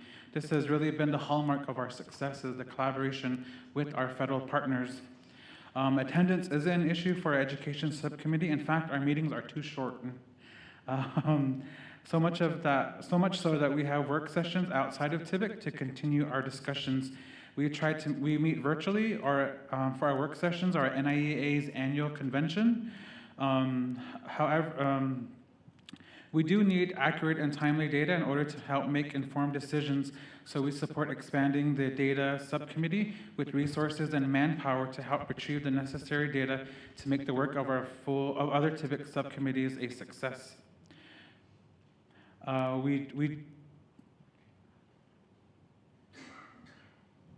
And then we do believe that the Tribal Caucus at TBIC is a great venue for tribal leaders to discuss their concerns, but little effort is made to follow up on these concerns.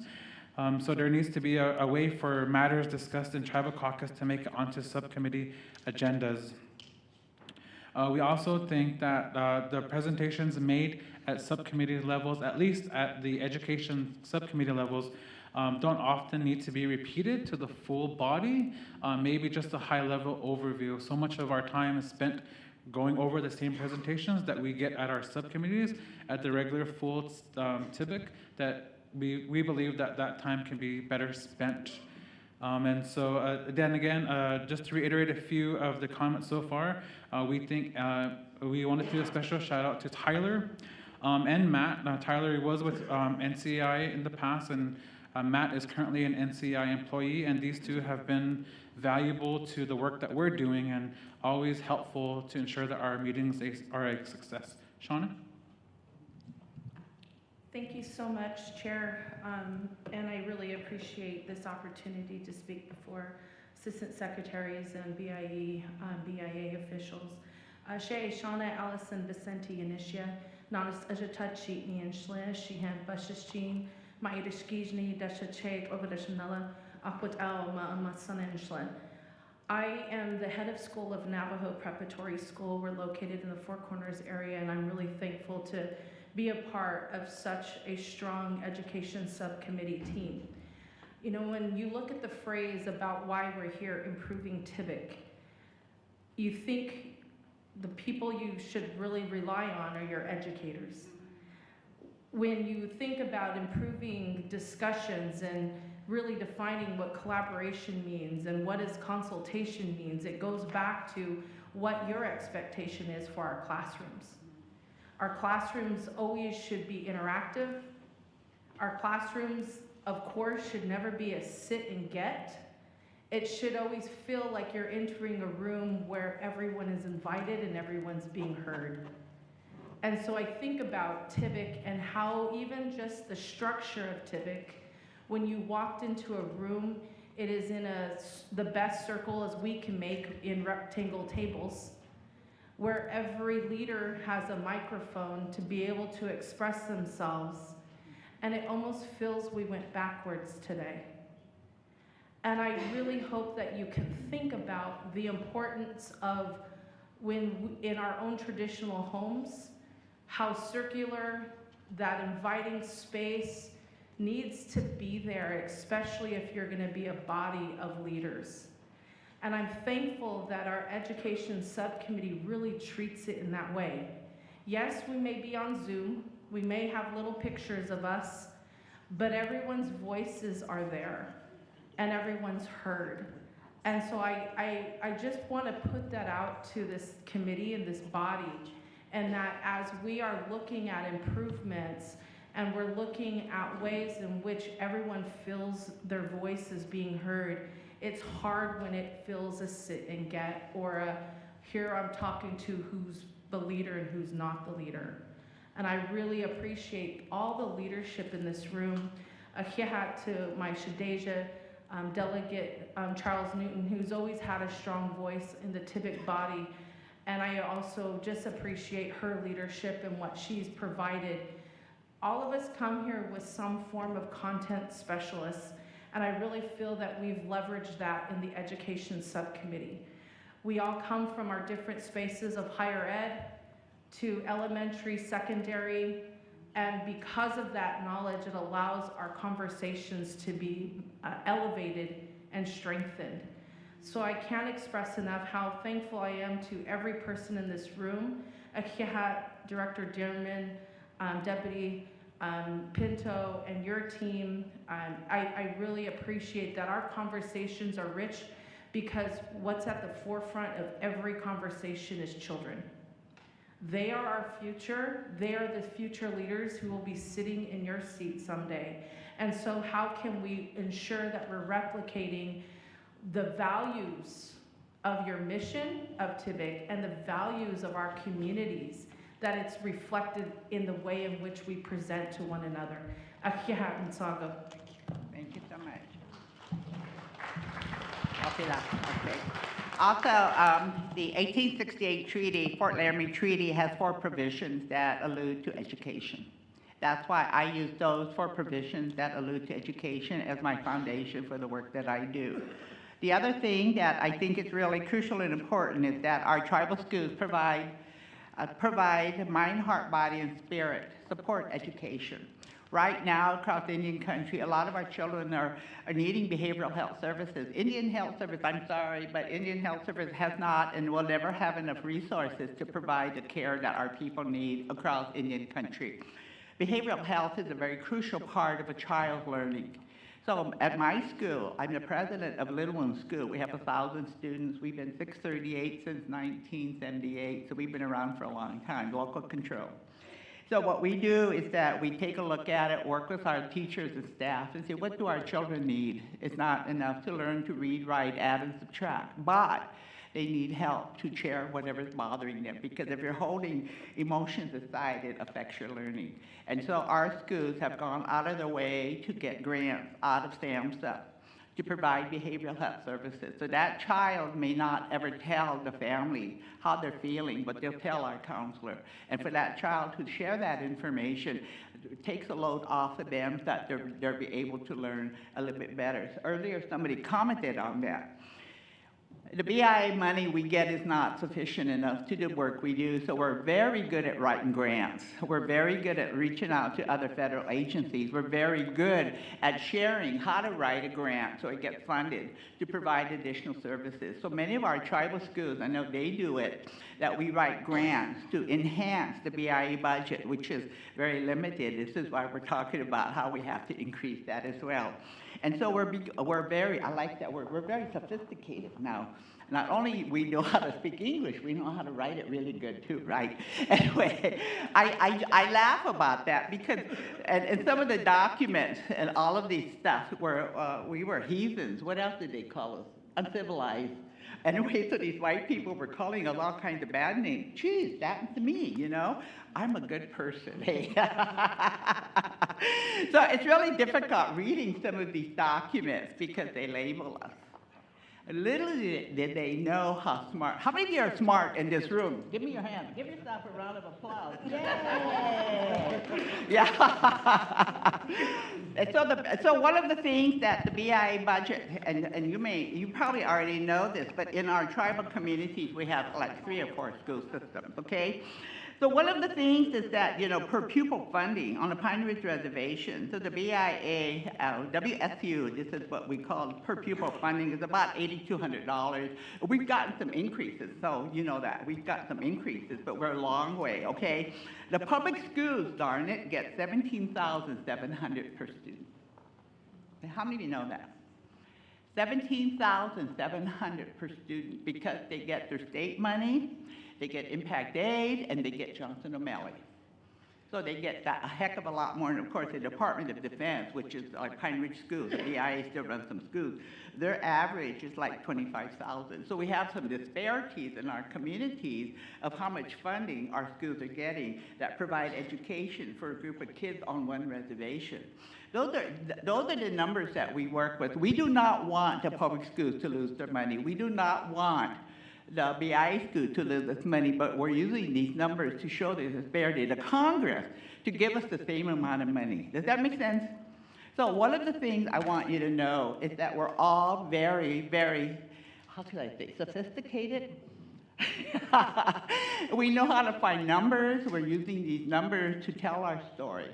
We're using these numbers to increase our budget. The other thing I tell tribal leaders, they can't raise your budget. They're cogs in the wheel. That's all they are. They work with $10, they need $50. It's up to us to get them the other $40 so they can spend the $50. So I'm always tired of people pointing the fingers, BIA, BIE, they should do a better job. Well, they could if they had the money. So it's up to us as tribal leaders and members of school boards. That's why we come to Washington, D.C. We hit the Hill. We provide testimony. We provide data, because it's my responsibility as a chair of a school board and an education association on my reservation to find resources for my schools. Is that true? So I always remind people that let's quit pointing fingers and take some responsibility in how we could do it better. Man, we're good, aren't we? Show them how good you are. And so I think we're running a little out of time, but we just wanted to share with you a success of one of the subcommittees at TBAC. And the only reason it works is we make it work. We're able to communicate, talk to each other, share numbers, information, so when we provide the numbers that we need for all 183 schools, and not all 183 schools are not at the table with us, but we have a responsibility to look out for all 183 schools in Indian Country because they're under the BIA. So we take that responsibility seriously, okay? And so for those of you in the audience who have a tribal school but you don't know what's going on, we're here to help you, okay? Give us your card. But if you want us to come, you got to pay our way, okay? No. Anyway, one more comment. Come on. Yeah, you said, come on. So again, on behalf of the Education Subcommittee, we wanted to really emphasize that the subcommittees do work with the right people and support in there. And so we would definitely encourage TIBIC to maintain the subcommittees. Like you've heard before, that maybe there's room for more, but they do work. We do offer solutions to the full TIBIC, and they vote on it ultimately, but as the subcommittee, we do take our responsibility serious. Thank you. In closing, just a hiya for this opportunity to share. And I know that moving forward, I just am excited to see the collaboration and the TIBIC truly living its mission of being a government-to-government opportunity to look at a budget. And I think that's what's most important. Thank you. So finally, because of the backlog, Tony, the backlog of repair and replacement in Indian Country, over 83 schools. As I mentioned earlier, all of our hard work to get appropriations to increase funding for BIE, for schools, we get a blip. So it'll take 90 years at the rate that Congress gives us money to repair and replace 83 schools. So guess what we're going to do?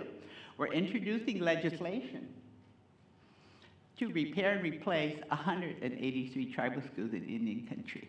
The only way we're going to get the money is to introduce the new bill, work the heck out of it for 10 years if necessary to get the money we need to repair and replace. Does it work? Damn right it does. SEHB, it took us 9 years to get the federal employee health benefit legislation passed. So all 183 schools can buy health insurance through the United States government. Now we're working on a parity bill, right?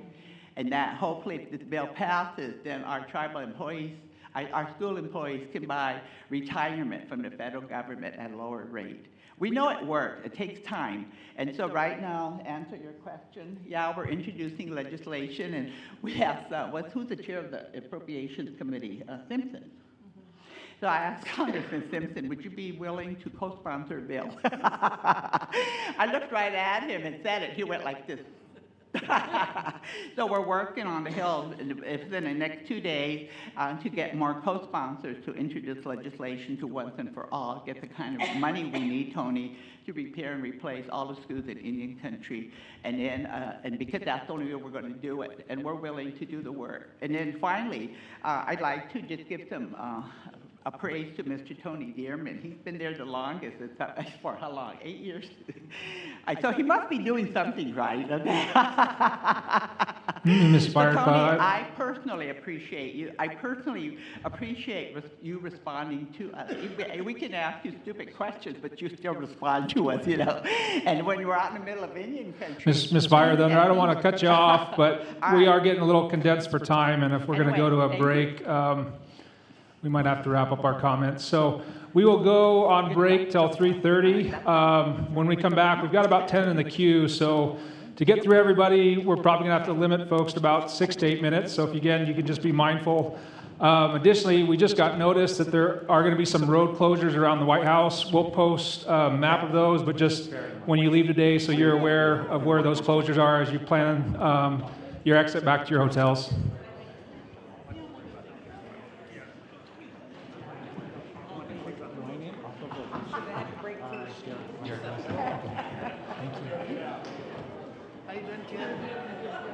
Buster Atterbury, yeah. Oh, yeah, I know who you are.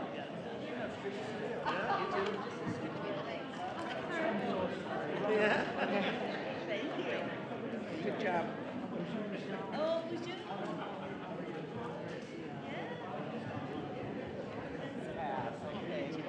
Thank you, Russell. It was great. We did good. We did good. Yeah. I know, it worked.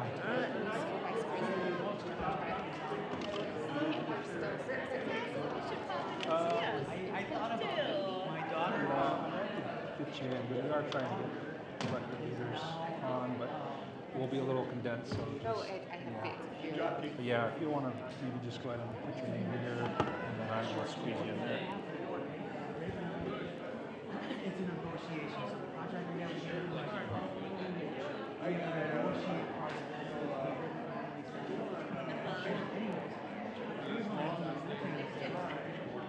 That second book is very special. She's has a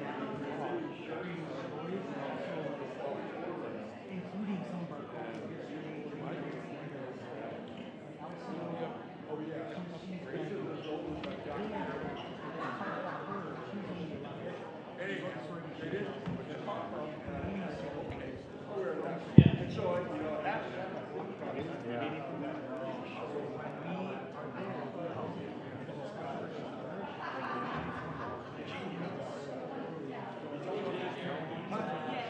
He's here trying to get a shirt. And I'm like, hey, I'm going to do that.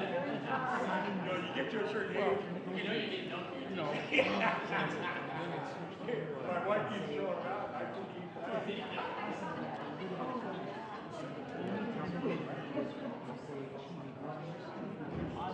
Because you get through all this work, you do all this work,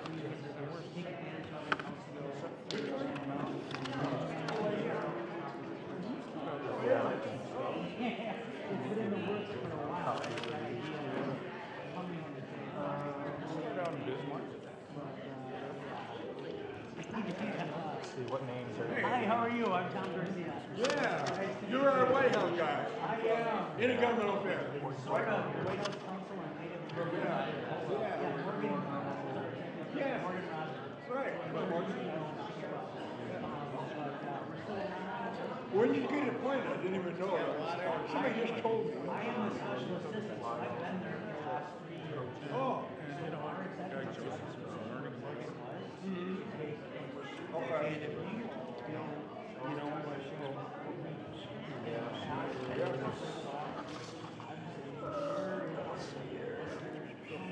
No, oh, good. There she is. Yeah. I noticed that the council was on this. That's your money that you were about to spend. Yeah. Yeah, well. You got a card on your machine? Okay. Yeah, since things. Right here. Yeah, that's the problem with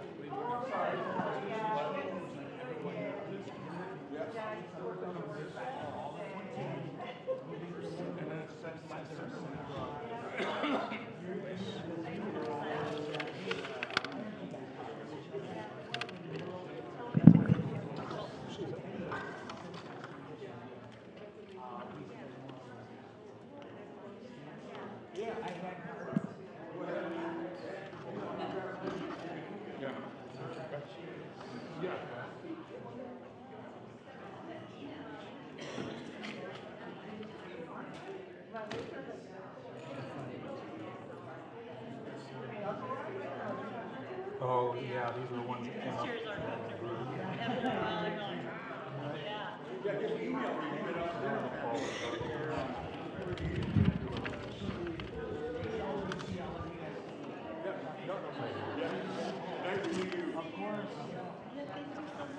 Yeah, you betcha. I know, I'm really happy to say hi.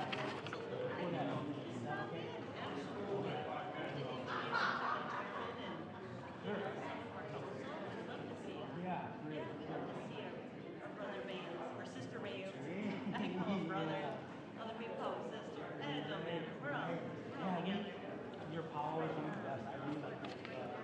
Just the business space, especially at night, it's like, wow, this energy there.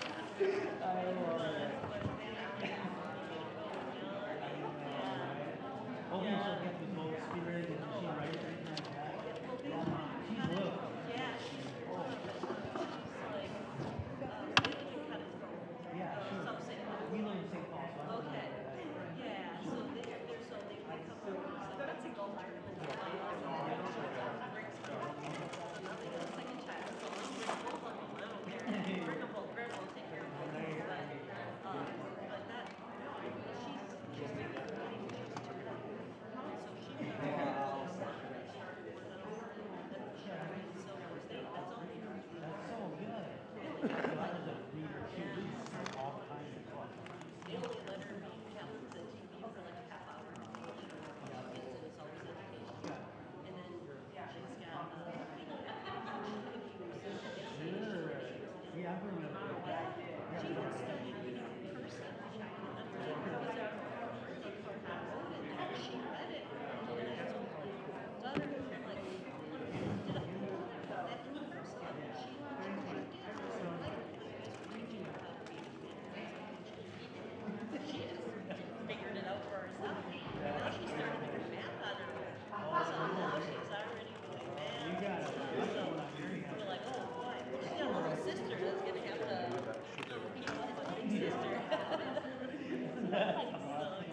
So yeah, like prodigy, like yeah.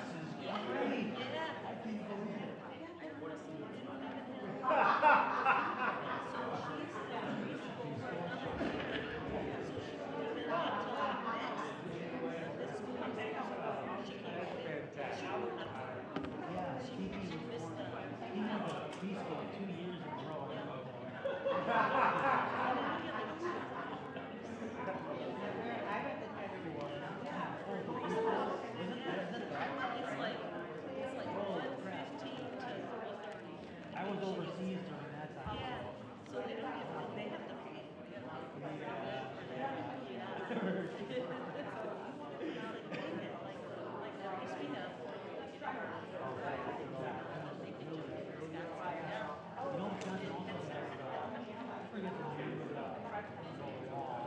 In Minnesota, there's some similarities. In Wisconsin, you have to have X amount of time devoted to vehicles. And then it's more than that.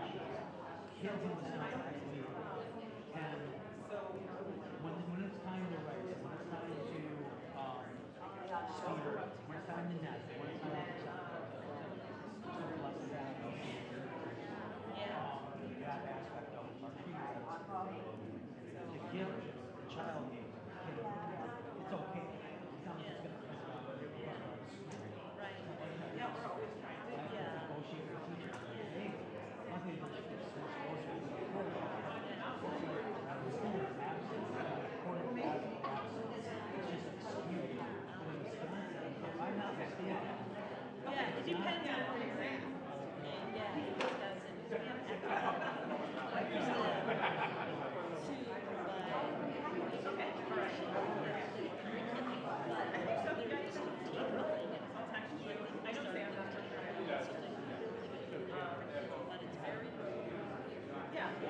how much responses we got was, oh, we don't want this to be kids from oh my gosh. It's like, what? But oh, but you're gonna call it our ancestors savages. You know, is that a big that makes our kids feel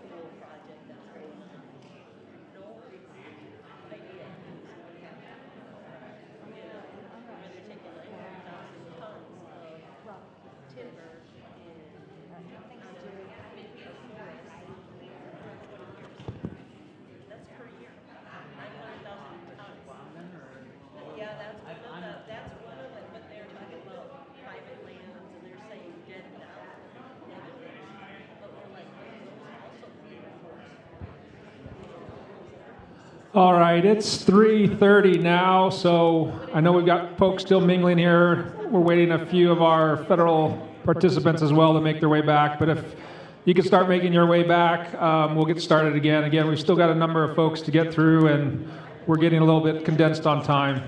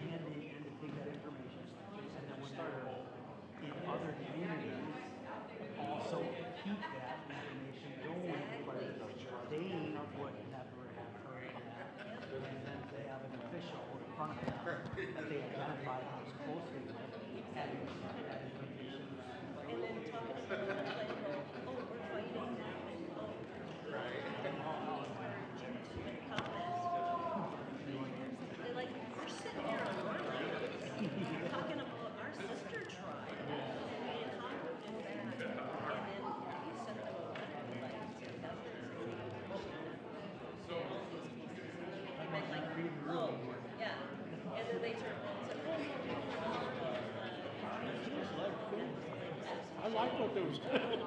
Yeah, yeah. No, she didn't say anything. Like, we were sitting right there. Yeah, she did. So it was interesting. So, yeah. So, I think when they want to do stuff like that,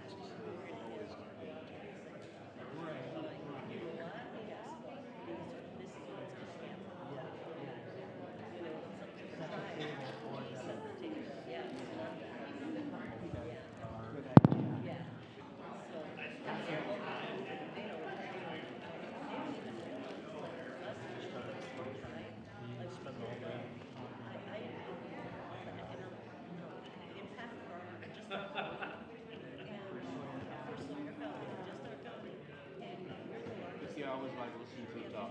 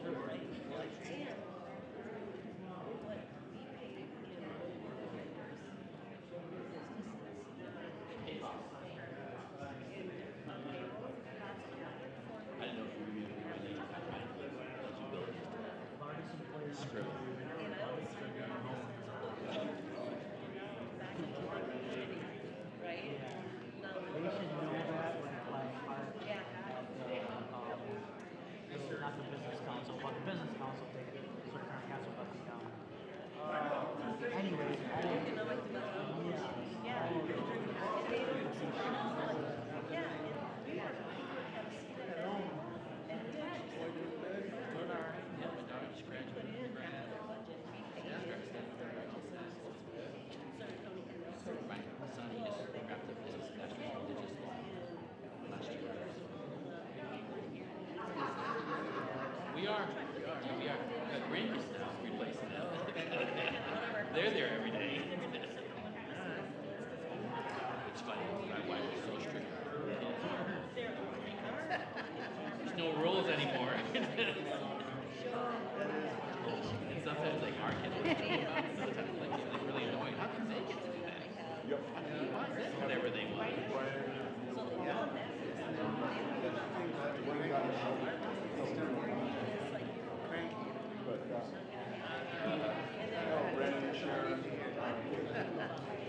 And then you can always send them home.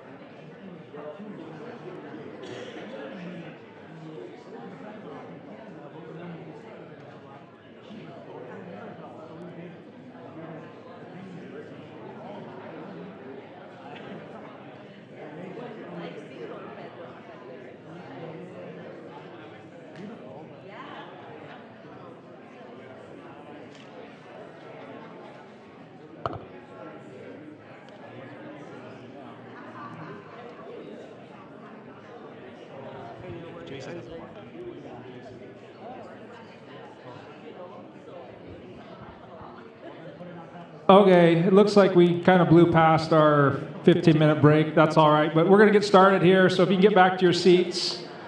Next up in the queue, we have Jenny Hatch, who is the chairwoman for the Yerington Paiute Tribe. And then on deck, we have Tasha Musso, vice president for the Wichita and affiliated tribes. And again, we're at less than an hour and a half, so if we take that, divide by what we have in the queue, that's probably about 6 minutes apiece. So if you can keep your remarks kind of in that time frame, just so everybody gets a chance, that would be appreciated. Thank you.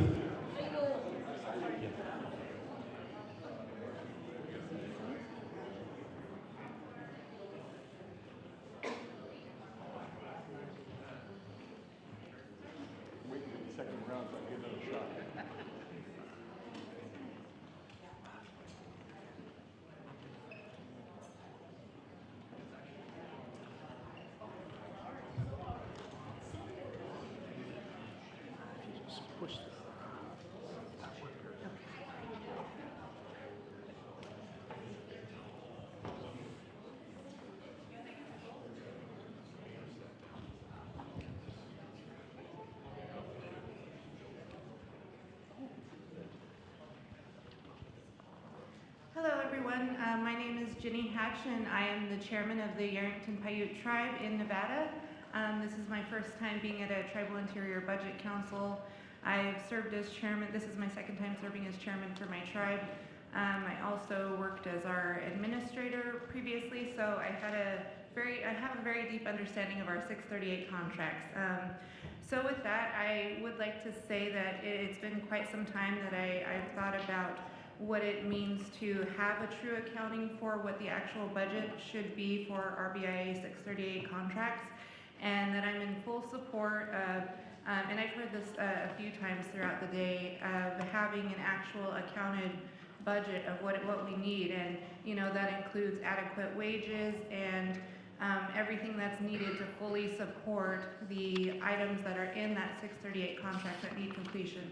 Whether that's, if you look at under law enforcement, that's uniform services, being able to adequately provide for that, training, as well as, like I said, adequate wages for staff. So for me, those are the very base funding needs of what our 638 contracts are, and I think that projects need to be funded separately from that. I'd also like to see more working sessions as far as what the improvement of the TIBC might look like, because like I said, this is my first TIBC meeting. I also forgot to mention that I'm the alternate representative for Western Region. So with that, I would like to see working sessions, because for me, it would have been something that would have helped prepare me to have something like a working session where I could hear from other tribal leaders, other individuals that are working directly with whether that's their compacts or their contracts, to share those ideas on what might work better all as one. I'd like to see more funding for actual tribal leaders to attend these TIBC meetings, because just like with what you've heard earlier today, some tribes, mine included, struggle with having enough funds for travel and to make it places like this. That's why this is the first time as chairman I've gotten to go somewhere like this for this meeting. But that was also with the support of the BIA, so those funds are extremely important, as well as making sure that we can all be here at this table if that's where we need to be. I'd like to see more regular evaluation of the base fund needs and regular increases. So, there's typical cost of living increases that happen for regular staff, and I think that that's important to look at for the tribes and what that base funding is, because I know my tribe is not the only one that hasn't seen an increase in base funding in over 10 years. So I think that those needs are real and do really need to be considered, and I think here at the TIBC, that's something that can be encouraged. So I very much appreciate your time yet again, so thank you. Thank you very much. Next, Tasha Musso, Vice President, Wichita and Affiliated Tribes. And then on deck, we've got Valerie Grussing, who's the Executive Director for the National Association of Tribal Historic Preservation Officers.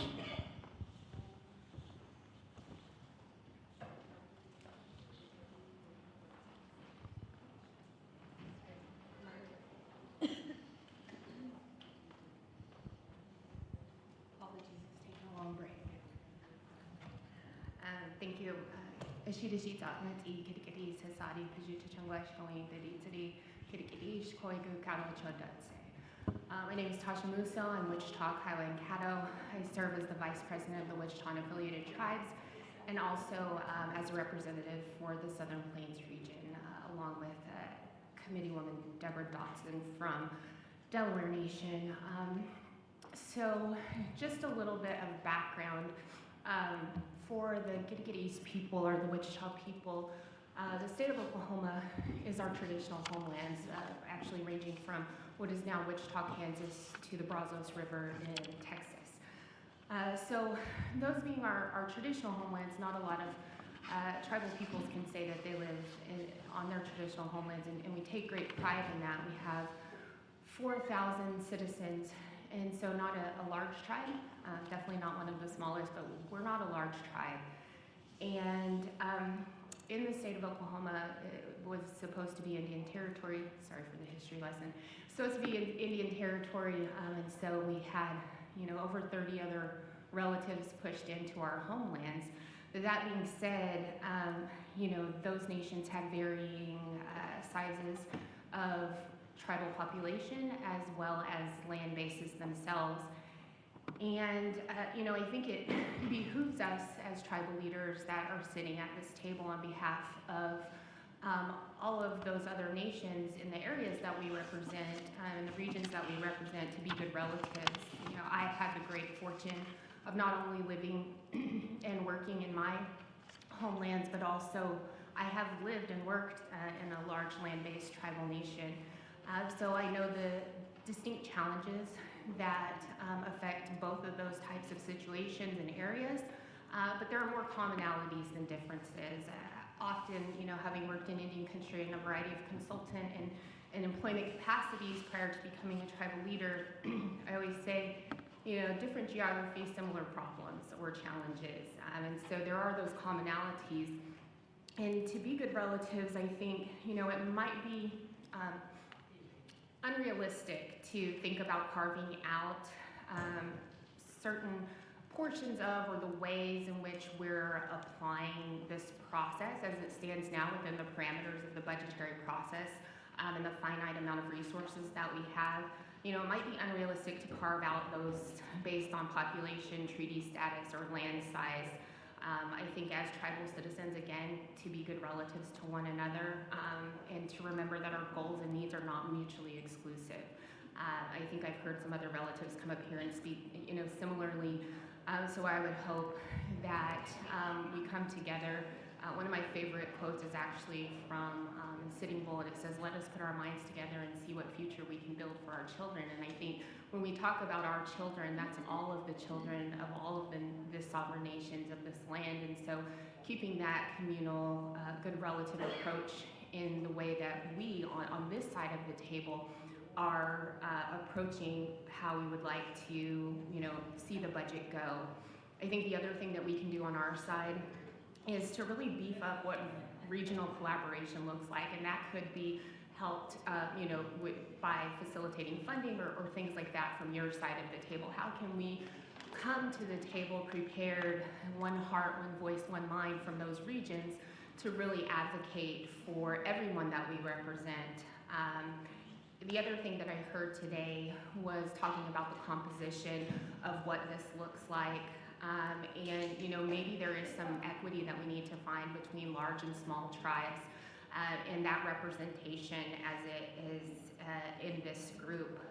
The other thing that I heard Tumi Cecilia and other folks talk about was the effectiveness and the necessity for the subcommittees. When we heard from others today, we talked about, you know, the frequency of meeting. And if we were to add a fourth meeting or take one of those meetings and make it a roll up your sleeves, moccasins on the ground working session for subcommittees, that might be more effective to give folks the dedicated time and space that they need to do the actual work, right? We can have conversations ad nauseum, but what are the actionable items that we're gonna take from this, and how are we supporting the things that are working, which sounds like the subcommittees in this instance. I would also, when we think about the structure of this meeting, you know, I think I hear loud and clear, and it sounds like, you know, both sides of the table, that we probably do need some sort of third-party facilitator, whether that's NCAI or not. The lift is heavy. You all already have your day-to-day jobs, priorities, and responsibilities, and we actually need you all to have the freedom to do that and not worry about facilitating this if that could be outsourced. So would definitely be in favor of that. And I too, on behalf of the Southern Plains region, would advocate for in-person meetings to the greatest extent possible, whether that is in Indian Country or here in DC. And the other thing that I heard was closing the communication gap.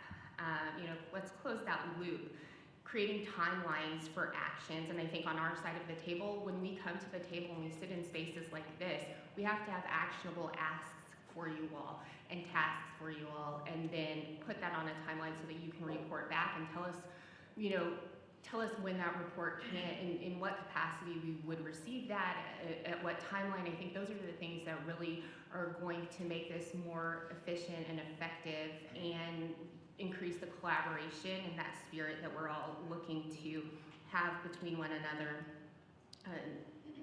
And to the extent that we want tribal leaders present, you know, I've heard a lot of that today as well. When we talk about the presence of tribal leaders, there's one thing that comes to mind when at lunch I had a conversation. It was like, well, if the tribal leaders aren't here, we on our side need to take action, take votes. Sometimes when there is a proxy or something, then it's like, well, we can't because they don't vote or they have to call their tribal leader. I think one way to overcome that might be to have alternate tribal leaders or have the tribal leaders assign their own alternate or have them as the proxy, so that they do have that voting power, and let tribal leaders know if you're not present, that's fine. We understand life happens. For instance, if you had this meeting 2 weeks from now, I would not come. I have ceremony, it's non-negotiable for me. But the votes are gonna happen because we have to continue to move the process along on behalf of all of the nations. And so what does that look like as far as structuring out a proxy system or something that allows progress to still happen. Justification for decisions, I would be interested in what the development for that looks like and how that's communicated back to us.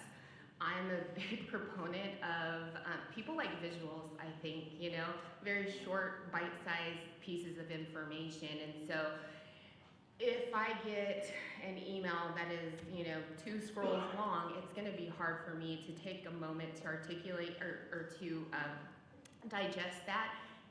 But if I see the bullets, at least I can say, okay, these are the outcomes, this is what we requested, and then I can do a deeper dive. And so I wonder if, you know, for the justification of decisions, which I agree are necessary, what does that communication look like as we build out, you know, a better TIBIC?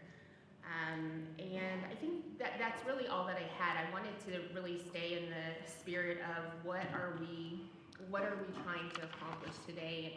And that, what I heard was that we wanted to make this process better, improve it, and those are some of the ways that I think that we can do that.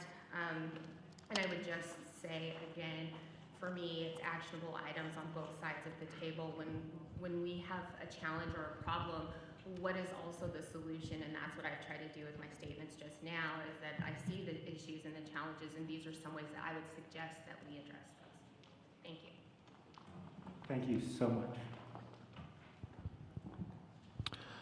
Next up, we've got Valerie Gressing, who again is the Executive Director for the National Association of Tribal Historic Preservation Officers. And then on deck, we've got Ashley Brunn, who is the 105L Coordinator with Red Lake Band. Good afternoon. Thank you for allowing me to speak today. Valerie Grusing, I'm the Co-Executive Director, the National Association of Tribal Historic Preservation Officers, that's NAPPO. We are a small but mighty 501c3 based in Washington, D.C., representing tribal historic preservation officers nationwide, and we have a voting seat on the Advisory Council for Historic Preservation. We have also submitted written comments. One seal I don't see up there is the Park Service, which carries some very substantial responsibilities to Indian country. This is emblematic of a notable problem with visibility and representation. These responsibilities are the Federal Tribal Historic Preservation Officer Program and the NAGPRA program, as well as consultation obligations, including co-stewardship of the National Park System. Many parks in their establishment involved systematic removal of tribes, not just to the detriment of the people, but also to the places. The colonial concept of wilderness untrammeled by man is just plain wrong. The people need the land and the water and all the kinds of relatives. And all those things need the people for the mutual health and vitality of all. The process of beginning to reverse these destructive policies had only just begun, with little funding or consistency. The recent funding cuts, staff reductions, reorganizations, and policy changes, whitewashing history, and prioritizing resource extraction above all have unimaginable tribal implications, and they have been done in the complete absence of tribal consultation. This forum, the TIBIC, as expertly and efficiently supported by NCAI, has been one of the most important ways Indian country has a voice in decisions affecting it. The purview and mandate of DOI does not exist in a vacuum.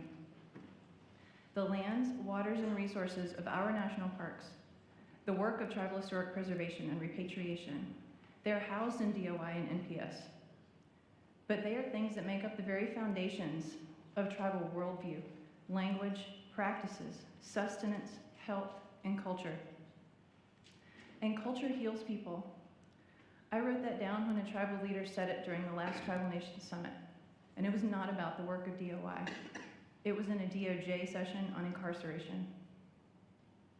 The work of tribal historic preservation officers and NAGPRA representatives are effectively unfunded mandates. These are tribal government officials implementing federal laws. I know Mr. Belmard, for one, understands this, as well as the importance of the work. NPS and DOI have roles and responsibilities in this that have never been upheld. And for fiscal year 27, the Green Book zeroes out THPO funding. This is the statement of need by NPS and DOI officials charged with implementing these programs. Astoundingly, the stated justification with my responses throughout this quote is that many historic preservation projects have matching funds from state, local, and private sources, rendering the Historic Preservation Fund highly duplicative. This is demonstrably false. For one thing, the Historic Preservation Fund was created in 1976 when Congress realized the federal requirements being placed on tribal and state historic preservation officers needed federal funding. Further, the projects are often of local rather than national significance. Tribal heritage is not of national significance to the Park Service. The 2027 budget will continue funding projects in partnership with historically black colleges and universities, which have a unique history. Only HBCUs have a unique history to our country? The absence of the NPS seal is therefore meaningful with the erasure of tribes from NPS funding priorities. Any efforts to further reduce federal and tribal capacity for these functions, which are foundational to tribal nations, are unacceptable. This isn't just archaeology and ancient history. Our collective future is at stake. As citizens of a democratic republic and as residents of Turtle Island, I'm not a tribal member, so I'm especially humbled and honored and grateful to have the opportunity to do the work I do and to speak here today. But injustice anywhere is a threat to justice everywhere. And if one of us isn't whole, none of us are whole. It's a bit awkward to sit here across from you as if we're on opposing sides. I believe each of you came here into your role or accepted your role because you wanted to make things better. We're on the same team. So I want to leave you with this from Becoming Kin, an Indigenous call to unforgetting the past and reimagining our future by Patty Krawick. The participation of people with good intentions doesn't change a system that exists to cause harm. In fact, the participation of good people ensures its success. Thank you. Thank you very much, Valerie.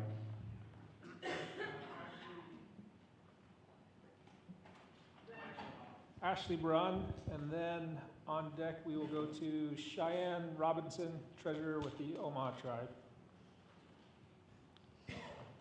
Good afternoon. TBIC was established nearly 30 years ago as the lead consultative body on Indian Affairs budgets within the Department of the Interior. Interior appropriations are the primary way in which the United States fulfills its trust responsibility and honors its obligations to tribes. Its mission is to ensure funding fulfills treaty obligations, supports tribal governance, and strengthens tribal capacity to serve citizens.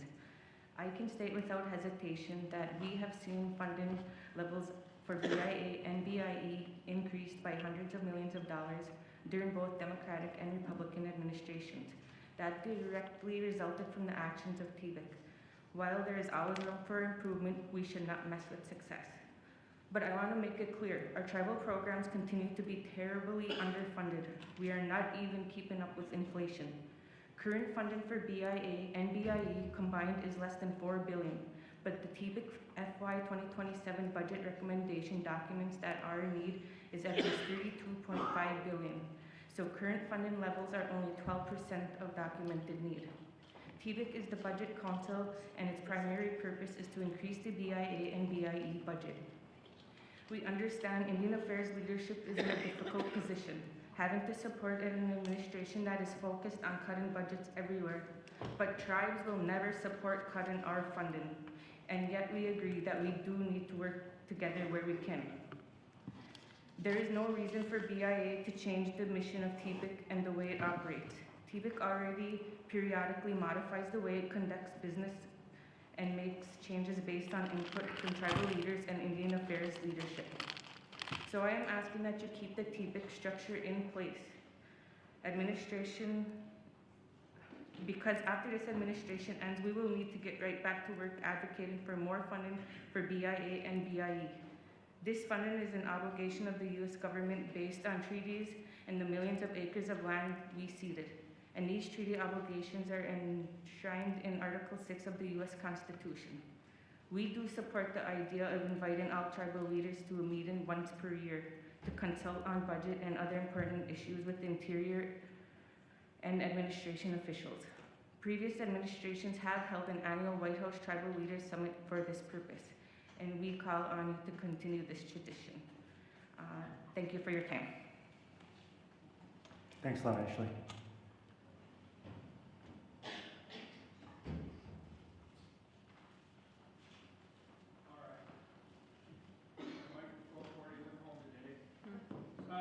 Cheyenne Robinson, and then on deck we've got Michael coming that night with the Councilman of Blackfeet Tribe, and I'll go three out. We've got Cleveland Murray, Ute Councilman of the Ute Indian Tribe.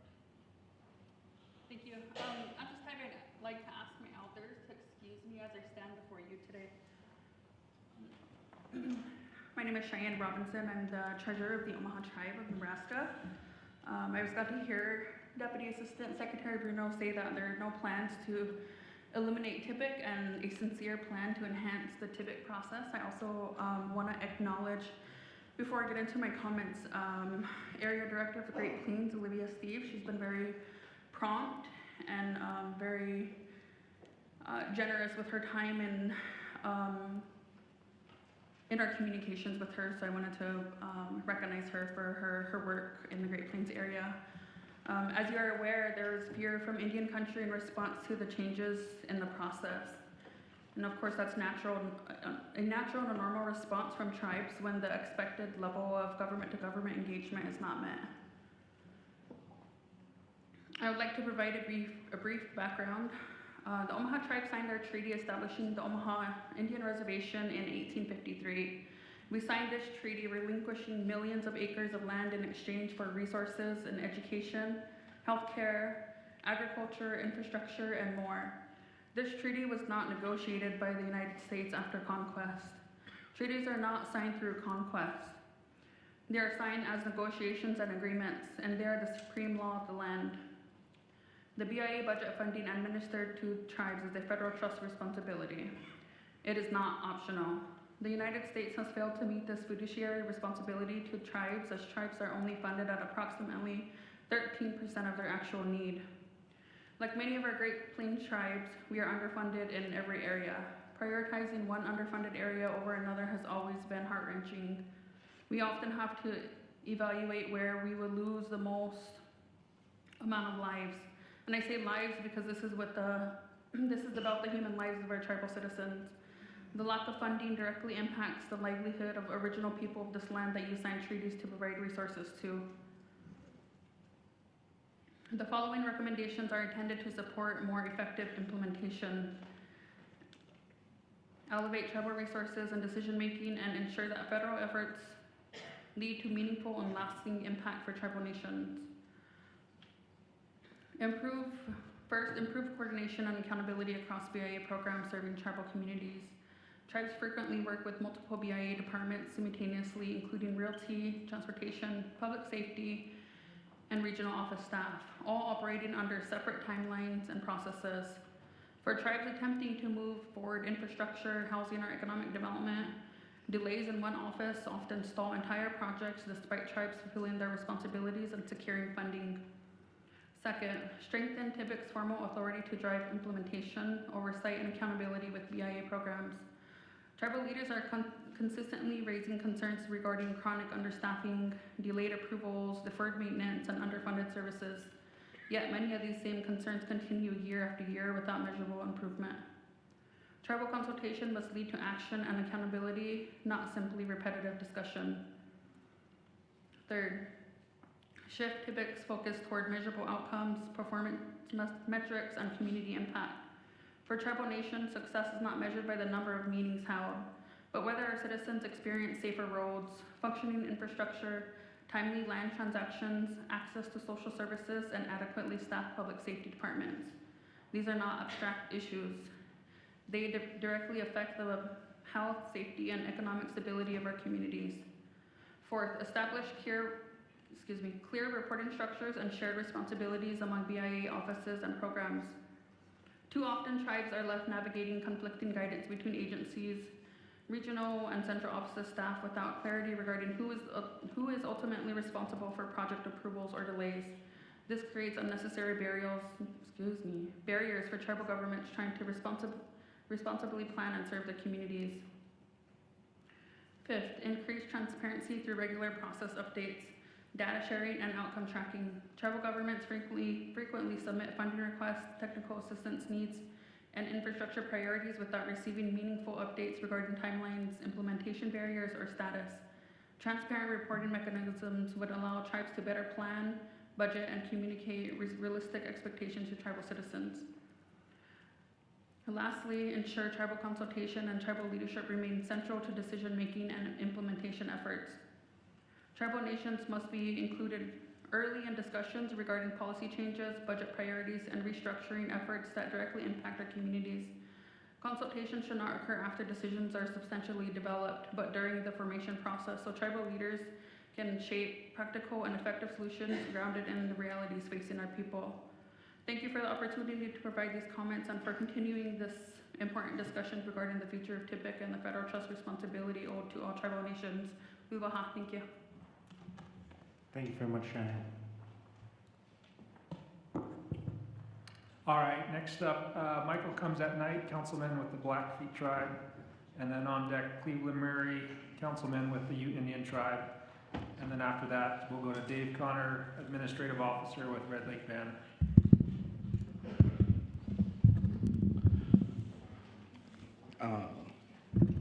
Okay. Netane ko nato kuina. Ni am skape pekani. At this time, I'd like to thank the Rocky Mountain region for selecting me as to be the Tibet representative to represent the tribes in the Rocky Mountain region. And secondly, I'd like to thank you guys for holding this meeting here today, for the fact that there's a lot of concerned tribes across the nation. Every nation here has a different agreement with the federal government. Some are treaty tribes, some are tribes that were established after the treaties, agreements in the late 1800s, mid 1800s. Now we just recently had another tribe that was brought in. So a lot has been at the table for the last 30 years here for Tibet. And from my understanding is the formula that is calculated, how the funding is distributed is not fairly distributed to the tribes that had given up blood, that have been assimilated in a hard way. People forget the history of how we are here today, or why we are here today. We come here with the understanding that the budget is in crisis right now, proving how the federal government should uphold treaty obligations. It's every treaty that the federal government has made with the Indian nations have been broken, except for the ones that have just been established, federally recognized. And that's going to impact the amount of funding that we will get in the future. So today, I speak on the Rocky Mountain region, and I speak on behalf of a lot of the Indian nations, the large-based tribes, the small tribes, that we work together to make this stronger. And I would like to see the meetings continue to be held annually as so. It's very important that our voices are heard. It's very important that we have an understanding of how the funding is being cut. It's very important that we have a solution for the money that we don't receive from the cuts. Because you guys you guys work for us. Remember that. At the end of the day, you sit up there, you work for us. All the Indian nations, you work for us. And if you're not doing it wholeheartedly, then you shouldn't be in that position. If you falsely give us information, you shouldn't be in that position. As a lot of say, there's a lot of tribes that can't make it to come down here and speak. But there are tribes that will speak for them. And I'm one of the tribal councilmen that will speak for all nations. I work with all the tribes the best I can and represent all the tribes the best I can. I work with AT&I from the Northwest. I work with the COLT, Coalitions of Large Tribe. That's just a couple of them to mention, but representation is all about success. If you're not at the table, then you're not gonna get the benefits. So when the smaller tribes can't get here, we'll stand up for them, and we'll speak on behalf of them, on their needs. As we all heard earlier, all the needs, all the detrimental aspects of life on the reservations, tough. But we have to have a solution. I like to come here to say, well, let's get together. Let's try to find a solution. Let's try to find a way to help supplement the funding that's being cut here at Congress. Because at the end of the day, when we go back to our homelands, we got to take this information back. And most of the times it's not good news these last couple of years. Because the federal government keeps cutting and cutting and taking and not giving back. It's the federal government's federal obligation. We didn't make the treaties with the states. We didn't make the treaties with today's Congress. We made it 150 years ago, 200 years ago. Our people was introduced to the Western frontier. So when we talk about treaties, we talk about blood shed on our very lands that our people still live on today with broken promises. I'm not for one to condemn and run people down, but at the end of the day, we have to live by that. And we're tired of being led on. We're tired of saying, well, okay, this is how much money you got. You got $3 million here, you got $2 million here, when that budget should be $1 billion. The people keep growing, the money keeps going lower. The tribes, most of the tribes are growing. They're not making no more land, but they're still taking what resources we have on the lands, giving up our water. The Blackfeet have one of the purest waters in the nation. We're the headwaters of the Missouri. And they're still trying to take it for free. And we hold the headwaters. That's the natural resources that we have to rely on to supplement some of the funding that's being cut is our natural resources. Who would have thought you'd ever had to buy a bottle of water 20 years ago? You don't have to buy water. But the farmers have to have water, right? That's what we survive on. Crops. They don't grow with mist. Needs water. And a lot of the tribes have had detrimental impacts with the federal government regulations of how mining goes, timber goes, is because they allow it and the water gets contaminated. These are just some of the issues that Tibbet could help with the budgets, with helping the tribes get funding to help protect the natural resources so we can have it in the future. I was just talking to one of the representatives with earlier, where they're taking the land away for pasturing the buffalo, the bison now, and how that's going to affect the Plains Indians, how it's going to affect our country here. How many of you guys like to eat bison? One of the purest meats that you could get, protein, healthiest. Pretty soon you're going to be in a bison, probably in a stockyard, because there's going to be no more land for them to roam, to live. So these are the decisions that are made here in DC that has a ripple effect on all of us. We talk about economic development. We talk about not having enough money just to get here. My luggage cost $30 more just to get from the airport to my motel. Another $30 for a 5-minute ride. We're talking about money that should be already in the hands of the recipients that deserve that money, that I shouldn't say deserve it, that the money is earmarked for us, for our people. Our people have, like I said, our people have shed blood.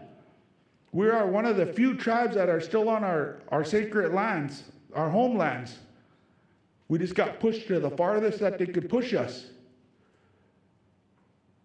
And I'm glad that we fought to the end to keep what we have left. Now it's up to the federal government and your guys' sole duty to stand up for us. That's why you're here, is to do the best that you can to help all the tribes. And again, I just want to thank everybody for in attendance, all the people that's listening. You know, I'm not here to disrespect anybody, but I'm here to ask for continuance of the TIBIC so that we will be able to continue to have a say, our voices heard. And that's, again, thank you for your time, and thank you for the hard work that you do to help us. Thank you. Thank you very much, Michael. All right, Cleveland Murray, Councilman for the Indian Tribe. And then we've got Dave Connor, Administrative Officer, Red Lake Band. And then Dorothy Claw, Transportation Director for the Navajo Nation down in Rama.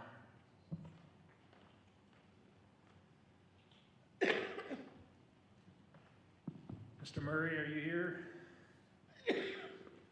All right, I don't see him, so we'll go to Dave Connor, Red Lake Band.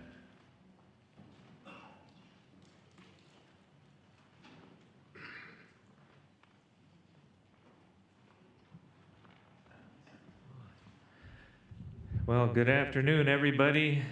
Indian Affairs folks, tribal folks, this is such an honor to speak here today. I'm going to be making comments on behalf of Red Lake Tribal Chairman Darrell Siki Sr. He intended to be here to make comments, but he is in emergency meetings on the Hill trying to take actions to save the water quality of Red Lake. You can see the blue Red Lake on our nation map there. It's the 6th largest lake in the United States, right after the 5 Great Lakes, and Red Lake's namesake. So he's fighting to save it. He'll be here tomorrow. He wants to make comments on FY 2028 budget priorities. I'd like to start with saying this is very intimidating for some people, including me, but I just can't believe when we came into Interior, all of the Interior staff waiting there to welcome people and, you know, show them around, show them what to do. I met people I've known for years, like Evangeline Campbell and others. Just, it was all hands on deck, and my goodness, that was really something. And thank them and thank you all. And again, Darrell will be here tomorrow.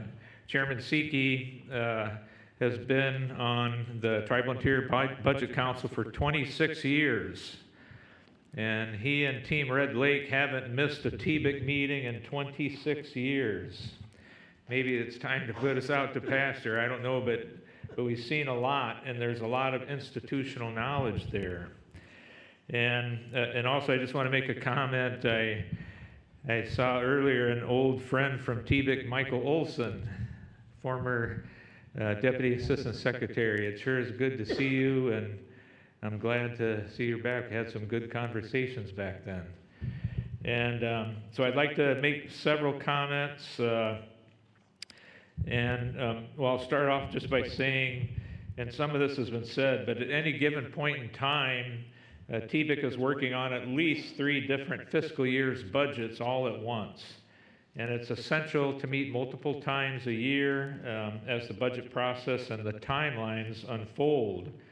And the TBIC does undergo change. One example is TBIC several years ago made a process change going from 4 meetings to 3 meetings, and that was trying to be cognizant and respectful of the time of tribal leaders and Indian affairs officials, and that seemed to work out, but there's a strong belief that you need at least 3 meetings, and we like the idea of the 1 meeting in Indian country for a lot of reasons, including, as you said, about saving money.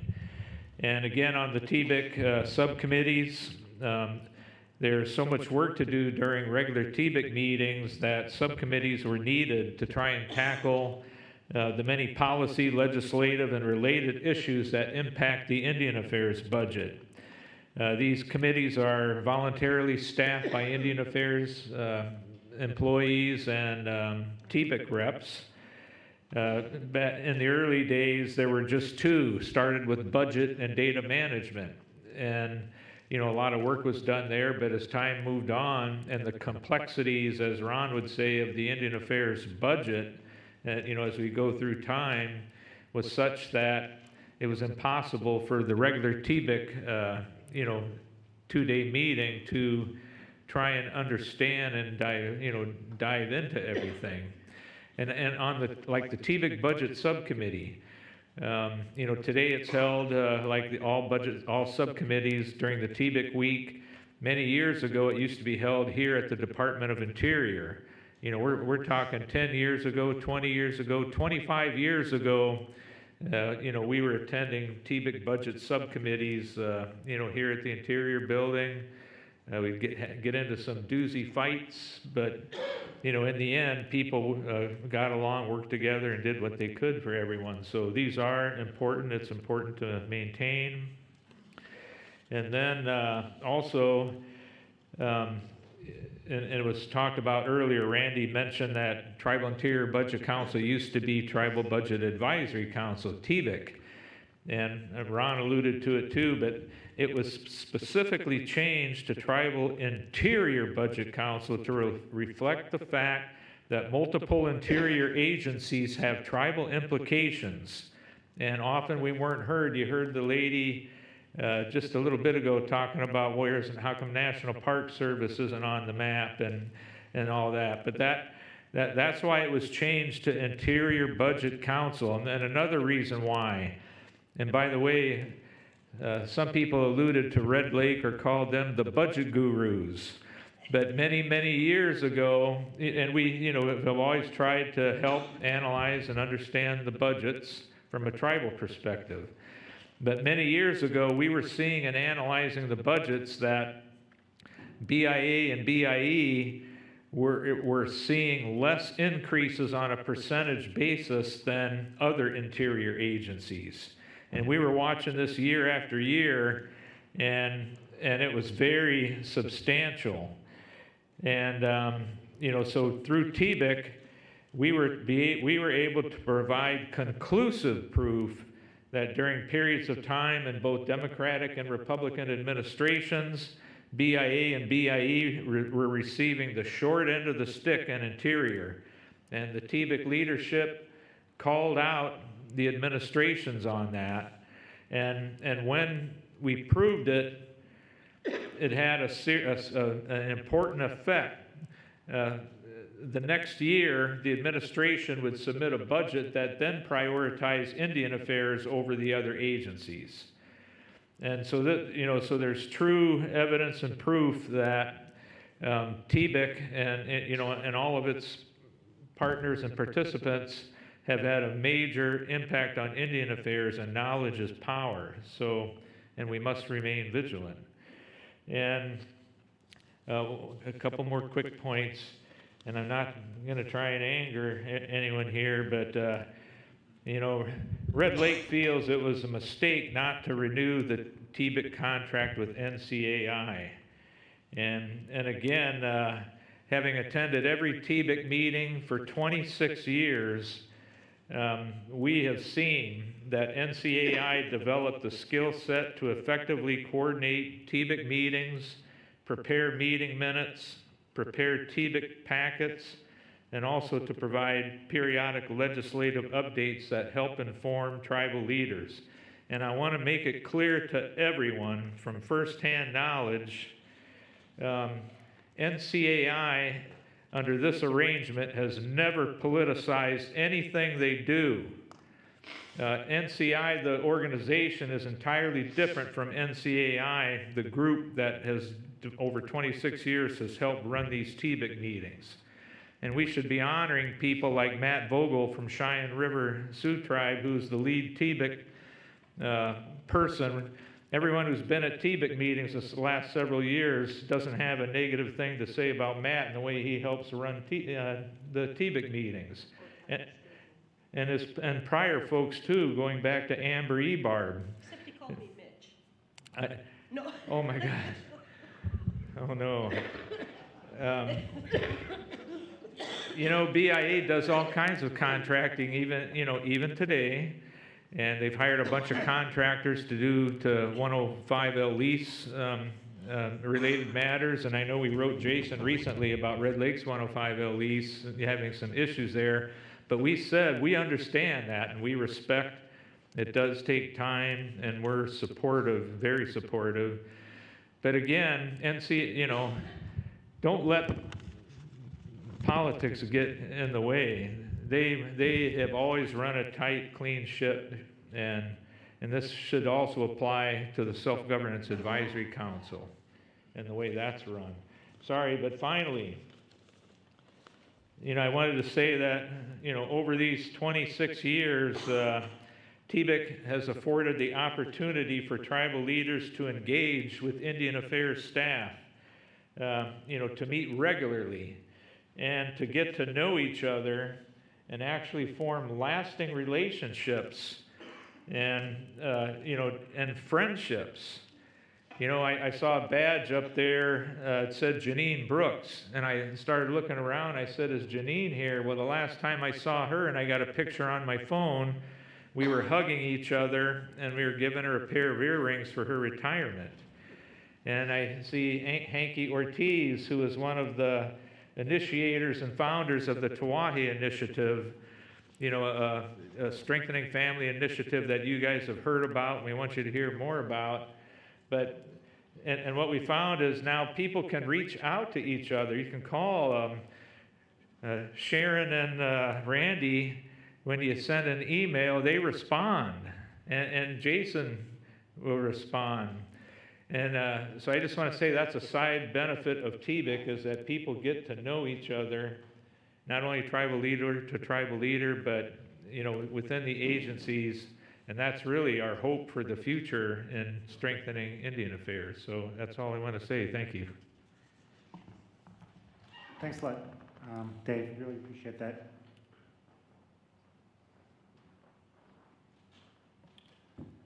Dorothy Claw with Raymond Navajo, and then Darnell Maria.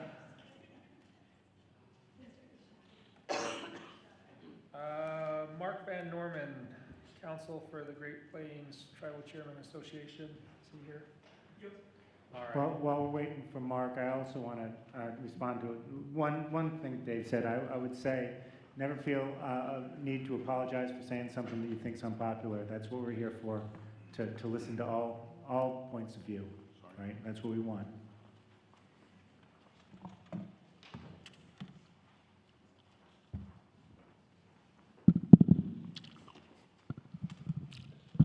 Good afternoon. I'm Mark Van Norman. I'm from the Cheyenne River Sioux Tribe. I'm senior counsel for Great Plains Tribal Chairmen's Association, and I have to say that I may have been doing Indian law 37 years this year.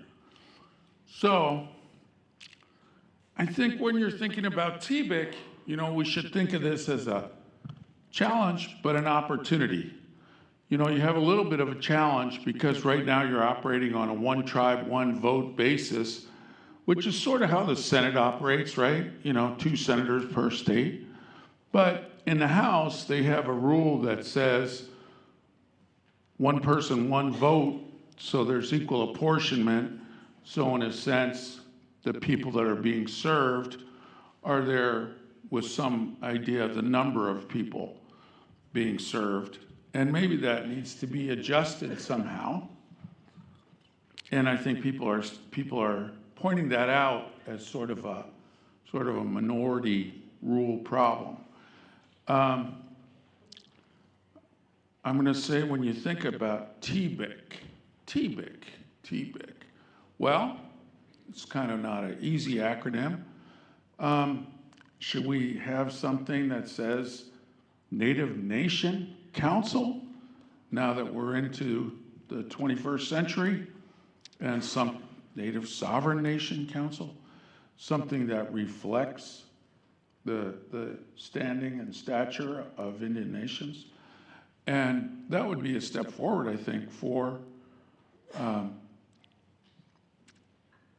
the administration, for the department, because the department is seeking to promote, as a matter of self-determination, the sovereignty of Indian tribes. So that would be a suggestion. Before the Constitution, America had the Articles of Confederation. I take it we're going to be honoring those this year, with treaties between American Indian tribes and the United States. The Constitution says treaties made, as well as those to be made, are the supreme law of the land. So those earliest Indian treaties are recognizing the sovereignty of the tribes, and the Constitution is carrying that forward. And clearly the framers intended that. The first treaty under the Constitution is the 1790 treaty with the Creek Nation, and it's intended to be the model of a nation-to-nation treaty. And it refers to the Creek Nation tribes and towns. There's also the background of the federal trust responsibility, and you can trace that to the 1787 Northwest Ordinance, and the utmost good faith shall be shown to the Indian tribes. And that was drafted by Thomas Jefferson. As soon as we have the new Constitution in place, George Washington, in August 1789, brings it forward and makes it continuing law, and it's incorporated in many of the state enabling acts. So, sovereignty and the federal trust responsibility and treaty rights are all deeply embedded in federal law. They're embedded in the organic acts of the United States. And so the model should be nation-to-nation relations. And when you have the committee structure and only 2 people per area, per region, then what you're doing is you're channeling the communication with Indian tribes through an administrative structure. And actually, if you give tribes the opportunity to do that themselves through self-determination, they'll pick out who's got the most burning issue and bring that forward, and they'll have a way to moderate how to bring you forth those priorities. And so I think there could be an update that would be more of a self-determination model for TBIC, and TBIC is a little bit stuck in decades ago. So it's a very important and valuable function to collaborate and consult on the budget before it goes to Congress, and we have to think that the treaty responsibilities are federal law responsibilities. They're authorizations and directions. They're really in the nature of a federal contract. And so the Supreme Court should be mandating that if there was determinate numbers, there's not, so we must come forward and discuss those and bring those forward. But certainly we would think that if there's going to be a pledge to assist with law enforcement and administration of justice, we shouldn't have a father at Crow Creek go out and try and keep the neighborhood safe and be dead, shot in the back of the head the next morning. We shouldn't have 55-year-old men shot through the wall of their trailer house. We shouldn't have women disappear, never to be found, and have our murdered and missing Indigenous persons problem. The rate of our homicides is, for Native Americans, 4 times higher than non-Hispanic whites. And so that is an emergency situation for us. And we have constant shootings, we have constant violence, and we need more police to deal with it, because I'm going to say at Cheyenne River we have probably 3 police on duty per shift, and we have a 3 million acre reservation, and it's 160 miles across. So we have to think that we're not going to deal with violence if you can't get a police officer across the reservation, you know, in less than an hour. So we need to take care of those things. With all the economic distress that we have a lot of substance abuse and alcohol abuse that's resulting in a high level of mortality. And if the national life expectancy is 77, American Indian is 65, on our reservations, 47 for men and 56 for women. So things are not going right. I think as we think of a Native Nation Council, we like to meet with everybody and see everybody with their different jobs come here and bring things to the table. But we know the boss. We know Secretary Burgum, because he's from North Dakota, and he's a good guy and very hardworking. And he would always try to meet with tribes on a quarterly basis when he was in North Dakota. I'm going to say I went to the STAC meeting last May 5th or May 6th, and he was there for 7 hours, took a break to go have lunch at the White House, and recruited RFK Jr. to come to the next STAC meeting. But we need to schedule that next STAC meeting.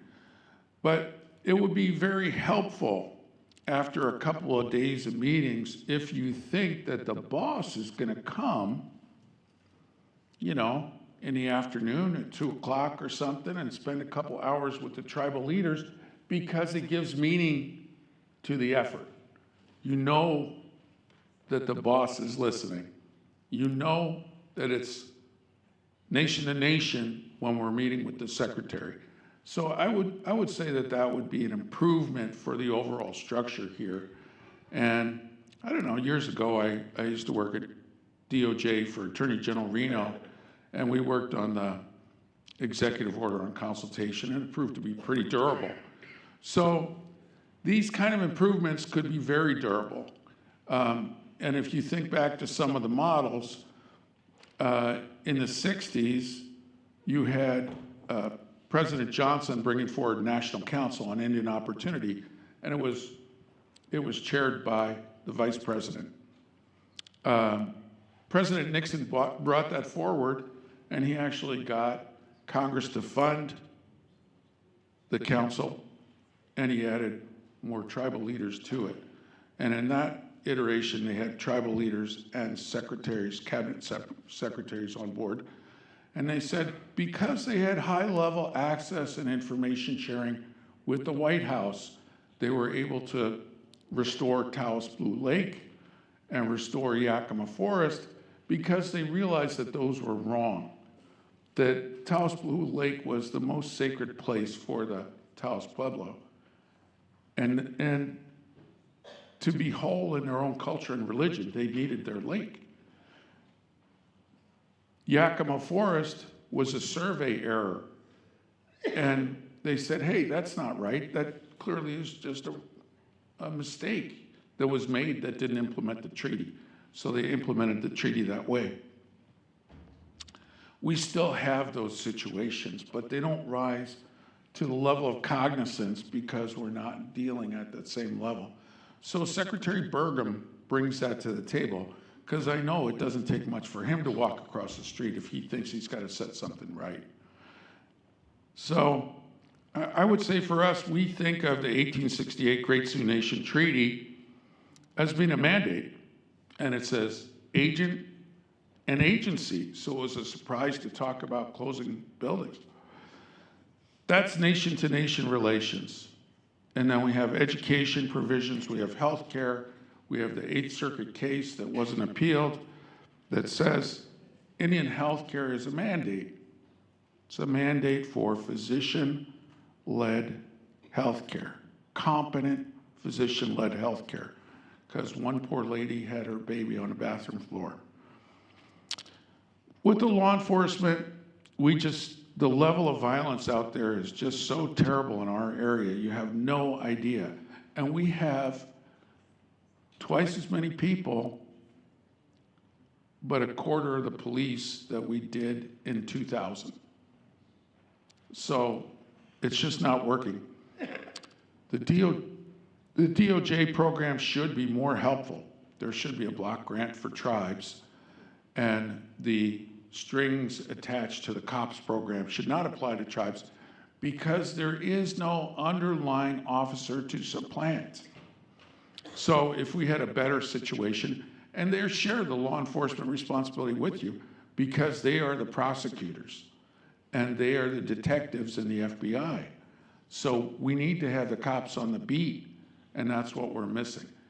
You should fund it here in a very basic way. There should be a joint compact across the departments, and you should get more officers that way. The DHS people could come in, provided we're respecting self-determination and saying that we are handling our homeland security, and our reservation is our homeland, and we want to keep it safe. You know, we need more agriculture. You've got the bill coming up, the farm bill. We need help with the farm bill. We need, look, I'll tell you, Senator Thune knows this. We need value-added agriculture in our area because that's what we have. So if we're going to raise buffalo, we need to harvest our buffalo, and we need to sell it at a higher level because it is a specialty product. So a very important value-added, reservation-generated value for our people, but also for America. And we think there ought to be a provision in the DOD bill to say they're going to start buying buffalo because it's healthy for the troops. And by the way, we have the highest enrollment from Indian country of any group in the military, so our people ought to be able to get a home-cooked meal. And we feel that bringing that forward creates a market and creates an opportunity for tribes. And it has the benefit of being the model of the first treaty. The first treaty, 1778, was George Washington's effort to do a federal procurement with the Delaware Nation so he could feed his troops. Well, we have that ability to keep feeding our folks as they go to serve in the military. So we think there ought to be some technology here, so you ought to have active participation by Zoom. I had a very sad situation. One of our chair ladies had a death in the family, and so she has to stay home and take care of her family, but she wanted to be here, and she might join for part of the Zoom meeting if she were able to do that.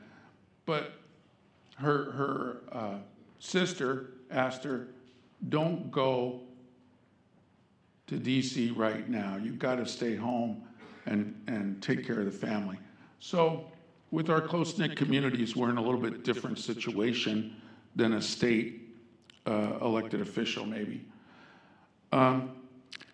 If you're thinking about equal opportunity, there was dialogue about, well, in the Great Plains, we think there ought to be some fair allocation that says that roughly that people are getting a level of funding that's reflective of their need, but also their numbers. And if we think of education, education is the primary place you'd like to see an equal opportunity.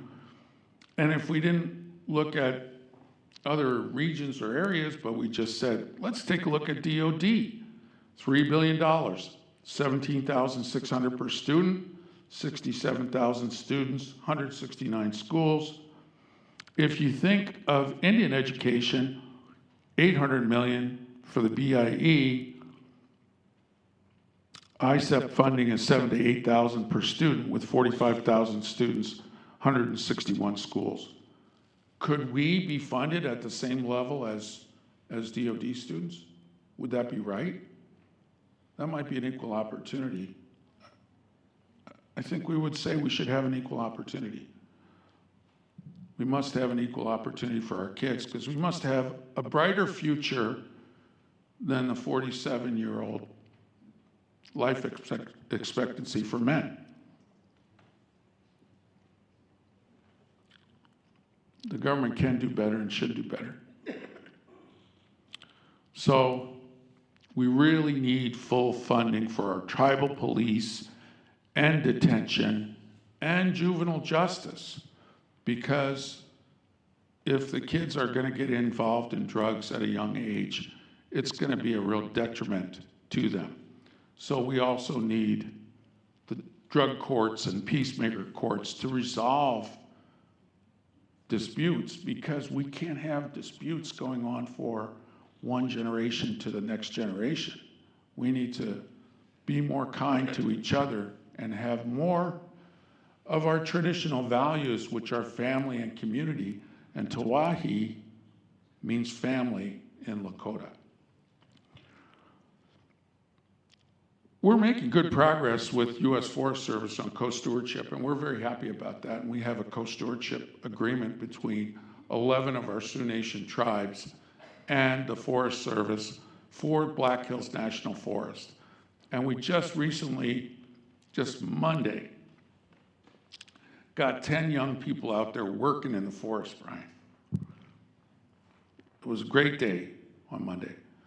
And we did an MOU for Black Elk Wilderness. And the wilderness people said, this is great. We want you to help us in the wilderness. You know, this is going to be fantastic. And we talked to the chief of the Forest Service, and we're going to go in and see them later in the week. We have coming up among our Great Plains tribes, our Sioux Nation tribes, we have the Little Bighorn anniversary of the 150th anniversary. And we would like to invite Secretary Burgum to come out. I understand maybe Senator Daines is going to do a resolution commemorating the Little Bighorn. And I think Secretary Burgum, you know, would enjoy seeing that you're building a new visitor center, and it's supposed to tell our stories at the Little Bighorn. So we would like to see the Secretary. And if we did, we'd like to sign a co-stewardship memorandum for the Little Bighorn and for Wind Cave and Jewel Cave in the Black Hills. So that would be bringing the National Park Service more up to speed with the U.S. Forest Service. And I would have always thought you would think national parks would lean forward more than the forest, but not the case. So if you guys could help us with that, that's that interagency thing, we sure appreciate it. I'm going to say that we have been working with the U.S. Fish and Wildlife Service, and you have the nice Karen Cogswell over there. She had a great team. We have just sort of wrapped up and are ready to sign our White Horse Hill co-stewardship agreement with the Spirit Lake Tribe. And we were kind of thinking we might like to come in and sign it with the secretary, because he's from North Dakota. So if you guys could help facilitate that with us, you know, we'd really like to do that. And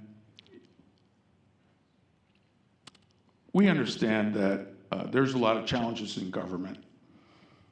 But if you can take a step back and think of it in a big picture, this challenge is maybe a historic opportunity, because you're going to be at a turning point to really say, just like we did with the enactment of our Wounded Knee Massacre Memorial and Sacred Site Bill. We had President Trump sign that on December 19th. So we had Senator Thune, Senator Rounds, and Congressman Johnson come out to Wounded Knee and meet with the tribal leaders on the anniversary. And our people that are survivors read the names of their relatives. And Senator Thune said, when you hear the names, you could think that the people were just coming to visit their family. And, you know, so it's a terrible tragedy. So to have that, you know, commemoration, it's moving, it's a turning point. To have this be the Native Nation Council and have the mission to promote sovereignty through self-determination, you know, that's a real step forward for you. And that would be different than just saying we're gonna add another layer of committee meetings. But I think you did a good thing by convening this meeting. What's the possibility that the secretary would come down and say hello tomorrow towards the end of the day and say, I'm with you, and we're gonna move the agenda forward. So that's my thoughts, and I appreciate the opportunity to talk. Thanks, Thank you. Mark. I appreciate those thoughts. And we'll take that last one in consideration, see what we can do. Thank you. Although, Mark, if I may, the secretary is in Alaska right Oh, is now. that- So But I don't think we're going to be able to deliver him That's tomorrow. where we do the technology. Because when you're in Alaska, you've got those early morning hours. When For you're the wide record, awake. can I just clarify something? When I said Matt called me Mitch with an M, not because I'm Michelle, not the other word. It was, I have a headphone, so it's like mine came out a little different. But that pet name is reserved for my ex-husband, just so you know. So that was the last commenter who had signed up, and I think we are right at the time at 5 o'clock. Looking forward to seeing everybody early tomorrow morning. We'll start sharp at 9. Most folks should have the agenda in front of you. We'll recap in the morning after some opening remarks, and then we'll get right into the technical budget stuff.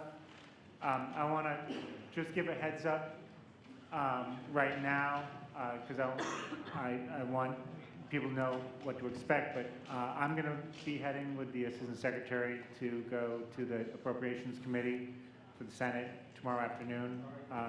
So I think I'll be planning on leaving around 1 or so for a 2:30 hearing. So I'll be here until lunchtime, but Brian has agreed to MC the second half of the afternoon tomorrow, and you'll be here for the day. So really appreciate him stepping up for me, and I hate that I'll miss the second half, but I'm going to rush home. Hopefully that the testimony won't take too long, and if I can be back here by 5, I'm going to do my best. But I'll see you all first thing in the morning. Thank you very much.